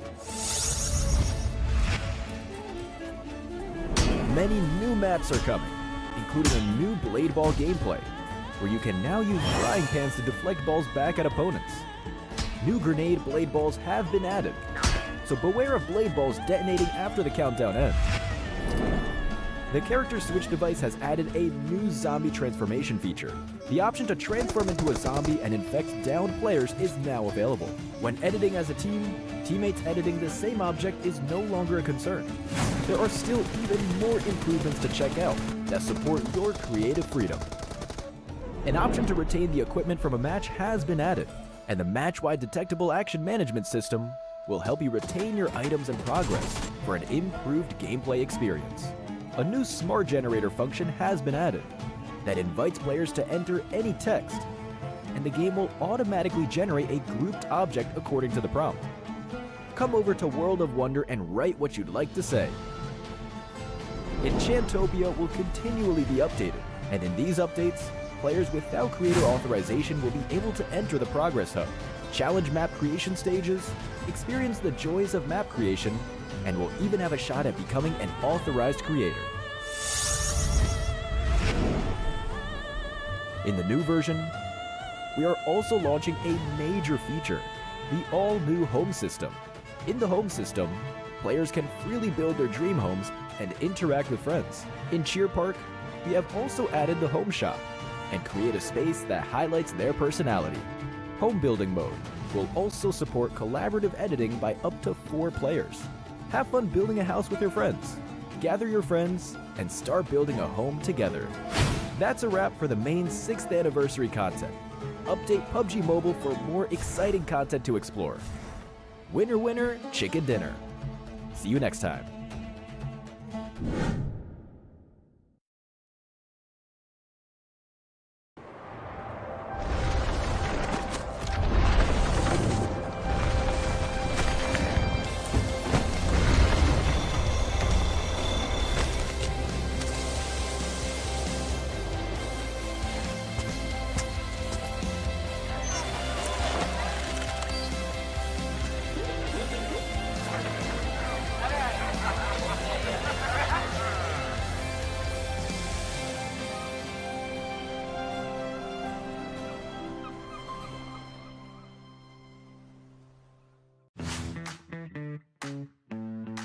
Hi everyone! In PUBG Mobile version 3.1, we're releasing a new gameplay feature, Home. In this mode, not only can you build your very own dream house, you can also interact and have fun with friends in it. Let's learn more about Home.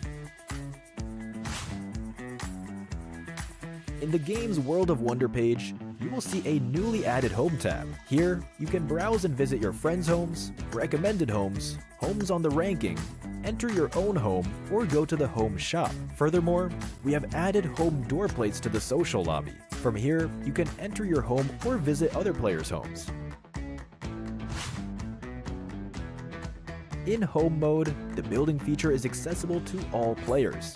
Each player gets their own island, where they can use items and furniture of various styles to build their dream house on the island. If you find the building process to be too cumbersome, you can purchase blueprints of ready-made designs that you like to instantly recreate it, and make further adjustments to suit your preferences. The home also supports inviting up to 4 players to build together. Apart from building a house, there are also lots of things to interact with in home, which provide a more immersive experience.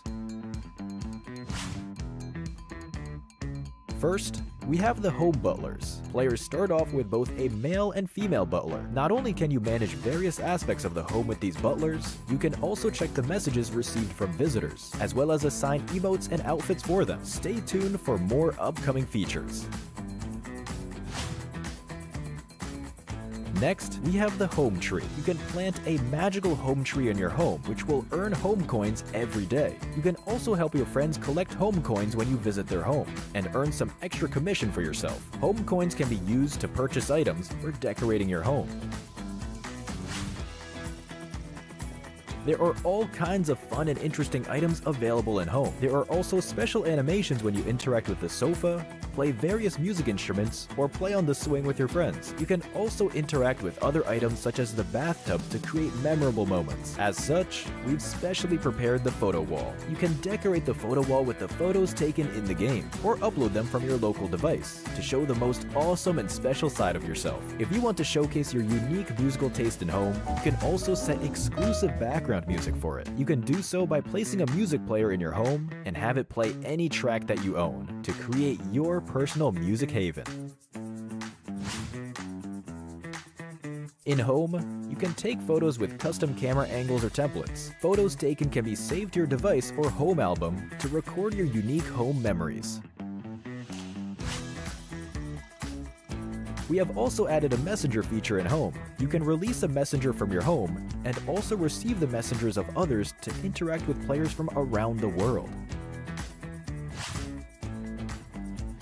At the same time, you can visit the homes of other players and enjoy features such as leaving messages, sending popularity gifts, collecting home coins, and other social features. Explore the infinite possibilities of home.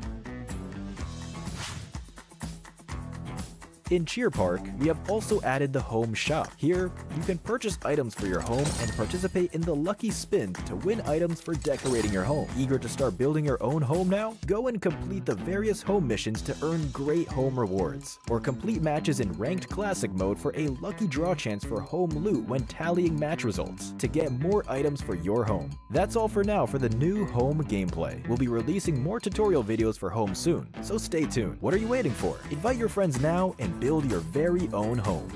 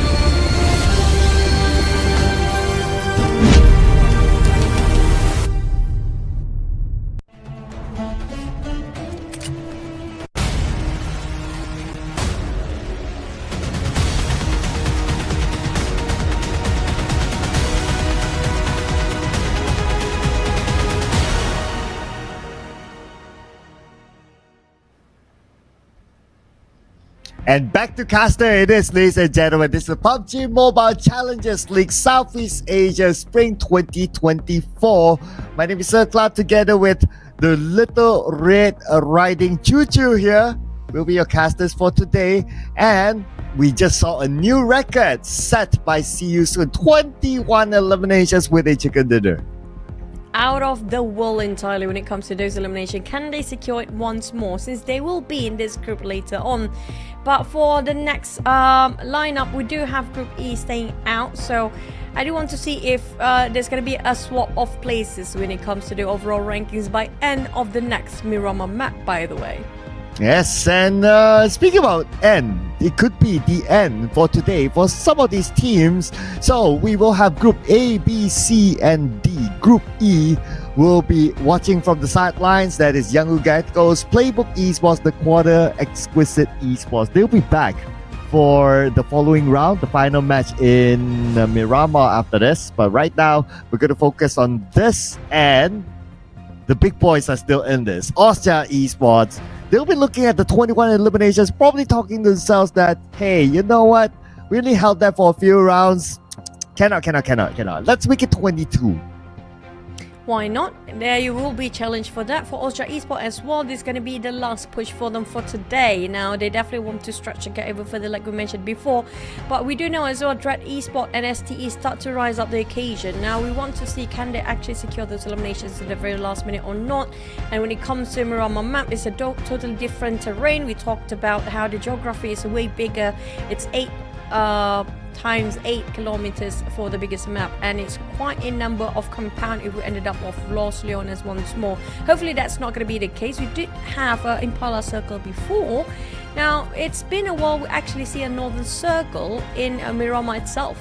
Yeah, north, go all the way, Campo Militar, all the way up northeast. Yeah, there you go. Northeast all the way, Campo Militar. Why not, right?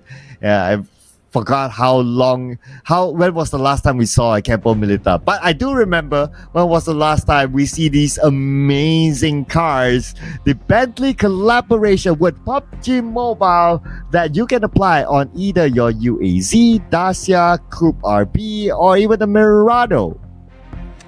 Yep, you guys can actually score this yourself in the game. For me, the most that I can get is just a very miniature display of Bentley that's the only one that I can afford. Maybe it's gonna be the smallest in the entire world Bentley miniature that I can afford at this point. I'm so broke, but not you guys. So make sure you guys can actually collect. There's very limited amount of time when it comes to this collaboration of Bentley with a limited amount of timeline.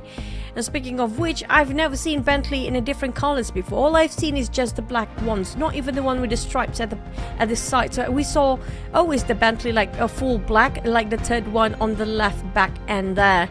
And the rest of the Bentley I've never seen. Maybe in around Dubai or Bahrain where it's way more high tech. I've seen the purple one before. Oh, you seen the purple one? Oh, okay. I'd love to see it in real life, because the purple ones, just like this little like fitness suit, is fine. The new RPA6 available right now, and it does have that purple Lilac Fitness suit. And also, if you get this, there is a chance to get the maximum rebate of 720 UC, available until the 17th of May only. And there's a lot of purple in here. We gotta think about it. You have the Thompson SMG in purple. You got a purple Prowess Stun grenade. It's called purple as well. We got the Violet. Violet's technically purple. Venture Jet Skin. And just so you know, fun fact, purple is the favorite color of Choo Choo. Close enough. I do say I'm more of a deep purple or maroon kind of person, but I do love this line like a finesse set as well. I personally feel like the purple actually looks best in this, but the red ones can be a bit spicy and feisty. It depends on your mood of the day. Whatever you feel like that day, you might as well change the colors, right? But speaking of colors, and also when it comes to the team's colors, next one, we do know Miramar is going to be next. Now, so far, I don't have any particular team that I feel like a bit heavily feel like they're going to be dominating over this map so far. I do love when it comes to comparing Miramar versus Erangel. Erangel, you can see all the players a bit more comfortable when it comes to approaching those team fights. They're more confident. But when it comes to Miramar, we do have a lot of long-range fight, but not really that far. We're talking about mid-range. They don't really take it up to another level of sniping people from afar that we've seen not too much in this tournament. Yeah, players just like to take it head on because it's more straightforward. You don't need to like aim like that, and if you get it, you probably can get the elimination immediately rather than, okay, you tap from afar, you get the knock, the person crawls away, and it just goes out of your sight, and then you can't secure that elimination. So probably we can see the trend here, at least for the PMCL. They really like to go in for it. And we do know that there are teams that really need to go in for the points, and that's probably what they're going to do. They're going to take the short range, short to mid range. They're going to crash into compounds, and that's going to be exciting to see, not going to lie. But I really still want to see, you know who you are, the teams that haven't got the chicken dinner yet. Come on, we are past the halfway mark now of our weekly game, so do it for the sake of the poster. Come on, you know the production has set up the poster for you, waiting to press that button to let it pop out. You know, you just need to get it in game. Yep, and maybe you might actually get it in game. But speaking of also the battle collaboration, I haven't seen the players actually use it. And also, when it comes to the chat that I noticed for some time now, there are some new players coming into PUBG Mobile community. Welcome you guys who are just starting off PUBG Mobile. This is a great spot for you guys to start off looking at this tournament because these guys know exactly what they're doing. But there are also a debate between these two teams, Austria Esports or GE, when it comes to the champions of this very season. Yes, it will be exciting for the grand finals, not gonna lie. So look forward to that. The GE will definitely have a tough contender. Yes, they are back-to-back PMPLC wildcard champions, but this season the competition is tight. And I wouldn't even rule out teams like Harame Bros, teams like PBE, just because of the experience that they have. And Harame Bros has shown that in the past weeks, week 2 especially, and also week 1, that they're able to push Genesis Esports. But let's see if the push would happen here, because we're going to jump into our first Miramar today. Here we go. First Miramar, the second last map that is when it comes to the final day. You know, when it hits to Miramar, it means that we're almost close the day with such a beautiful day to start off and such a midnight to finish off as well. It's not really daytime here across Southeast Asia, but it's still gonna be as bright as the day when it comes to Miramar. Now, we do have a very beautiful fight path, dividing map evenly equal to two sides, the north, west, and the southeast, but it's all down to the circle. But at the same time, wherever the circle is here, everybody can drop whatever they fancy. So if they decide to drop a bit later, it might actually be an advantage if they wait for the circle to pop. But if the circle just happen to be around Valvimar, then it's a bit of a long journey for them. Yeah, though it's very unlikely that when the circle will pop before the last person drops. So for the most part, that the circle will show up later after everyone leaves the plane. So they just, I guess, need to focus on themselves for now. Just like what APG is doing. They're focusing on themselves. They drop very early, all the way down south. So they're going to get that the first-hand loot, and no one's going to challenge them there. So that's going to be a pretty nice start for them. Next is, of course, going to be the circle. Where will it go? If it's far, then they just need to plan how to rotate.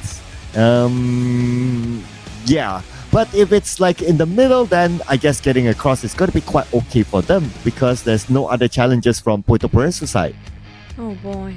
I just hope it won't be an urban warfare. But for our last chicken dinner with the record holder for the most elimination points, it's going to be See You Soon, X Tiger KE. Got himself on top of Chumacero, still inside of the circle.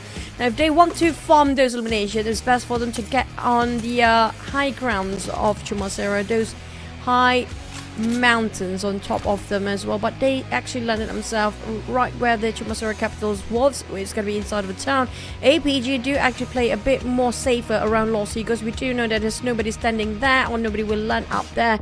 Well, Pozo Crater Field Trailer Park will be as vacant there is on the northwest side. Nobody seems to be interested to taking that part, because the circle just popped itself where the most cities will be at. Yeah, with Los Leones, it is PB must be thinking to themselves that if only we're playing this round, because they normally drop in Impala, so direct access in the circle probably can go to their typical high ground on the right side of Lost Lowness. They like to park themselves there. It will be a perfect place for them to stop. But too bad, they're not playing here. Hence, Impala is empty. Nobody's there taking that spot. So teams who will want to pick that high ground spot as their checkpoint, it might take a while. We might expect like teams like from the north side perhaps who has the best access to get it. If APG is daring enough, please go there because that place is kind of nice.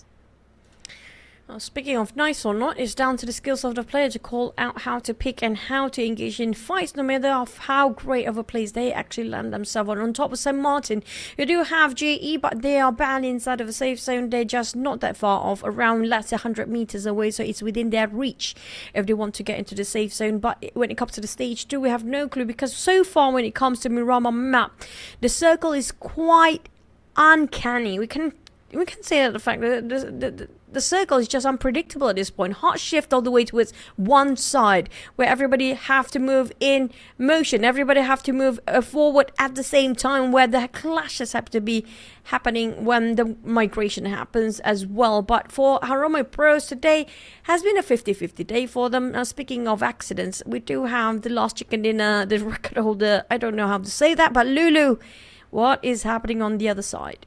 Yeah, that's actually both correct. The last chicken dinner that is also the record holder. That's not too bad. But not too bad that Zero is there too. Picking up Lulu Tief. I guess he just wanted a quick drop to the bottom rather than circling around. I don't know. We didn't get a visual on that. But if we somehow do get a replay, it would be pretty nice to know like how did you get knocked? Because if I look at like this, the Chumasera era here to just go straight down, probably won't get knocked, but yeah, I guess that is we'll leave that as a mystery for all of us. Mystery that's still unsolved. But back towards the side of Los Higos, APG finally stepping into nearby towards the safe zone. It's less than 100 meters as well, so they will take their own time to loot up, knowing the fact it's not too far from them. But some teams that love to drop in the center of a map, which are going to be around St. Martin, Power Grid, that's going to be STE and GE quite nearby against each other. But the thing is, who will bomb into each other? It's not that too many teams. So I just hope for once that FVE can actually score something out of this. They are the only one without their double digit. But look at how far beyond they need to chase up when it comes to the score. I just hope, regardless of how their position, at least they won't get too far to play the catch-up game. Speaking of them, they always got themselves in trouble in the first few minutes into the game. How they be scattered about the formation by Enigma. They are everywhere right now for FVE. Yeah, for some reason we always see them early, but not in a good way. At least on the positive side, this time nobody got knocked early, but still we have them on screen, and somehow that just happens for them.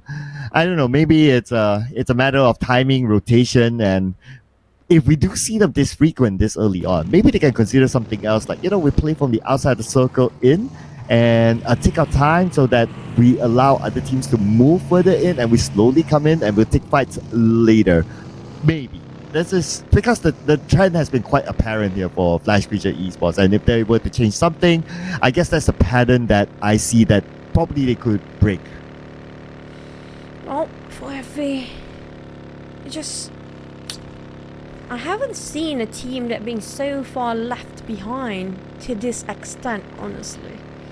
To say they're not qualified enough or they're not experienced enough, we do know they have been in the scene for quite some time now. To have the single digit, well, I was hoping at least when you've been left behind, you're still in the 20s, but instead of going for FVE, Enigma taking a fight, first contact mate against AI Esports, losing so many men like flies is dropping out, and left with only Naughty Boy, and that's gonna be the last of it. AI Esports remain themselves at a 0-point gain in this second last map. Wow, and Enigma got all of them clean. Nobody got eliminated. So this is a signal for APG, FRL, and even Enigma to overtake AI Esports to push them down further. So that's going to be a scary thought there, since AI Esports is out and they obviously don't have control of this round. They'll need to pray for the teams below them to not perform. If not, they will lose the 12th spot. 12th spot is a bit shaky, but that's going to be this week's 12th spot, is it? Or I don't think we actually included all the teams down there, but for the side of AI Esport, they're actually on 15th place right now for the overalls. Now, don't forget to add in another 4 teams that's not playing here right now. Myth Clan, on the other hand, on top of Los Leones, they can actually stay where they're at. There's going to be a lot of teams passing by. If only they can actually secure themselves the most comfortable position with a hefty amount of loot, it's more than enough for them to park up and just wait for the passerby and just eliminate them while they're migrating themselves into the circle. Because we do know the circle still haven't popped for the second stage yet. Now, the second stage is crucial. That's kind of give us a general idea whether we're going to have it inside of a town, will it be suburban or urban warfare by the end of this map. Yeah. I do hope that it is on the outside. Let's not keep it in Los Leones. But we're approaching stage 2 soon, so at least we might get a indicator, or maybe not. Okay, stage 2 is in. We may need to wait for a while till the circle is shown to us. But for now, okay, score goes away. Circle, yeah, we get to see it. Okay, Los Leones still the focal point. And I'm looking at who's taking the high ground on top, on the side of Los Leones. We got Myth Clan there. Dread Esports is heading that way. FRL trailing behind. Likely to be Dread Esports going up first. High chance for Myth Clan here. We saw them trying to reposition themselves the moment they got themselves their loot, but the problem is, do they have enough resources before they're running dry out of it? Because there's too many teams that are coming up. Nobody actually gatekeeping the ones coming up from the south. APG got a clear entrance into the side of South Los Leones, but the one coming out on left and right, this is going to be where things get a bit messy. Dread Esport taking a bit of a fight with Fearless Esport. Ranza exchanging nade between those two. Holy Lunge cooking up another one. Will be a mid-air explosion. Will drop right on top of the players. We're waiting for the right time. Nobody seems to be connecting to us. Those nades they've been tossing about. Yeah, looks like there's a fight for the high ground. Holy Lanju gets away, but the punctured tire behind. This will render the buggy not usable, and he has to abandon it. But lucky for him, the hill is helping him out. The roughness of the hill is giving that cover from FRL. Holy Lanju having a bit of a reset. They lost chips before. And Dread, it's not just FRL they have to deal with. They have to deal with none other than Myth Clan later, who got himself the best, sweetest spot there is when it comes to the center of the circle. But it's just down to whether they can hold their ground. 2-1-4 Akira's for the FVE. FVE, it's like I mentioned before, I want to see for once they are the one initiating the fight. It's not the one that running away from it. The moment they run away, they turn their back towards their opening. That's where they get pinned down and knocked hard. The Papa J, as per usual, will be the first one to be eliminated, possibly by the execution of 2-1-4 Akira. Yeah, and Eras is still around the corner. Eras sees a Wako on the other side. Rankit above him, is being pinned down now. And the rest of 2-1-4 Akira looking for more players from Flash Vision. They managed to make their way into the house, but for Papa J, it's just a matter of time now. Papa J still bleeding out. Nobody will take the bait from the side of FVE to save him, as 2-1-4 Akira waiting for somebody to revive. Nobody will willing to risk it up for their life to save Papa J. Has already been Shaki got himself the compound to take covers from Rankit, and the rest of 2-1-4 Akira will try to keep the pressure on in case they try to pick out, but they do have the sniper rifles in the hands of Shaki. I'm not sure if you can actually get a headshot from that kind of angle with the hiding spot where Rankit is actually standing here right now. But we do have another team interested here. Is it going to be Enigma? Oh, look at this. Shaki actually got a knock from afar onto Akira. But this is the thing, right? Car 98k, great. You can get the knock, great. But you can't secure that elimination. So it's still kind of tough for him to at least get that point. But maybe Eras can with that nade set across. But Eras knocked down that nade. Not able to get the point, so Eras went down without getting a return. VE. This time they fought back. At least I'm happy for that. It's so rare for them to actually fight back every single time. Papa J finally will be eliminated as Era is the next one to be the victim of this kerfuffle. The crossfire next is going to be FVE versus Enigma, where after they're done with FVE, possibly Enigma start to fight against 214 Akira right across the other side of a mountain. Cooper tried to flush them out. A couple of nades being tossed around. Hopefully it's going to be FVE have a chance of getting at least a couple of elimination points out here fourth. Oh, look at this. Circle went away. We're stage 3 circle. Enigma now outside the compound of Flash Vision. 2 players active. Shakir on the left side. Nate not onto him. Enigma still wants to find the advantage before going in. And at the back door. Okay. Koopa, DBS. This could be the moment now. He's looking at the back door. He wants to come in. They're going to squeeze Flash Vision. 1 knock. And probably a second one very, very soon in the room. Nowhere to go. And Flash Vision. Again, another early elimination. Still the single-digit team. Without any points gaining out of there. A bit frustrated, a bit disappointed in my end. But imagine how the players would be feeling. But I wish they really put all out in to see. Because we do know they have potential. That's why they're here in the first place. But I just wish they prove us wrong for once. But for Harome Bro, there happened to be a bit of fight and skirmish between them and another team just now, but I think the distance is quite far since they got himself back up feet. But I don't know about Enigma versus 214 Akira though, because even though they're done with that VE, they should know the fact the other teams, each other's presence, since they heard the gunshots and the hand grenade being tossed around early on. But Dread Holy Lanju just camouflaging himself with the buggy for once. I'm not sure Poser spot that one out. He can actually see through his scope, but APG visited by Ozja Esports. Here we go, Ozja. Here we go, Ozja with Skynin will definitely secure the elimination out or inside. The rest of APG on the other end. But we also have another team approaching. Okay, that's Skymel there. Skymel got knocked. And Dewey! Nice long-range counter. Skynin has to follow up, but Dewey is now bleeding out. 10% of health left. Dewey, can Skynin make it in time? Pops up that smoke. Dewey, save him! Save him, Skynin! Save him!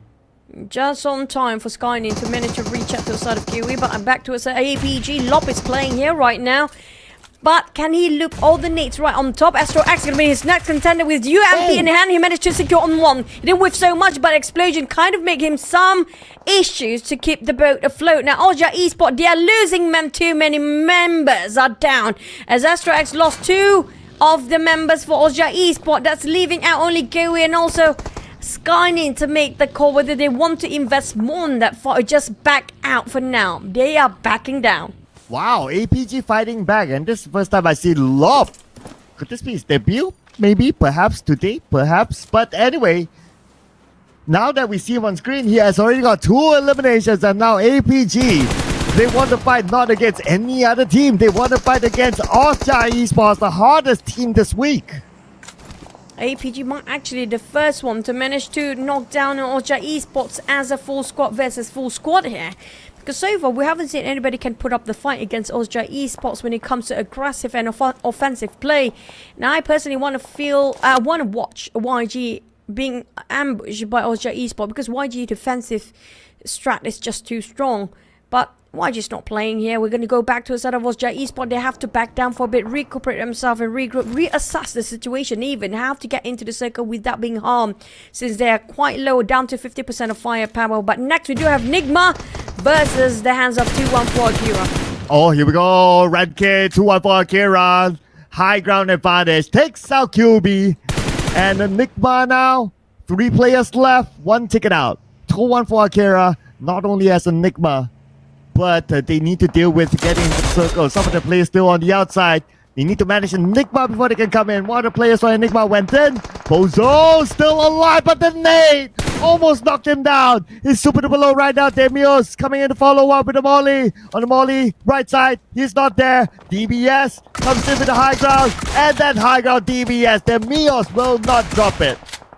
That's definitely going to be the advantage with the DBS plus the high ground advantage. Elevations definitely a shoot down from up below. It's going to be Damius trying to finish off the execution towards the members of FRL. FRL, they're losing too many men too short. At the same time, limb by limb taken out by the players of Dread, but Holy Land will be safe first. On the side of APG, they're done with Austria Esports. 2 of the members left, and Austria Esports going for a retreat, while APG trying to go for more. They heard those gunshots early on. They see the airdrops just across them as well. Tempted to go for it, Sky. Nobody's stopping you. But at the same time, due to the gunshots before, those audio cues make him quite contemplating whether to go in or not. Well, 214 Akira is definitely not contemplating, as now they want to wipe out the members of Enigma, but Enigma got some help from Dread Esports boy from behind. Wako tries to land the shot, but someone's shooting at him as well. Opti's going to be the man to pick up Akira. Got to do it quick because Enigma is still around the corner. We do have Yakka start to fight against God7. I don't know what happened to God7. They're left with only 2 players. Now Akira on the other end, 2-1 Akira. H2R managed to reset himself. They're taking a bit of a corner just to recuperate, but we do have an urban warfare this time. GE taking the center. Myth Clan, despite they are in the higher grounds before they were, and now they are next to GE where they're fighting against T-Team at the same time, which is going to be Harame Bros and GE. But now MFG will circling around. We do have God7 inside in the center as well, while the fight that's happening that we're witnessing here right now is going to be on the northern side, not even inside the center of the circle. These are the teams that just happen to be passing by to migrate and relocate themselves to be in the center. Yeah, relocation into the center because that's where the city of Los Lunas is at. So everyone wants to get their own compound first before it's all taken out. But 214 Akira and Enigma, they're still on the outside of Los Lunas. The circle does shrink next. Then it's going to be pretty clustered and probably going to be hard for them to come in the city. This is going to be interesting view. I love this view. Thank you so much for observers. But MFG, Myth, GE, TTQ do want to join in the fray as well. Welcome to the party and see you soon. The last contender and also the last chicken dinner who got himself the record holder. Now joining in from the other side, which is going to be the western side of this circle. MFG, they can stay put for a bit. Nobody will take the position away from them. But any time now, it's going to be a Myth Clan that's going to be tough to take them down. As the minus spotted out, there's going to be lost of Austria Esports. Thank you so much for today, but Austria have to stay quiet at where they at, even though they are at number 1 spot. But due to their eliminations just now, that's quite early than all the other games, they will have to settle that the gap between them and the other teams will close up. Well, mine closed up by Lulu Tief. See you soon. Picks up their first elimination. Newbie fights back, gets a knockdown across the room, and Newbie will focus on the revive first for now. While his other team is 762, keeps an eye on the other members of See You Soon. And speaking about the other members of See You Soon, hello, here they are. Lulu. One saved the rest of the team, 2 of the members down. He's the last player standing still. Lulu couldn't even just revive his teammate just next to him just now. New BSTE going in across the window, having the DBS and maybe versus that UMP in hand for the side of Lulu. That both UMP fight happening and commencing. Yeah, Lulu got 1. Can he actually revive his teammate for now? Yes, he can. He got the time and space, but Scotty just closing in the distance and lucky enough didn't spot him out because he's a bit too busy to revive on 762. But one of the teammate Newbie will be finished off. The John will be finished off due to the bleeding out, but a little bit more, and he made it on time. Lulu, you the hero. Lulu, you do you. Made it in time, but the follow-up on the other side. Kaya will get a knockdown to Scotty. And now See You Soon has control again. Now Kaya goes up to the second floor. He's going to take this preemptive strike all alone. And he goes up because he knows that he has to take advantage. M249 gameplay. And he's just holding his opponent back, waiting for his teammate to come back up onto him. But Kaya gets knocked down. Now the follow-up has to happen, and the follow-up will. And then there's Stranger Esports eliminated by See You Soon. Still stand strong. I have to say, after the adrenaline rush of them breaking the record and have such a consistent performance here today, not just consistently getting those numbers up, but they are growing. Their growth is exponential for the side of See You Soon for today. Now, what's stopping them? Nothing. They might actually overrun Austria Esports if they keep on going with this kind of plays till the end of the week. Yeah, I mean, they do have a game in hand as well, so we're gonna monitor the situation. But what we're going to monitor right now is whether all the teams can get in the circle. So far, from what we see on the minimap, everyone is pretty much in. Even for Enigma Caps, he found a small house at the edge of Lost Learners. So he should be okay there for now. As long as they can hold on to this, then I guess we'll just wait for the next circle. Okay, 2-1 for Akira. He managed to get in, so he's going to be the marker. So yeah, we're going to just wait for the next phase, and this is how an urban warfare would be. There's going to be a lot of corners to clear for all the teams that want to go in for the rush, and I have a feeling we might actually have to wait until the very last circle, which is going to be stage 9, for this map to finish, due to how many compounds and how many buildings in between here somewhere. But for Dread, they won't last that long. They lost them years before. Moi is quite split from Holy Laundry. Their formation has been broken by MFG. Now, they are gatekeeping one more team. They actually will coming up very soon here. Well, Kaya, they managed to survive just a bit for See You Soon, but happen to be bumping themselves into another challenge, which fighting against another team where Harame Bro keep tossing those nades, but they managed to flee at the very last moment. Oh, APG losing players. Skymel eliminated by Joseph, and a Master Riggs taken out by Exit. Looks like APG only has one player left with the fight that happened probably somewhere at the corner of Lost Learners. Now, there's an airdrop dropping right in the middle of the war zone here. I don't think anybody wants to take for it, but if they happen to be right at the corner of the wall, why not? GE tempted to do so, but it will be attracting too much eyes onto that sort of a bait. Harame Bro finally finished off. I think there's going to be the loss of See You Soon, or there's still going to be one more player. There's still one more player. Lulu still survive. The hero remains, and the Romeo will not die. Somehow he still did. Nicely done, but for the next player that might survive, might not, we don't know yet. Okay, that is going to be Loop. Okay, Lob. Since a new entry here for APG, at least for today, the first time I noticed that he's playing. Managed to slide in somehow, and he can still hold this position. Not too bad, but next stage, he probably needs to cross the road, so that's going to be hard. Look. There's a lot of light sound that you made just now, but for Lulu, that's gonna be the Lulu for him to survive. It's gonna be Lulu just saying goodbye, despite he got himself quite a number of eliminations. Just so another team bites the dust with the Dread, following the steps of See You Soon X Tiger KE. Two teams going down back to back. For now, we're down to only 10 teams as a top 10 here, but the circle shrinks even further. TTQ split themselves into 1-3 formation across the street. Enigma Caps Lock actually do have quite a luck on his side. He's not too far off from the circle, and I think as long as Gus don't actually spot him out, he's going to be fine for now. But GE managed to still stand in the center. They are following with the circle. They're moving one with the circle, while Myth Clan do have that center before and now being left about. And can they get in back? GE, they will have to defend their southern part of that circle for some time. We're talking about 5 teams that might actually be gatekept by GE, or will GE be run down by these teams instead? At least they're in a great position. They got the airdrop. They have these compounds to work with. They have the middle of the circle. But like what you said, being in the middle of the circle, that is where teams, especially from the south side, we saw a lot of them there, will head to that direction. But they might cancel each other as well. So we'll see what's going to happen here. The blue will force them to move, just like what 2-1 for Akira is doing right now, trying to make them move into the circle. But wow, Look tried to get in. He got eliminated. Edward. Spot out the rest of 2-1-4. Akira, here comes the sprays from TTQ. Left, right, center. The bullets are flying over to all the side of 2-1-4 Akira. They attracted unwanted attention. Too many of them. They're split into 2 formation right now. Is the formation broken down by these guys? They're trying to tear them apart. Edward spot out another fray of Akira, and 2-1-4 Akira happen to be counting their days here as they're being shot down by this one person of TTQ. They're making it so hard for the teams of 2-1-4. Wow, he got it from that range, but not able to get the elimination point yet. And now a Myth Clan! Long range nade by Joseph to knock down Mildrew. This could be their opening, but no! MFG, unknown from behind, will stop them from across.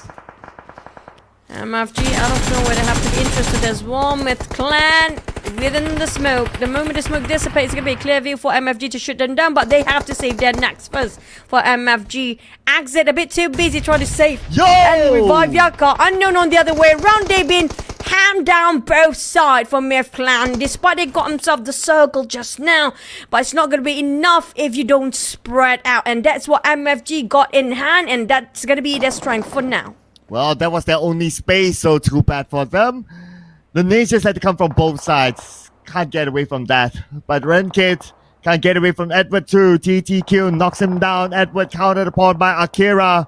Gus now in trouble. Knocked down. And now Gus will be taken out by Rage from Harame Bros. They will pick up that point. And 2-1 Akira still holding strongly against TTQ. Edward eliminated. 2-1 Akira managed to survive despite the oddities against him just now. There's so many eyes onto them and being shut down entirely by MFG, but the one that actually goes down first is going to be a different team. MFG, they might actually shoot up to the top 3 after this. They are already in top 3, but can they secure the second place here? Or even the first, or just closing up the gap in between? They got 6 eliminations by now. Same goes for the side of Harame Bro, who want to break into the triple digit after the end of this map. Yeah, triple digit. Still doable. Okay, how far are they? They are 88 right now. Yeah. You just need 12 more points. And if they can score the chicken dinner with a good amount of eliminations, they can. But can't say the same for Caps, as the range is ready for him from the rooftop to eliminate the last member of Enigma. And now Mernad is facing it as well. Opti trying to spot out MFG players. They're just next to each other. There's going to be very concentrated compounds. That building, multi-levels of building, make it so difficult for the players to see each other. GE smart ticket on MFG, despite they're trying to hunt down the rest of 214 Akira, now they're the one being hunted as Harame Bro and Mem and the rest of them also start tossing out nade. MFG exit and also Yaka have to split ways due to how many nades being tossed around, and that keeping the pressure up towards their side. But I'm waiting for the side of GE. Will they start to take part of any fights here now? They definitely will. 214 will be the next victim as well. Well, hello 214 Akira. Opti now welcome into save his teammate. Renkit just right behind him. We're at stage 9 now, ladies and gentlemen. Mernad will be knocked down by Renkit. Masaichi goes up to the second floor, reloads, resets, re-prepare himself. Renkit just outside the door, but the damage onto him will force him to come up. And now Renkit hesitating to go up to the second floor because he's kind of low as well. Will reset before he goes forward. Got no time to reset. Hopefully he can get it on time. But speaking of Wako and the rest of 214 Akira, this is going to be tough for them. And Renkit, the last man standing here with UMP running out of his bullets. Barely have anything to work with his troubles down to 0, running dry by himself to solo-handedly deal with all the teams that's crazy and craving for blood, but still gonna fight back regardless of that. GE, they didn't see Renkit from behind. He got backstabbed here. Well, Harame Bro shutting down on Suki. That's gonna be the last of TTQ or MFG holding on their corners towards blue zone at the same time, but the nade's flying over to that side. Suki fight, but Harame Bro still stand down to 3. 10 eliminations now for Harame Bros. Should be enough for them to gain a triple digit after this round. But they're looking for more eliminations. In fact, they stand the best chance of getting the chicken dinner. It's 4v1v1. Make that 4v1 because there's only one more left on the left side. They know where he is. They're going on the side. Pressure by the blue might give himself up. And yes, he will deny the point away. But nothing can deny Harame Bros from this chicken dinner. I saw that DBS for a long shot just now. I don't think the DBS worked that way, but lucky and not so lucky. I still say it's going to be skills for Harame Bro. Despite that, abusing of DBS and long distance will not work, but it's still okay. They secured those chicken dinner in hand, and this is the moment we've been waiting for. Another contender to be in the top 5, because we do know Harame Bro got what it takes when it comes to the first few days of the final week in the league of PMCL this week. But when it comes to them showing up in the middle of the week, they have been quiet for earlier today and finally coming back this time. Yeah, and when they come back, so far, coming back pretty strong. Joining the triple digit club for sure. So Harame Bros, this is the type of performance that the teams or the fans will miss, because they, in week 1, week 2, they were amazing.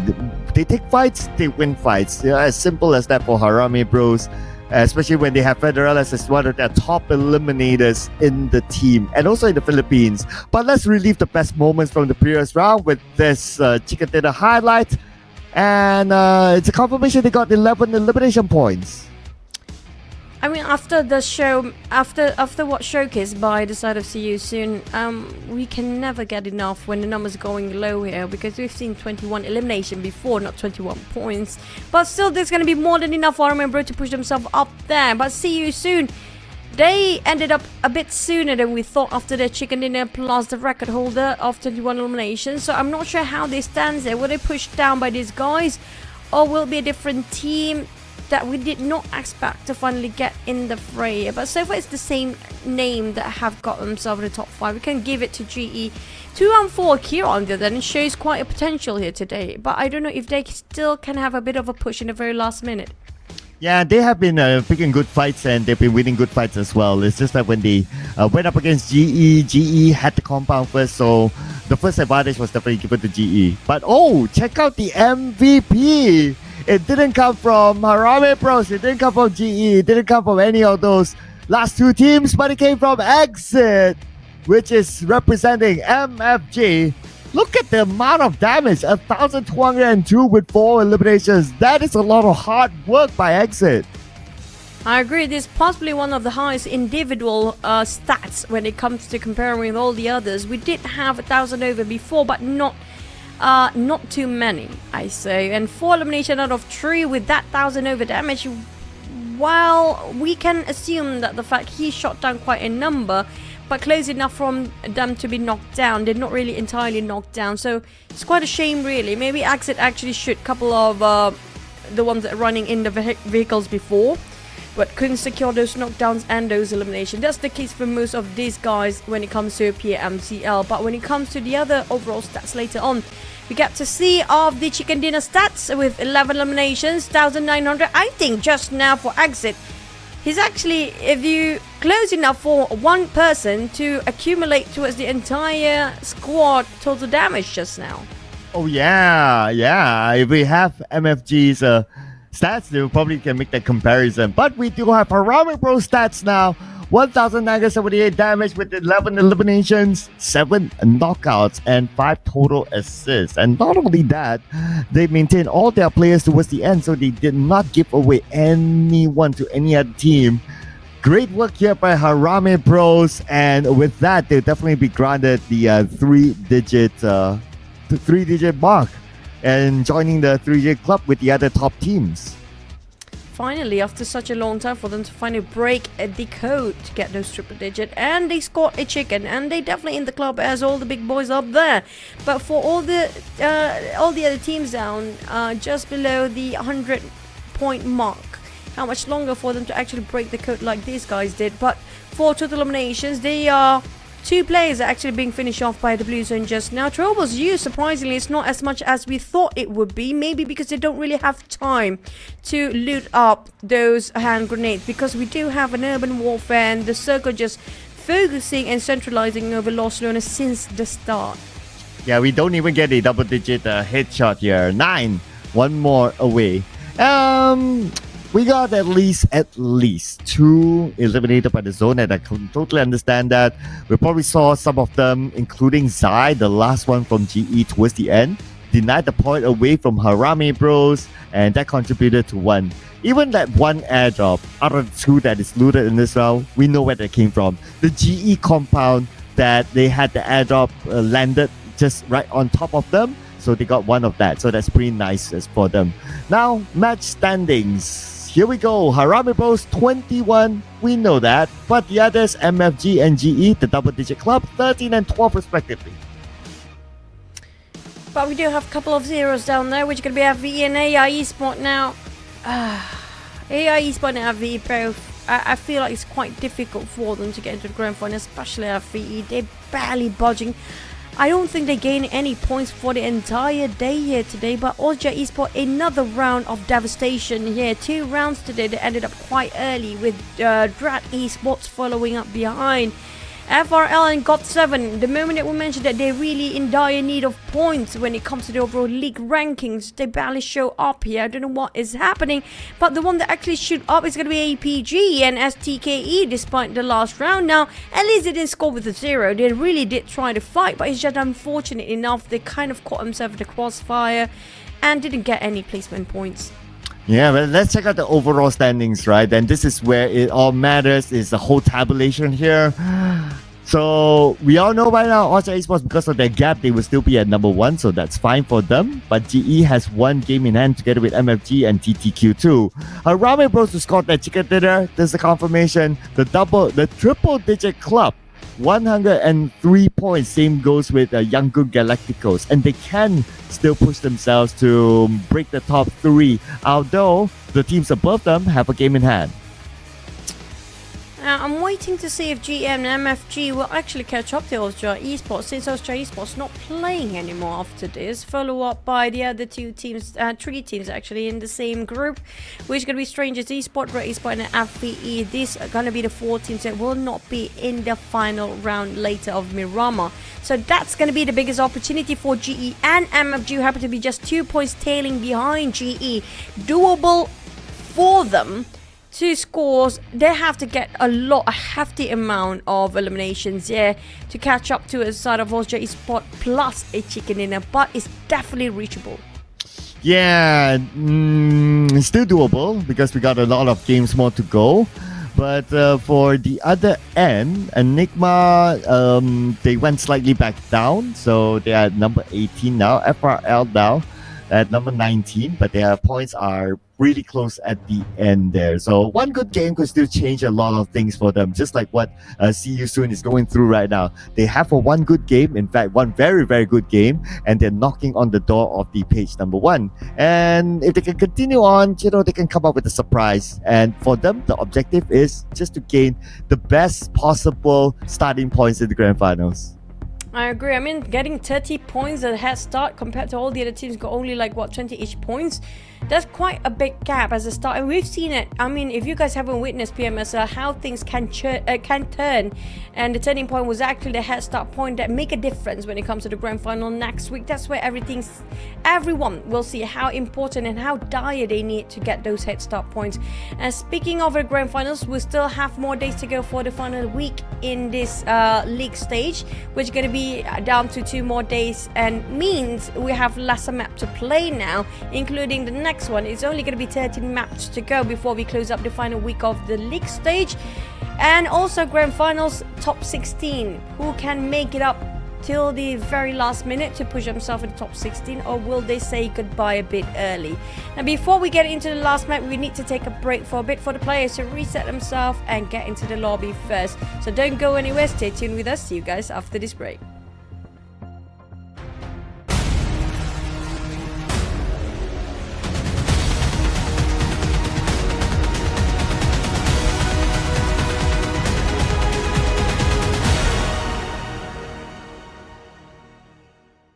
Collect home coins when you visit their home and earn some extra commission for yourself. Home coins can be used to purchase items for decorating your home. There are all kinds of fun and interesting items available in home. There are also special animations when you interact with the sofa, play various music instruments, or play on the swing with your friends. You can also interact with other items such as the bathtub to create memorable moments. As such, we've specially prepared the photo wall. You can decorate the photo wall with the photos taken in the game, or upload them from your local device to show the most awesome and special side of yourself. If you want to showcase your unique musical taste in home, you can also set exclusive background music for it. You can do so by placing a music player in your home and have it play any track that you own to create your personal music haven. In home, you can take photos with custom camera angles or templates. Photos taken can be saved to your device or home album to record your unique home memories. We have also added a messenger feature in home. You can release a messenger from your home and also receive the messengers of others to interact with players from around the world. At the same time, you can visit the homes of other players and enjoy features such as leaving messages, sending popularity gifts, collecting home coins, and other social features. Explore the infinite possibilities of home. In Cheer Park, we have also added the Home Shop. Here, you can purchase items for your home and participate in the lucky spin to win items for decorating your home. Eager to start building your own home now? Go and complete the various home missions to earn great home rewards, or complete matches in Ranked Classic mode for a lucky draw chance for home loot when tallying match results to get more items for your home. That's all for now for the new home gameplay. We'll be releasing more tutorial videos for home soon, so stay tuned. What are you waiting for? Invite your friends now and build your very own home.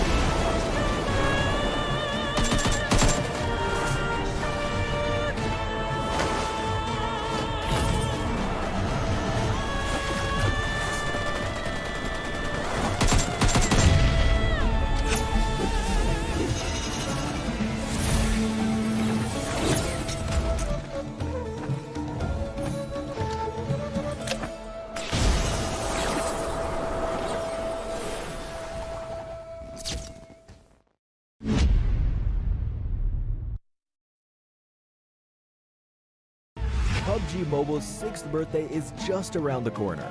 A merry 6th anniversary to all friends old and new. In version 3.1, we have lots of new content and updates for players. May you have a wonderful 6th anniversary celebration. In the Sky High Spectacle themed mode, the gigantic Nimbus Island appears on the flight path. If you'd like to begin a mystical journey, then grab a parachute and drop on in. Nimbus Island is a magnificent city in the sky. The Day Island offers a wide field of view, making it the perfect place to show off your gun skills. The Night Island boasts charming scenery, but veils itself in fog. Extra caution is advised. Eliminate all enemies on the island, harness all the blessings you can from the magic lamps, and collect ample supplies along with an extra respawn card. These are your crucial measures on the road to chicken dinner. Don't fret if you're unable to enter Nimbus Island. You can board the Sky Treasure Ship and unlock crates. Or with the aid of the treasure map, find crates that grant extra supplies. The all-new 2-seater vehicle, Flying Carpet, is sure to become your trusty accomplice on this adventure. Aside from this, plenty of mystical items will aid you in eliminating your enemies or in pranking your teammates. On this 6th anniversary, the battleground will be full of interesting spots to check out. Treasure lies where fun begins. Hurry and gather your teammates for an adventure.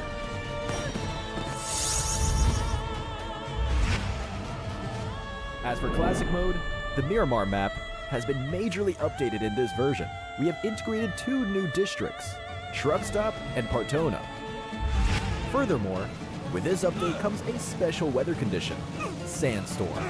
Players caught in a sandstorm will continuously lose health, so be sure to avoid them. As for firearms, the P90 SMG has received a major revision and will be the first airdrop submachine gun, posing a significant threat. The new version of the P90 is available through airdrops, uses unique 5.7mm ammo, has a fast rate of fire, and has very low recoil. It comes with a suppressor and laser sight. The sight can switch between 2 different magnification levels, but it cannot be equipped with other firearm attachments. Hurry and try out the new P90.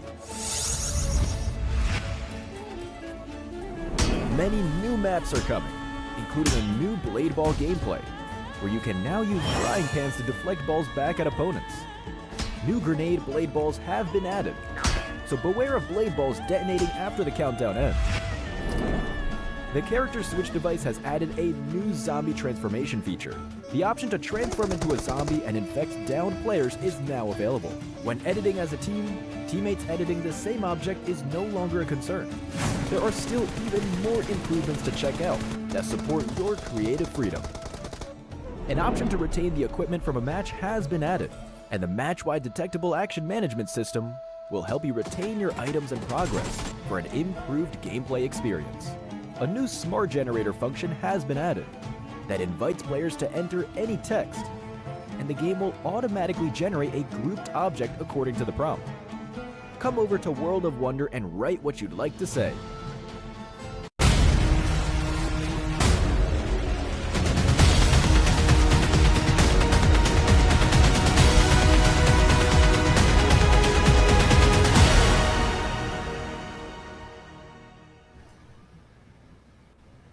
Here it goes, ladies and gents. It's going to be the final push when it comes to the final week in day number 3 of the PMCL Southeast Asia 2024 Spring. With me, Choo Choo and Sir Cloud for the South Asia PMCL. More action-packed going to go. Will it be a record holder holding their 21 elimination by See You Soon, or somebody else will take it away in the very last minute here today? Yeah, well, it can happen because it's PUBG Mobile. Anything can happen, but the 21 is definitely high up there, not gonna lie there. But what we cannot lie is also the participating teams for our final game today, ladies and gentlemen. And here you have it, B, C, D, and E. So Group A is not playing, and Group A consists of Austria Esports, Stranger Esports, Dread Esports, and Flash Vision Esports. So the big boys are not playing this round, so we will leave it to the others to try to get as close as possible to Austria. And also, this is going to be the reintroduction of YG, PBE, TQ of the quarter, and Exquisite Esports to come back in the lineup here to see if they can get any more points for today. And if, hopefully, there won't be the same case like Osja Esports just now, where the final push they had for today did not secure too much of a point to open and stretch out the gap. Now, the gap has been closer for the side of GE and the other teams to catch up as well. Yes, this is the time. Although the gap is there, so I don't expect Osja to be pushed down, but it's a matter of how much can they close the gap. This is that one extra match that they have against Osja Esports, so this is the time to at least close it and see whether they can actually do the catch-up by tomorrow. So we'll be anticipating that to happen, if can. But if you think about it, right, okay, 5 rounds already, and you pointed that out towards the end of the last match. 5 rounds, but today, Flash Vision so far have 0 points. I don't recall when was the last time we see 0 points in the whole day for a single team. So I'm still hoping for this one match for them to, come on, at least get something for themselves. But before we get into the very depressing fact, I'll have VE. There's no way to sugarcoat that anymore. But at least we got some good news. For MVE, come on, you guys should get this collaboration of Bentley, the Outpace in Style collection of Bentley. And like you mentioned before, at least you go out in style. So make sure you guys actually have your hands on towards the Outpace in Style collaboration of Bentley this time, which can be usable in UAZ, Dacia, and Cooper B, and also the Murado that everybody knows, the Golden Murado, even though it's flashy by itself. But sometimes it's more fun to switch things up a bit and spice it up with the Bentley skins in the game. Yeah, I'm curious to see the rather colorful Bentley behind, like the one that looks like almost like a 4-wheel. I'm not very good with cars, so don't put me for that. But yeah, I'm curious to see like how that looks like if it's like turned in a 360 style. But this is something that you don't need to turn into 360 just to get a good view of them. This is the new RP A6 currently available, and it features the Lilac Fitness set if you can reach the level 100, which you can. If you play it consistently, which you already do, and you just do the missions, you will reach level 100 and you can gain the Lilac Fitness set. Only available until the 17th of May, and if you get this, you will stand a chance to get a maximum rebate of 720 UC. So get it right now, ladies and gentlemen, inside the game, and make this your permanent set. And true, and the Lilac Fitness set is the only complete set, with also the one with the arsenal weapon, the weapon skin alongside, other than the other set. That's not really a set for the Dread one as well. The Dread Dog do have a couple of arsenals or weapons with them as well. But speaking of our next final map, which is going to be the Miramar once more, when it comes to the middle of a week of the final week that they can push themselves at the very last push. Who will get into the grand final with this week's performance? Who will be dropped down and have to be relegated? Now that's where things get a bit shaky, because we are already in the middle of a week, Cloud. And the fact, if you don't realize how less the games that you actually get to play, that's quite alarming if they're still not aware about how many chances left for them there is. Yeah, I'm sure on practical basis they are aware, but on the in-game, that's where, you know, sometimes it gets very difficult. By now, it's really hard to pinpoint. But all we can do is hope for the best, and everyone to get their own chicken dinner on the board, get their own poster, because the production team, the people behind the scenes, have been working real hard to prepare all these. So it's it would be a shame to not use the assets. So come on, get it and let it show, and let the people behind the scenes at least tell themselves that, you know, we did all this hard work preparing and we get to use it. Bam, press the button. Well, speaking of which, I also think that production is not complaining if they don't have to change the asset at all. It's easier for them at this point. But speaking of which, heading over to the last Miramar map. Here we go. Well, final week here, day number 3 before we head over the grand finals next week. But 2 more days to go for a weekend. But at the same time, the teams that are really in trouble when it comes to the final week, can they make a push? We talked about, and we pointed it out, to a side of God of Death 7. We talked about Fearless Esports, FRLS. and also APG 214 Akira AI Esports. They are not out of the woods yet. They need to push themselves up. And the worst case scenario, the flight path will be contradicting towards a circle, or will it be on top of Los Leones again? But whoever wants to go to the north, it's going to be a very long journey here on.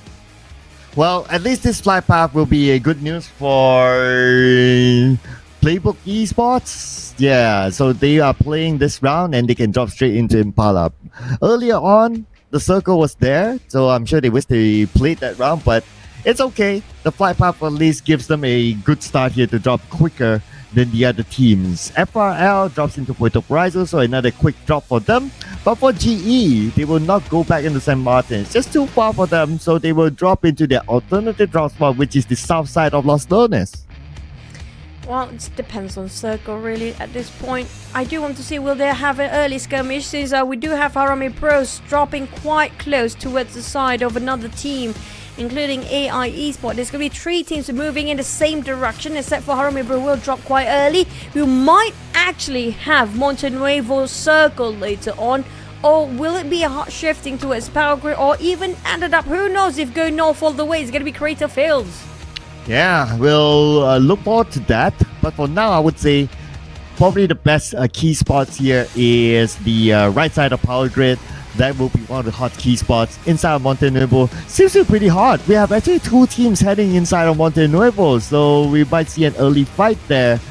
And maybe another spot is the Craterfield Hills, but I would have a preference for the Power Grid Hills for now. But anyway, Naughty Boy would have a preference to be alone, but he's not because Enigma's here. Yeah, Esports seems to cause themselves some trouble again when it comes to the early fights. They didn't land any sort of eliminations in the last one as well. So if they lose another round of this, they ended up with nothing by the end of today. They can afford to have these early conflicts too many times. Naughty Boy trying to be just a bit more patient with his SLR. Not to open fire, but the one that actually started to make first contact got 7. KS got himself at least 1 point as a start, and that's a good start for them. But TQ, not so much. Yep. Not so much for Smat, to be exact. He will be the first one to be eliminated. God of Death 7 will get the first blood, and this is the point that they desperately need. Between them and Exquisite, at least what we can see here on the ranks for the teams that are playing, it is a bit of a gap. So yeah, God of Death 7 has to work really, really hard, because right now the games are flying past by them. TQ save, managed to save the rest of what remains for the team. Popeye and Chris. Chris, I think this is the first time we're looking at him playing, or maybe we didn't spot him out early on, but I didn't see a lot of Chris recently. This is going to be the first view. YG on the other hand, oh my god, Tofi. Enigma, they are committed to this. One more AI Esports from the pen to the fire and down to hell. They're still being chased down by Enigma. They are relentless regarding about getting those eliminations, and Boss Cooper, acting like a boss. Look at the ponytails of his skin, but it's still gonna be them trying to shut down on Bunny. AI Esports, their formation has been broken. There's no way somebody can save Bunny at this point. Oh! Ooh. Wow, it's the first time for me noticing Bunny in the game, and what a nice debut here to score that elimination point out of QB. And now the rest of Enigma, alerted by the presence of Bunny. Caps, long reload with his M249. It did hit, but he turns back to save his teammate instead. Caps lock. Master Vape. Trying to get a bit of frustration to be vented out towards the rest of Enigma, who don't really have that much of a loot anyway, but they're still committed to this fight. I'm kind of perplexed right now about their decision making on the side of Enigma, but they definitely want to take the advantage whenever they can. The opportunity presents itself in front of their eyes, so they want to take the fight anyhow. But AI Bunny and AI Esports players running low when it comes to loot. They don't have enough time to get a better loot for themselves. They work with what they have, with limited amount of bullet for Master. They cannot afford to whip that, and he will not. But the problem is they have to switch over to Micro Uzi, which is more of a short range weapon. But at least he got himself the last nade. He can actually try to push it up. I'm not sure that's a nade, but it's actually a smoke. Now here comes the execution with Micro Uzi. It's been a while, Micro Uzi. Welcome back in the game. Well, if you're perplexed, then allow me to medicate that. So we did talk about the desperation of teams. Probably Enigma is one of it, as they are at the bottom right now. Bunny, 2 eliminations. Wow, who is this Bunny? I gotta know the person, but great move here by Bunny. And with that, they have 3 eliminations, and Enigma left with only Shazam. Now, after they kind of started their fight, now they're gonna play passive. Shazam, the last remaining members of Enigma. I'm not sure if they now finally regret the decision they made before, but we're not done. Oh my god, AI Esports. So many love shown by all the teams. After they're done with Enigma before, and now it's going to be Harame Bros. Hopefully they can actually get away from this. I mean, these teams had enough for the day. How unfortunate their luck happens to be, just bumping into after one team to the other. Hopefully they don't bump into another team since they're running away here. But we do see a bit of a glimpse of Myth Clan over the other side. Hopefully they just change their direction. I really don't want to see they have to suffer once more. Well, I just put out the philosophy of the glass water, right? Like you could see things half empty or half full. So you could see it as like, oh, is this like the a potential elimination because there's another team, or is this a potential for me to gain points out of that team? So because if we kind of look at where they are at right now, right, page 2 and all that, then naturally being a page 2 team, you wouldn't mind getting more points because you just want to not only stay away from the drop, if any, but also it's going to be nice being on page 1. But at the end of the day, they still took that opportunity as it is, and they avoided that fight. But GE is not going to be the one to avoid fights. GE, they know for a fact if they want to close the gap between them and Osja Esports, they have to be aggressive since the start. And they make a right call since the side of a squeezed Esports kind of open up themselves in a flat plane, not much cover to take with, not even vegetations too much in between here, giving such a clear view for Merne to finish off Nathan in a short while. But he couldn't actually spot him out, but Nathan definitely will not be saved here, as he will be sacrificed in the name of Execute Axe. But GE, they're hunting for more. They know for a fact there's only one player. And on top of this Chumasira High Mountains, this is a clear view to see whatever underneath it. And they will try to pick out the rest of the members of Exquisite. But APG, here comes another bump. Yep, APG taking out the blue. At the same time, FRL in front of them. Master Riggs takes the first shot, showing the members of FRL, because they are also pressured by the blue at the same time. They have to avoid the blue, but they will avoid APG inside second time around. But yes, the reload can't land the shot. Oh! But the one member of FRL stopped, so inside could probably have a second chance. But APG, they're way deep in the blue. They have to figure out how to save themselves first instead of going in for the kills. It's quite tempting, I know, to get those eliminations right across your eyes, but it's also very important to keep your survival as priority compared to getting those elimination points. But we do have Minas de Valley, which is going to be comprised of the teams that's running away from the blue zone, but the one in the center of the north of Chumasera, or just around Monte Nuevo, we do see a heavy cluster of players already got themselves at the center. 2-1 for Akira coming in very late. We have TQ on the northern side, and there's a couple of teams also in the right side, far further from the safe zone. But here comes the exchange of Nate between the two teams. YG and Harame Bro still keep it going. Ooh, range now, Nate cooking up. Okay, Nate, one more second, toss it across. And it's Nate. Oh, wait, what? WTC, what? He naded himself, what? How? Why? Explain! Well, that happens when they kind of panic, I assume. That's going to be on the side of See You Soon, trying to fight down to the side of GE. Myth, on the other hand, do have the upper hand when it comes to numbers. And Merne try to save Zai for now, but they're running low when it comes to the bullets. I'm not sure about the AUGs, but actually perfectly well worth working for the revival here. But See You Soon, things didn't go well for the last map here. Joseph killing off with a couple of Nates trying to clear the corners of this small shack, making sure there's nobody here to surprise attack them from behind. But Joseph, it's a bit too late now. GE and the rest of the team already back up, as they have all revived as a trio. VM, YG, oh my god, That explosion in the very last minute with that spray, that was unprecedented. But on the side of Arami, bro, they will try to clear the corners. Can they save Kayla at this point? YG eliminated first. Wow, okay, one of the top teams eliminated early, opening up the doors for Myth Clan to overtake them. 20 points different now between Myth Clan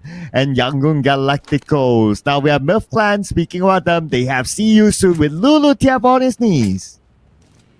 DZ randomly just scopes in to see if there's anybody across the map, but behind them, they didn't spot out. There's another team just breathing about. MFG taking the rooftop. Do have quite a view up here. Spotted our APG players happen to be in 1-3 formation. Inside is a bit too far from Skymia and the rest of the team. But exit, oh wow, inside. That gives away his position. The audio could come out from the vehicles definitely will be prominent towards the side of a MFG, who happen to be nearby. Now, how to hike up without being spotted out by these guys? Well, looks like he found it. Okay, he found a good angle and he's fine. He's going to be back with his teammates. Now, planning for the next stage of the circle, they still have it. So all they need to do is now focus on the MFG, who's quite far away across them. Circle, ooh, La Drillera, the high grounds of APG. Pretty nice to be up there.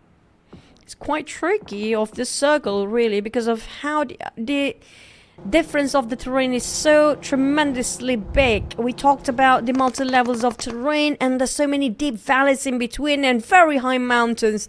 Once at the foot of the mountains, it's so deep to reach out for these guys. But we do have a couple of teams start to fight. It's going to be XQS once more against TTQ. The whole cavalry is here.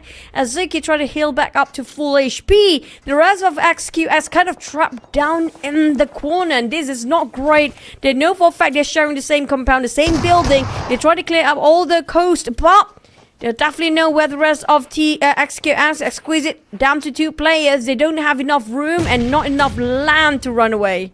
Oh, so they're shooing away XQS now. But look at the elimination feed. MFG in the fight with AI Esports, and AI Esports 3 players taking out the members of MFG. Okay, that's really interesting now. But for Myth Clan, they're not on the clear as well. See you soon with Lulu Tiap onto them.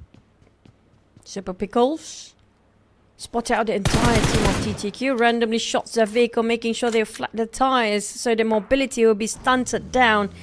AI Esport Bunny, despite being running away for the longest in the early stage of the map, just now in stage 1, well, he still survived.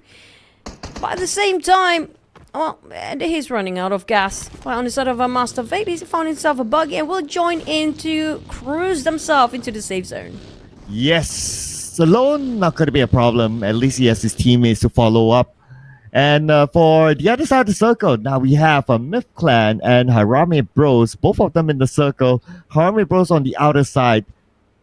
I noticed that one of the members of Harame Bros circling around the outer circle, so probably going to do a scouting work in case they need to escape from the clutches of Myth Clan and not go forward. Because if they go forward, they will be climbing from the lower ground to the high ground.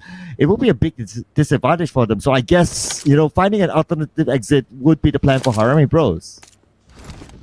Maybe that's the case for them. But will they go the other way around where we expect them to be? XQS or Exquisite, despite being shot down by TTQ early on, they managed to flee out from that very restricting compound before and place themselves quite in a comfortable zone.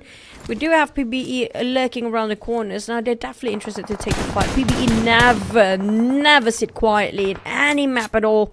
And Gyro spotted out the players, start to shoot against 2-1-4 Kira. I think that's going to be either Rankit or somebody else. But for Gyro, I think he couldn't actually visualize after the moment that UAZ climbed down those hills, kind of block his vision. But the circle just shrinks again. Now it divides into those high spots and the low, very low grounds in between those streets and valleys. We do have FRL coming up from the southern part, just on top of Chumasira high grounds, which there will be no contenders up there. GE decided to go within the valleys. They try to dig deep inside those very small places and nook and cranny, but they got themselves a couple of compounds to work with. But APG do play the high grounds as well. We don't have that much team that's coming in very late or blue zone this time, except for Enigma. Shazam is playing solo. He have to be quiet. He's trying to be sneaky as possible, but he needs to get into the safe zone as fast as he can. Looking at the amount of teams on the right side of the circle, that would definitely be the clash point for majority of the teams in this game. And we're starting to see it right now on the elimination feed. Harame Bros Kayla will eliminate Akira. And H2I was the one eliminated. 2-1 for Akira. Lose one player. Still on the outside the circle. Now Harame Bros will be planning the next move. Who will be the next team? So 15 teams intact. But a lot of teams lost a couple of their members, over one of them. So far, the one that actually still having a full squad is going to be Myth, PBE, Harame Bro, APG, and FRL. There's going to be 5 teams that still have full squad going against all the others. And PBE, Harame Bro, the full squad teams will have a go against each other now. Trying to cut across towards the right side of the circle here. Harame Bro have to take down PBE first, but it's not wise for PBE to pick out since they do have a bit of a lower ground. Harame Bro easily can shoot them down from above. So Harame Bro, if they want to approach it, they have to go around. That's the plan they're doing for. Yeah, Harame Bros taking the higher ground. Going straight into the circle. Oh, Red Kid. Oh, Red Kid. Okay, Red Kid shoots from Federales. What a quick slick move by the top eliminator of the PMNC Philippines, Federales. Easily took out Red Kid just like that. But H2R is going to follow up. He has to make this quick. H2R has arrived. He has to go in quickly. And we can see the nade being cooked up. Federales will defend this ground. Federales healing himself up. Well, there's a lot of bullets flying over to his direction. Devon having a bit of reload with that Mini 14. 8-time scope, but kind of hard to control the barrels. The recoils are remarkably tough from that distance as well. Bold Embrace is still trying to keep the pressure onto the side of Raimon. Davan is definitely not happy with this. They want to go for the push, but the problem is they're both left and right. Will be bridged in by this guy, so Joseph taking the initiative to go forward instead. But Akira, 2-1 for Akira, spotted Joseph. He didn't see this one coming. This might be the bane for Joseph. Oh, look at this, look at this, look at this. Okay, Wako, is he going to do it? Nope. Okay, maybe. Oh, Joseph. Oh, he turns back. Wako. Oh, M249 wants to take maximum spray out to Joseph. Now 50% of health. And now nade cooked up. Okay, Joseph has nade as well. Who's going to toss it first? It's going to be Wako. Joseph tosses his own nade. Wako got to be careful. Health went down. Joseph is still okay. But now he has to be careful behind. Shroud! Come on, man. Let them play. That was well effort coming up from 2-1 for Akira. Despite they almost lost Joseph before there was a surprise attack with the one particular player of 2-1 for Akira. But it's not done and dusted yet for them, as they need to prepare themselves to fight. Harame Bros happy to be nearby and just trying to take them down. Shark kind of cornered himself just between the rock and Harame Bros now. He's tossing out the nade, but the Harame Bros do have themselves those very small shack. But AI Esports Naughty Boy will be the next one to go down as MFG Unknown spraying relentlessly so many times. He might actually clutch the entire team by himself here. Well, let's see. He is in a good position though with this high ground. UMP extended mag on his hands. Unknown gets the first one. Second one to go. And Unknown switches to an M4. 1v2. Taking the advantage of the elevations and not letting it go. Make it 1v3. He just flattened out the entire team of AI Esports by himself, waiting at the same corner and angle for the longest time. But Harame Bro still taking a fight against the side of PBE and Myth here, apparently. But PBE, they're still having a full squad. We're talking about XQS, but back to us, Harame Bro versus Myth Clan. Now, they do have that very small shack, but it will be their death trap if they do have those nades flying over inside of that shack. But the problem is DZ, he needs to save Joseph first. But he can just toss the nade, but hopefully it won't land wrongly towards his teammate. Flushing out the side of Harome, bro! But Federalis know exactly how to control the situation. Again, this is why Federalis is the MVP, the FMVP of PMNC Philippines. He's showing it now. And his next challenge is going to be Dava. Dava with the nade into the shack, maybe. Will it land? No! Over to us. Federalis is still alright, but the next challenge for Federalis is that he does not have any helmet. But he got it! He got it! He got Dava. No! Rage actually got it! Rage got it somehow! Federalis back to his side of a squeeze at FRL coming up from behind. Harry and Renza trying to box in, hammer it down, squeeze it, which nowhere to run or hide for Exquisite, even though they got themselves that warehouse. If there's two teams charging at the same time, that's going to be tough for XQX, but it's not impossible for them to actually cut it out. But Michi giving away his position with that monster truck as Super Pico's a bit frustrated. He couldn't actually knock him down, leaving himself only the last member of Exquisite. Super Pickles have to do superpowers to make it out alive, but where to go? He's surrounded by two teams of almost full squad. They are full squad. Got a 7. What happened to them as well? We didn't get a visual, unfortunately, but what we do know is that they got eliminated with 1 elimination this round, and that is their only point. No placement points at all for God of Death 7 in the final Miramar. Now on visual, on screen, Playbook Esports, Super Pickles, and also FRL. FRL with a high ground, now spots up Jero. Jero caught out, but Circle will move away from all of them.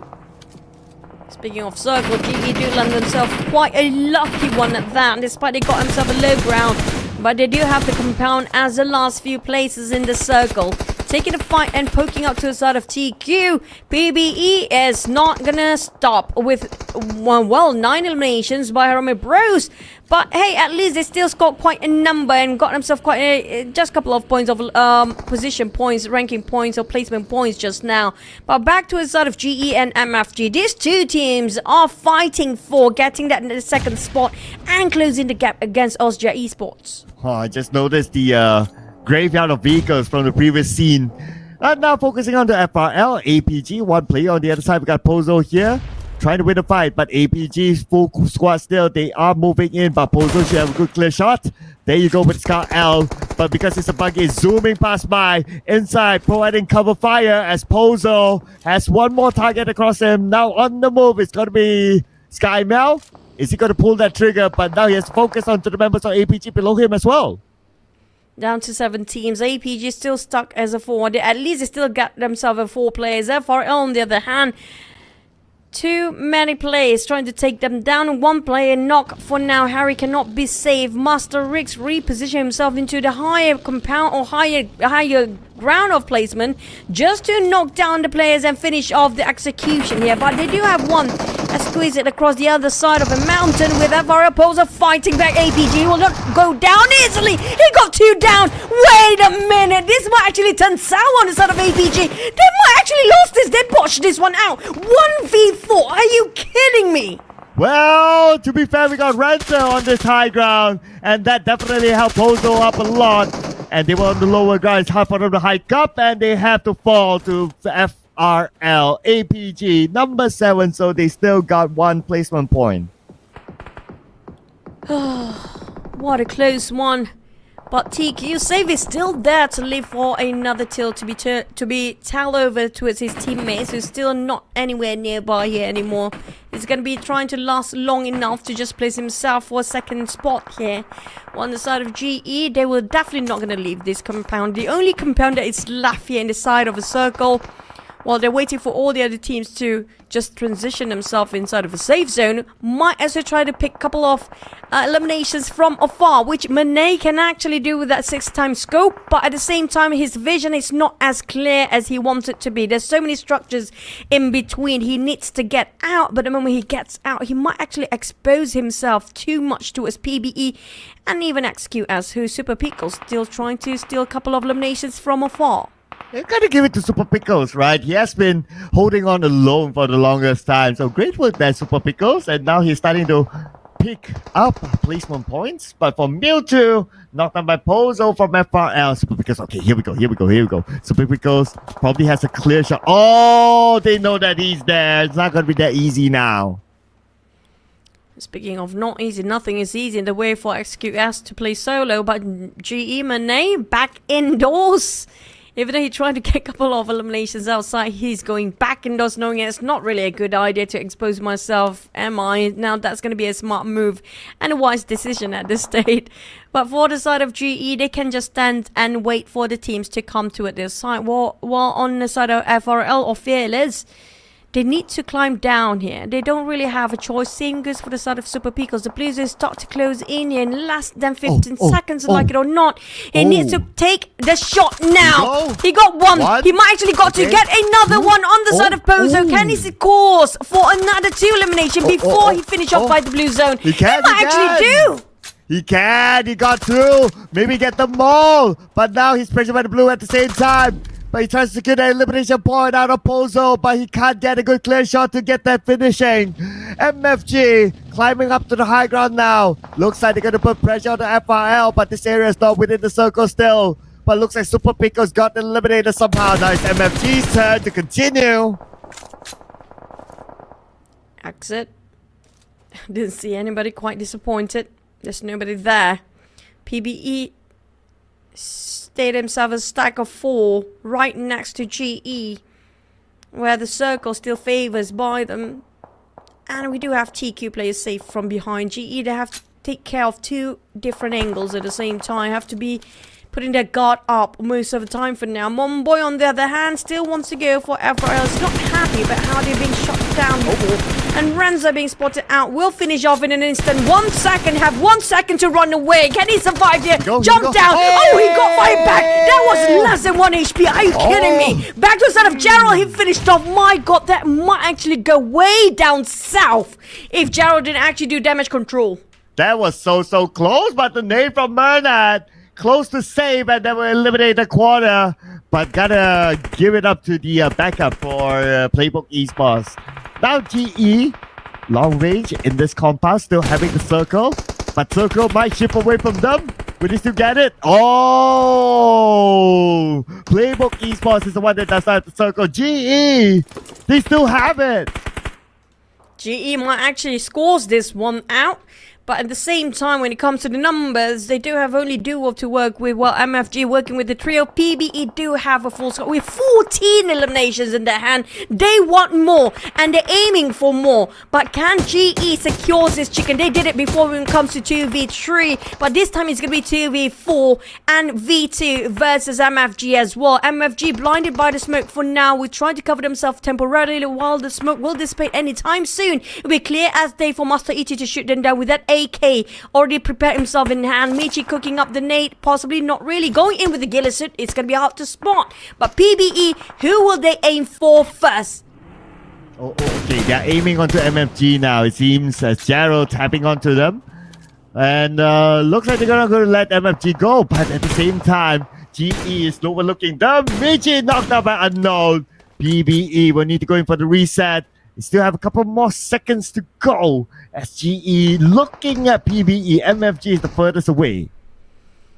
GE waiting for the right time to get out, but we do know for a fact there's going to be the last stage after this. There's no more circle, there's no more favored by the circle whatsoever. It's down to their skills, it's down to how much more they want the chicken dinners here for the side of PB and also GE and MFG. MFG managed to get back 3 players on the side, but PBE, they have the numbers. It's either go split into 2-2 or they go in as a 4. That's the only solution for PBE to sort things out. But MFG, they are barely alive, hanging at the rim of the circle. The Blues start to pressure them from the back, burning off them alive from behind. And GE Master Ichi, there's gonna be only 1 left as well. They're targeting 2 at the same time. PBE, all they need to do is just the execution and close things up. Okay, close things up definitely will be the case now. Stage 9 it is. Here we go. GE making their move. Bomb Boy still on this high ground. Now we're forced to go down. PBE, no vehicles on their side. Vehicles are blown up. Focusing on the man now on the other side. Bomb almost knocked down. But they took out Justice Esports. And now they all need to do is to focus on the MFG on the other side. But MFG not going to make it easy for them. Bomb Boy resets himself. Raimon on his knees. Bomb Boy going to go in for the save. Down to only one player of MFG to do the work, two of them really, with haystacks in between, while PBE do have numbers. Here comes the first nade tossed around. First it's going to be clipping on one. Raimon, one boy knocked down. Another one flying over that side. They've been saving the nades for this and this purpose and reason only. Can MFG close the game as they've been burned off by the Molly and the Blue Zone as well? The Blue Zone closing up their anthers, and PBE will secure this one out despite the flying of those grenades all over the place. And PBE secures the last chicken dinner of the day. Playbook Esports chicken dinner, and their positioning within that circle furthest away from the blue did help them as well. MFG, they were closest to the area where the blue shrank, and they were pressured by it first anyway. Even if those nades did not land on the MFG, they still needed to come out of that haystack, so they had to show themselves anyway. I mean, if you're out in the open like that, it's going to be real hard. So still, it's PBE to score that chicken dinner, unless, of course, if those nades from MFG landed onto everyone from PBE, then it's them. But if not, yeah, it's PBE's chicken. It was really close, by the way. I was hoping for the setup of MFG, they would actually utilize their Trobas a bit earlier than that, but because of the distance they had quite far, they have to wait for PBE to push in first. Then only they can close the distance to toss those nades over. But the problem is, the moment they can toss the nade, the time is just not perfect, because that's where the blue starts to burn them alive and they're being pressured. If they actually push forward towards outside of the haystack, there's no way for them to stay alive, because there's quite a flat plane and too clear for vision of PBE to easily take them down.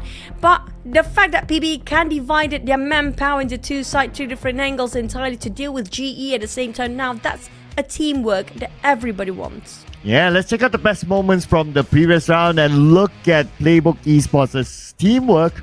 Good interchange between the both of them. I mean, between the members of Playbook Esports as well in some of the fights that we saw. And 18 eliminations, it is a lot. It's just too bad this came later. If not, they would have broken the previous record.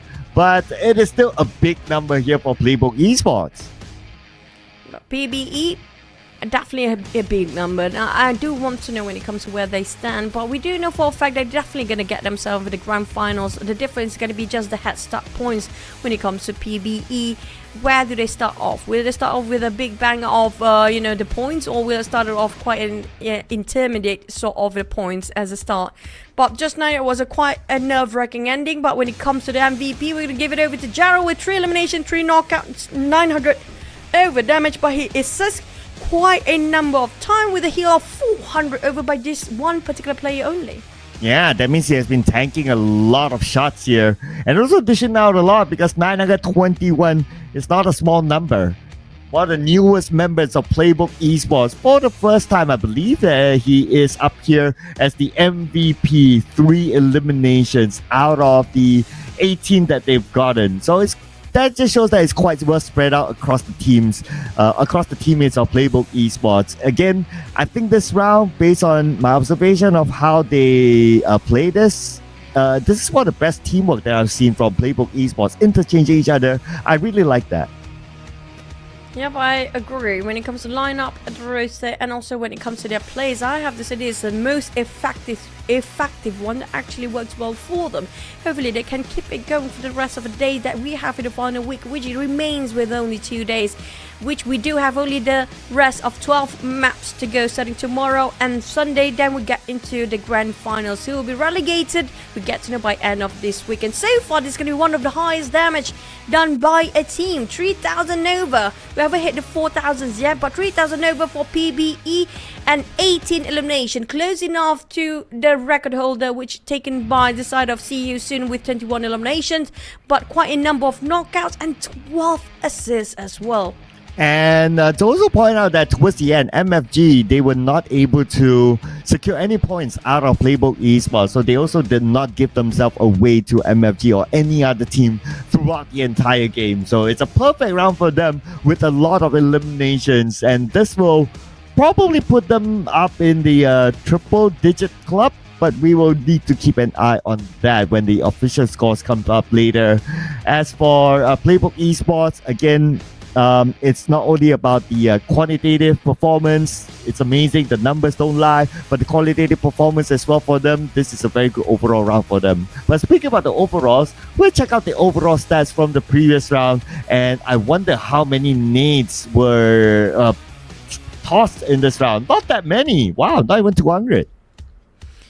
Quite low, actually. I mean, maybe because of how many teams happen to be bumping into each other quite early when they're trying to migrating themselves into the stage zone, which was quite unpredictable because the circle just moves away up north, just a tiny bit hard shift all the way. But we do have more headshots compared to the last one before, so there's going to be a lot of firepower compared to throwables that are being utilized in this map just now. And the moment we saw the utilization of those hand grenades is a bit too late because it's down to the very last wire, down to 2v4. But back to our stats here with a total heals of 7,000. This is arguably one of the highest heals so far in this week. I guess a lot of like exchanges, resets, and we also have a good amount of revives as well. 22 is pretty high up there. Headshot 13 is also on the higher side as well, with the airdrops loot 3 pretty high too. But other than that, let's see here. Points. PvE, we know that they got 18 eliminations, so that's 28 points. The double digit club here is MFG, 13 points, and GE, 10 points, and FRL, Harmony Bros, 9 points, 1 point away. When it comes to the teams without any, at least I'm happy the fact that FVE do score. No, FVE is not even playing, sorry for that. Well, YG, this is going to hurt them when it comes to overall rankings definitely later on, because we do know they slowly start to lose the momentum and the stamina. But AI Esports, they score a 4. We realized last time they didn't score any, but see you soon, X Tiger KE. After that bombastic round, suddenly they lost it. They dropped the ball. I think it's just, it's just a matter of the circle is one of the many factors. It's just unfortunate for them. But the rest of the others in the top 8 so far, how will they fare when it comes to the overall standings there? Look at the numbers. Wow, MFG overtook Genesis Esports as the number 2 team, and they have the same amount of games. Interesting. Playbook Esports is what we expected, joins the 100-point club. So 110 for them at number 5, trailing behind Harami Bros by 2 points. Other than that, TTQ and Yakuga Eticals to follow. And for See You Soon, despite this round, not really their round, only 3 points, but they are still in page 1, above Exclusive with the same amount of points. Oh boy. But we do see the gap being closing up at least, so it's not going to be... it's still doable for Austria Esports if they want to stretch it even further more, but it feels like MFG and GE kind of got their final recipe and final formulation about how to chase down. But by tomorrow, I assume that it's going to be a triple digit for most of the ones that in the first page, but FVE, the only team, I think this is the first ever in our casting career that actually we don't see any progress or any points by a team in a week, and 3 days in a week. Well, in a week at least they got 8, but in a day is 0. So to the best of my memory, that is the case as well. And I don't know by now, because for the most part they don't live long enough to survive. So it's very hard to give an evaluation. But if I were to like logify that, then the case is that they always get eliminated early. We always see them while rotating and they get eliminated. So I guess it's just a matter of changing the way they rotate. Maybe coming in a bit slower would be something that they might be a little bit more comfortable with.